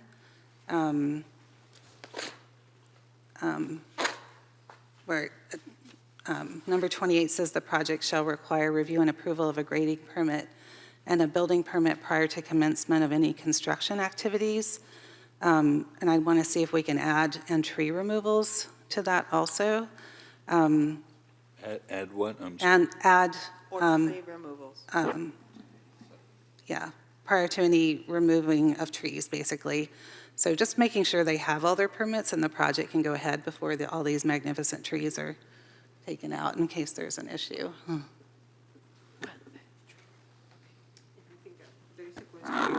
We have here, I don't know if you remember.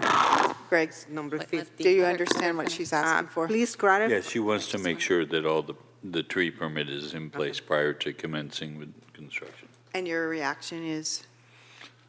Or just that the trees aren't allowed to be removed. What's the normal course? Ms. Updegrave. Or city attorney? Right, the tree removal permit process is somewhat complicated and requires different permits at different times. But I believe that can be accommodated. Would it impede the project? I don't believe so. Yeah. No impeding. No. If it wouldn't impede the project, I'd be okay with adding it.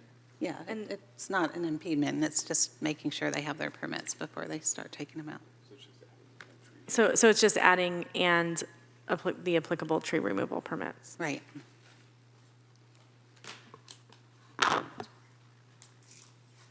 right. But with the understanding that it's not impeding. Correct. Do we need to specify that? It's required anyway, so I think having it included here. It's not going to slow them down, though, right? No, they have to do it anyway. Okay. And they got to put those measures in place before they start site work. Okie dokie. Okay. Okay. So I did hear some changes that need to be made. Is there more? Because we should probably start moving forward. Right. I'm ready to move forward. There is a question here that says, to clarify what changes to the project or development agreement after our approval could trigger coming back to council. And saying, what about the final subdivision map? Yes, and this is on page 15 of the council questions, and there are a number of parts to that question. First of all, the final subdivision map will come back to the council for approval. With respect to changes to the development agreement, Section 8.2 of the development agreement specifies differences between major amendments and minor amendments, and major amendments really address the key terms of the agreement, the term, the permitted uses, the conditions or requirements for subsequent actions, density or intensity, maximum height, or any of the monetary contributions. Any changes to those terms would come back before both the Planning Commission and the City Council with a public hearing, with a formal amendment. Other changes, which would probably be more along the line of just language changes in the agreement, could be approved by, per the development agreement, could be approved by the city manager. Amendments to the actual project approvals, for example, if there's a change to the zoning or to the permits, those would have to come back either to the Planning Commission or the council, whatever body is the approving authority for those permits. Thank you. You're welcome. City Attorney, so I think that I've made note of just a few different conditions. I want to make sure that you have them all. I know one of them was about EV chargers. Yes. And Okay. Director Updegrave is making a list of conditions, actually. Okay, good. So maybe she can read what we have to make sure it reflects what you would like. Okay, let's do that. I did need further clarification. I didn't catch all of what was being asked for. So I have, we wanted a condition that every garage will have one EV charger. And I thought I heard more than that. Can you clarify about the EV chargers? Or it was that? And also your phone is on the floor. We're providing one 50-amp outlet receptacle for them to plug in their charger for their car. I think there was a phrase in there that said, No, it was We're the not 50 supplying amp a thing charger that he because every spoke car to, is which different. is in it more than what my car needs. So the 50 amps is absolutely what we want. It's excellent. I'm thrilled. Okay. So the condition is that every garage will have one 50-amp receptacle for EV charging? Okay, good. Thank you.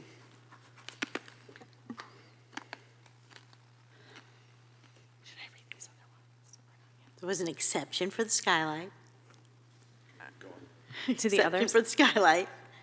Oh, the skylight, I thought I heard, was there council consensus on allowing the I don't know if it was consensus, there was a majority. majority? Okay. I'm in Were you favor okay with of that? an exception. Yeah, Yes. Skylight just noting it as an exception? exception to the. Yes, Yes. consensus. Okay, Okay, thank you. and then changed to 15 trees in the resolution. right, changing from 9 to 15 on condition 13. Condition 28, adding the applicable tree removal permits, and that they have to be in place prior to construction activities and tree removal. And then the other two conditions that we heard that we would need council direction on was related to just, I think, more assurances. So no grading, retaining walls, or other site improvements beyond those expressly allowed in a development agreement shall occur on city property. All improvements required for the project shall be located entirely on the owner's private property unless separately authorized in writing by the city. That sounds good. Thank you. I have a question about the gas meter thing. For the building that has the commercial spaces in it, since there's an exception for gas for restaurants, and in case at some point Yeah. the commercial space wants to be a restaurant, I'm all for more restaurants in Pacifica. I think we ought to That's fine. encourage I'm the okay. applicant Yeah. to put a gas meter there. Thumbs up from the applicant. Do we need to specify that in a condition?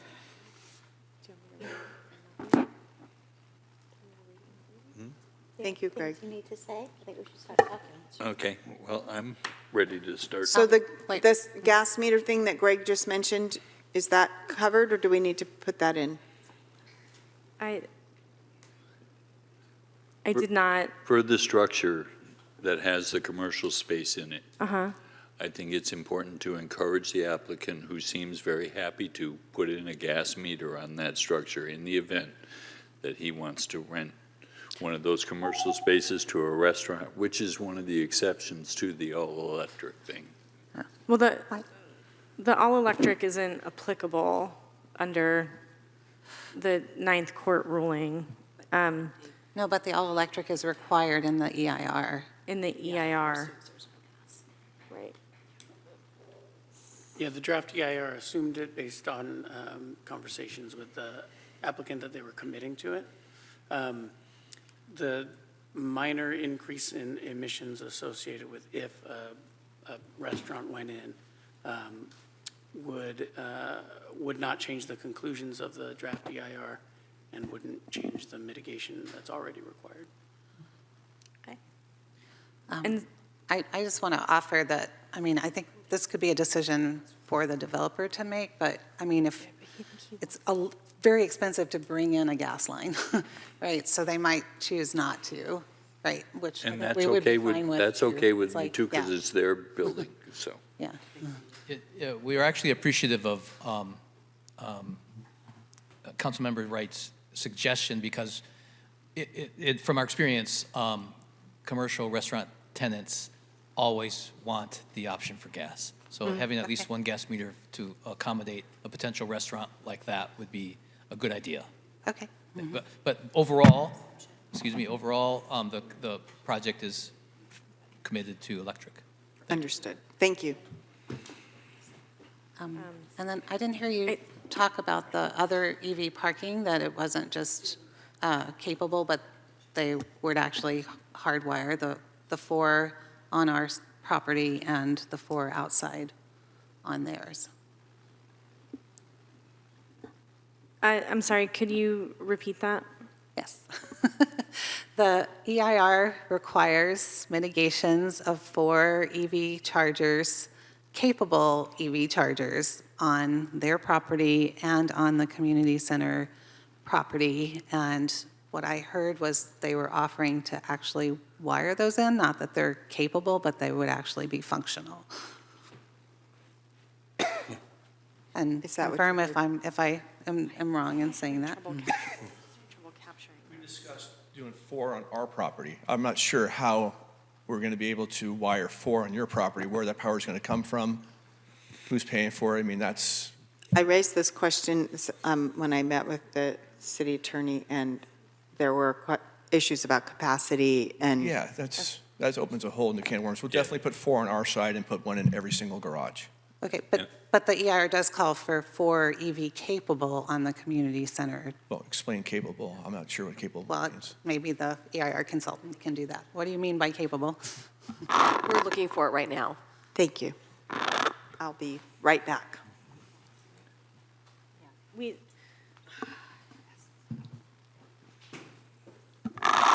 And with respect to the exception for the height for the skylight, that can get incorporated in the resolution on page 1078 that approves the Planning Commission decision and approves site development permit, PSD 811-16, with a height exception on buildings B and C to allow the skylight as shown on the plans. If that's the desire of the council to approve that. I heard pretty much unanimity, Yeah. whatever that word is. Yeah. All of us were in favor of allowing them to have Yes, skylights. and you've got 3 of us saying it now, so. That's great. So that's perfect.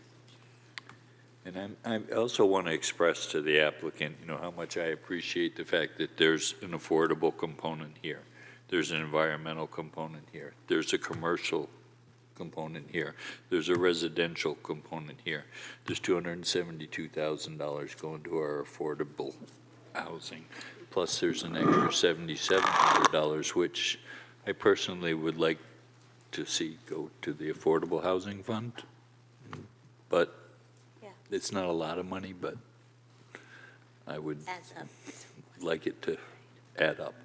But that's just how I feel. I don't know how you guys feel. Well, I feel like I want to renegotiate because this has happened so long ago and everything have changed. So it's only reasonable.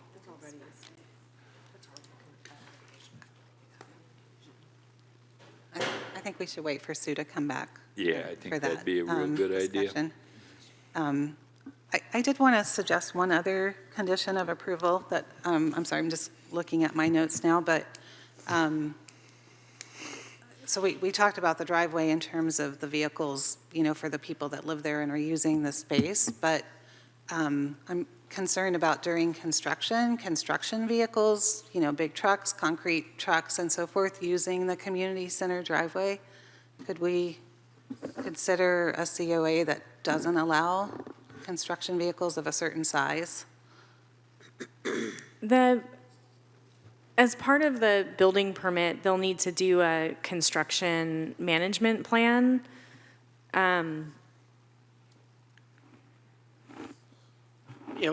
Actually is one of the mitigation measures that came out of the EIR analysis.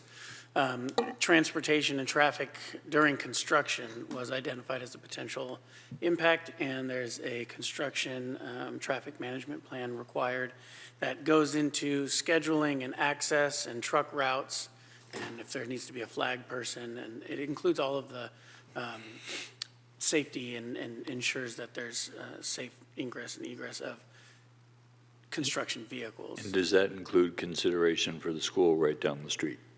It would take that into consideration.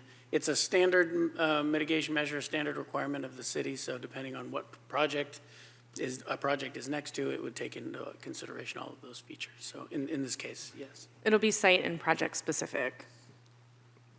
But could we still ban construction vehicles if we wanted to, from using the driveway just during the period of construction? Again, I'm just worried about kids and seniors and so forth. I don't have enough information to know what those thresholds would be based on, I just think we don't have all the Okay, well, maybe it can be specifics considered and when you're analysis. looking at those plans, because they're just much bigger vehicles. They take a long time to slow down and stop, and then concrete I trucks. think they got to build the thing. You're not going to get my support for that. They're going to need access to it. They're going to need to bring in their vehicles. And, All right. I understand the concern about parking out on the public byway, but at the same time, we all live in houses that were built by people driving construction vehicles. Yeah. And that's how things get built.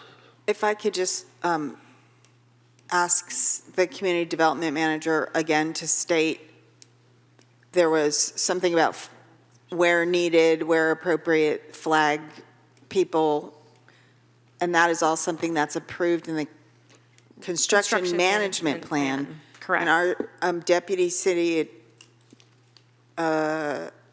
engineer would be part of that oversight? That's correct. Thank you.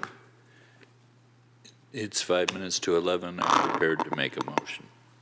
About extending the meeting? No. Okay, I think you're going to need to make a motion about extending the meeting, or someone will need to, because we're not doing it in 5 minutes. Simple. I'm sorry. Okay. We're not that fast. I can't even read it in 5 minutes. I was going to Greg. ask staff to read it. They can't read it in 5 minutes. So who's making the motion? Shall I make it? I move we extend the meeting to 11:30. Second. We have a motion and a second. Did you get that, Sarah? Yes. Please vote. Motion to extend the meeting to 11:30 made by Mayor Beckmeyer and seconded by Vice Mayor Bowles. Passes unanimously. Okay, Greg, your turn. And we just did have a follow-up from a question before that we just wanted to clarify, and this was regarding the EV chargers on the community center spaces. Oh, yes, thank you. And thank you, Councilmember Bowles. You correctly noted that one of the mitigation measures does require that. Yeah, it's a function of the thresholds of significance related to GHG. One of the BMPs from the Air District is adhere to Tier 2 standards for EV charging at all associated parking. And so that calculates out to 4 on-site, 4 on the community service area. So I guess we'll have to figure out how to do that. So they're required to do 8 altogether? Is that Yes. what I'm hearing? 4 and 4.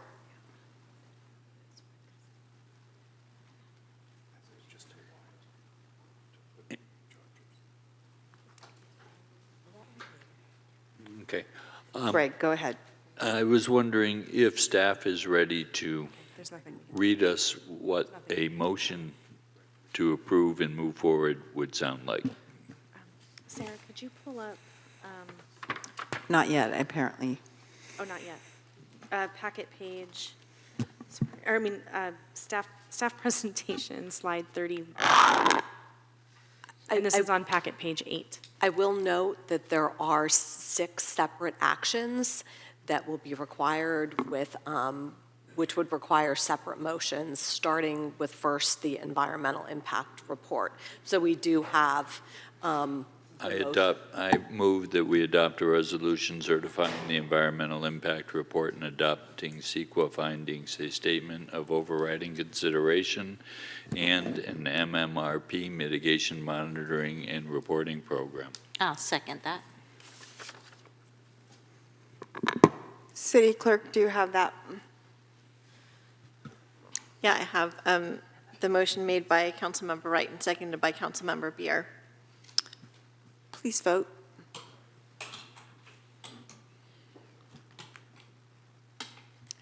And the motion passes unanimously.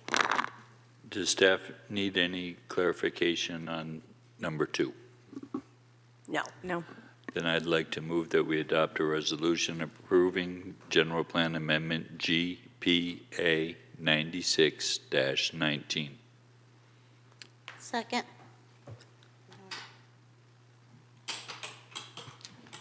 Please vote if you didn't. Thank you. And with the motion for the general plan amendment made by Councilmember Wright, seconded by Councilmember Beer, passes unanimously. Should I keep going? Keep going.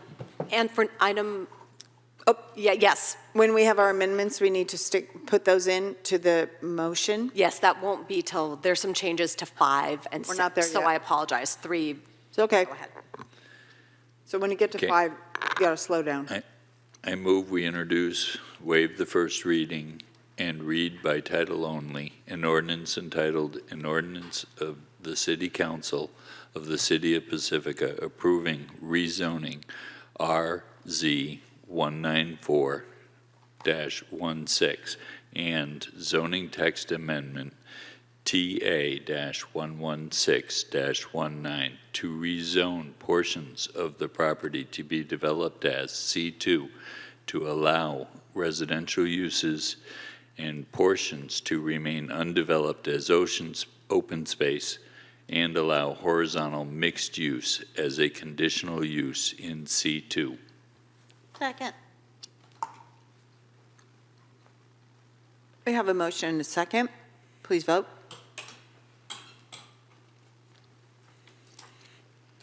Can I have the next page, please? And with the motion for Part 3 of the ordinance made by Councilmember Wright, seconded by Councilmember Beer, passes unanimously.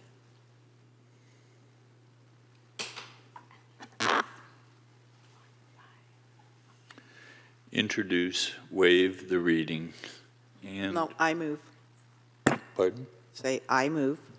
I move we introduce, waive the first reading, and read by title only an ordinance entitled, An Ordinance of the City Council of the City of Pacifica approving development agreement DA-4-21 to establish a development agreement between Crespi Breakwater LLC and the City of Pacifica to provide certain public and private benefits in conjunction with a development project at 570 Crespi Drive, APN 022-162-310, and a portion of the city-owned property at 540 Crespi Drive, APN 022-162-420.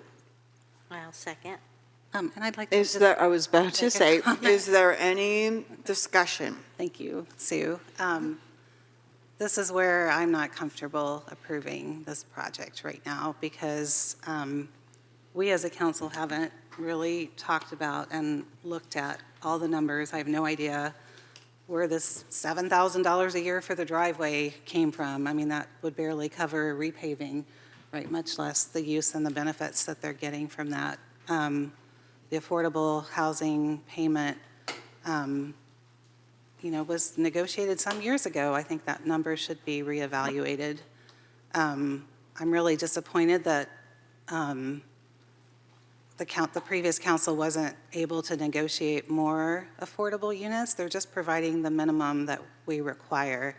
And everything I've heard from affordable housing developers, yes, we need to build all kinds of housing, and I totally agree. And I think that's a nice project, but if we're going to be able to build our RHNA very low income and extremely low income units, which are also required by RHNA, that takes either city money or city land, and we're giving up city land, which, Suzanne mentioned 20 units. It could even go higher. I did a sketch. I could fit 47 units, studios, just on our land, not including their land. So I think it's a huge missed opportunity. If the council was open to reopening the negotiations and, either a bigger fee or another unit, maybe, I'm still not sure the parking thing will even work, and that's, a key part of this agreement too. This is where I'm just not comfortable approving the project right now. And I'm afraid of the deleterious effects of making a deal with somebody and breaking our word. And what kind of message is that we're sending to the development community? That we'll make promises to you, then we'll break our promise. Nobody's going to want to build anything here under those kind of conditions, and I'm not comfortable with that. I've made a motion. I've heard a second. I'd ask for a vote. I need to say something before I vote. It's okay with me that she says something, Greg. I It's believe. fine with me that she said something. I'm pro to housing, and I would like to, it is unfortunate that I don't feel comfortable voting for this project because everything I hear is that we promise, but I don't see evidence of those promises. Those were the people committed to that I don't have. I would like to see emails, whatever, to show that this agreement was done. not a verbal agreement that nobody knows anything. So to me, I cannot vote for something like that because I have ethics. I'm a real estate agent, so before you sell any property, you need to know the value of the property. We negotiated a long time ago. I think we shouldn't renegotiate. It's not that we're not going to move forward for the project. I would love to move forward and vote for it. But I feel like your property went up, so do our property, probably. And why should we keep this promise that is make the city lose money just to keep a promise that I don't know who promised what? Because there's nobody here to say you promised. So to me, that's not responsible because we're responsible for making the decision for the public. And I don't have all the evidence to say yes to this. Like I said, I would like to renegotiate. I would like to see, even, I don't care about even the appraisal, because if we are getting maybe another affordable unit, I might say, yes, let's move forward because we need more affordable units. And we maybe had to give out the land sometimes to build more affordable units, or maybe get more for allowing you to use our parking, or also raising the benefit for the community that was done 10 years ago, I would say 5 or 6 years ago. So everything has changed right now. And my vote will be no for the record. Understood. Thank you. So much. I appreciate that. And I will say, one other thing is, as long as I've been involved with this, everything that we have asked the Murphys to do, they have done. And after all the delays, construction costs have gone up. How much? Like extraordinarily. And so I appreciate, I do appreciate what you're saying, and I do not agree with it for this project. I just want to make one statement regarding affordable housing and the need for affordable housing. I know we need it. We need it desperately. That's true. And this project was agreed to, the development agreement was agreed to with our inclusionary housing ordinance in mind. We are receiving a substantial, and I know you disagree with this, Vice Mayor, but a substantial deposit in payment to our Affordable Housing Fund. And I agree with Councilmember Wright's assessment that when we make an agreement, we need to stand by that agreement. It was thought through by councils prior to this one and by this one. I know the public wasn't thrilled with the idea that they didn't have full access to all of it, but that is the purview of the city council to do real property negotiations. I am very comfortable with this project. It is hitting every mark we asked for, what Pacifica wanted: more housing, more affordable housing, protection of the environment. With regard to the assessment, I know you think it's gone up and it's only going to go up, but when you have to remove 46% of the valuation because you are now 100% open space and conservation, you can't build on it, that has to affect the valuation. The appraisal isn't the only part of the deal. There's a whole constellation of things that went into this deal. So that is why I am comfortable with this deal, and I am looking forward to the opportunity to address a 100% affordable project in future on another parcel. Councilmember Wright, you have a motion on the table. We have a second.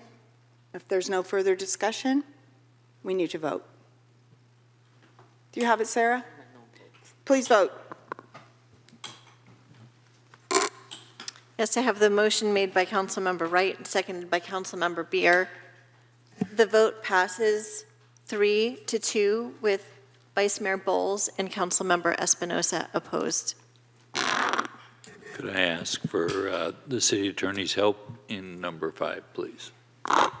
Yes, of course. So this is the resolution with the development for the development permits, there are 5 changes to the resolution. One is the change. Would you just read the whole thing as if it was a motion so I can say so moved? Yes. So I would recommend, based on the discussion, that you move to adopt a resolution approving the Planning Commission approval of and approving a site development permit, use permit, subdivision permit, sign permit, parking exception, and protected tree removal, subject to conditions of approval with the following modifications. A change to page 1078 regarding the approval, to add an exception that the approval of the site development permit with an exception with a height exception to allow the skylights on buildings B and C per the plans. In addition, a revision to condition 13 to change the number of trees from 9 to 15. Additional language at the end of condition 28 to require grading and building permits prior to any tree removal. An additional brand new condition to require no grading, retaining walls, or other site improvements beyond those expressly allowed in the development agreement to occur on city property, with all improvements required for the project shall to be located entirely on the owner's private property unless separately authorized in writing by the city. In addition, another new condition that every garage will have one 50-amp receptacle for EV charging. So moved. Second? But I do wonder if, Christine, did that address your tree issue sufficiently? I'm sorry, I zoned out a little bit, I assume so. I'm tired Okay. now, so go ahead. Is there any further discussion on this? We have a motion and a second. Please vote.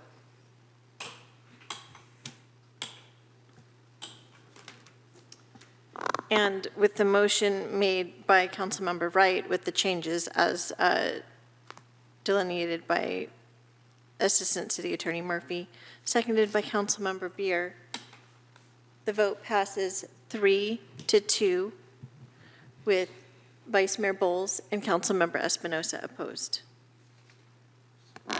And could I request the city's attorney's assistance with number 6 as well? Of course. So number 6, the recommendation is to adopt a resolution approving the purchase and sale agreement with Breakwater Crespi LLC for a portion of the city's property located at 550 Crespi Drive. You said 550? Or Is it 540. Excuse me, I inverted the numbers.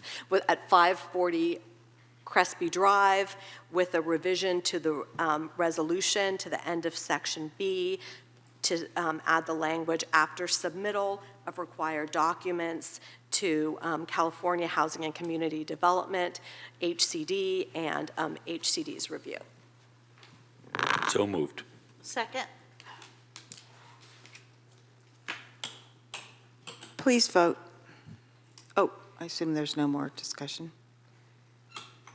You know, there's no, it's obvious. since you voted. And with the motion for the resolution with the changes discussed by Assistant City Attorney Murphy, the motion was made by Councilmember Wright, seconded by Councilmember Beer.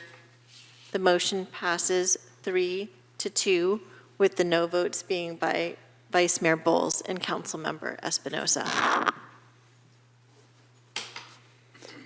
I'd also like to thank staff for their patience and all their hard work on getting this done. Thank you very much. I would like to thank everyone for hanging in with us tonight, and I look forward to progress on this project. Thank you, Commissioner Redfield, for being here. Thank you, Commissioner Redfield, for being here 2 nights in a row. And with that, this meeting is adjourned at 11:13 p.m.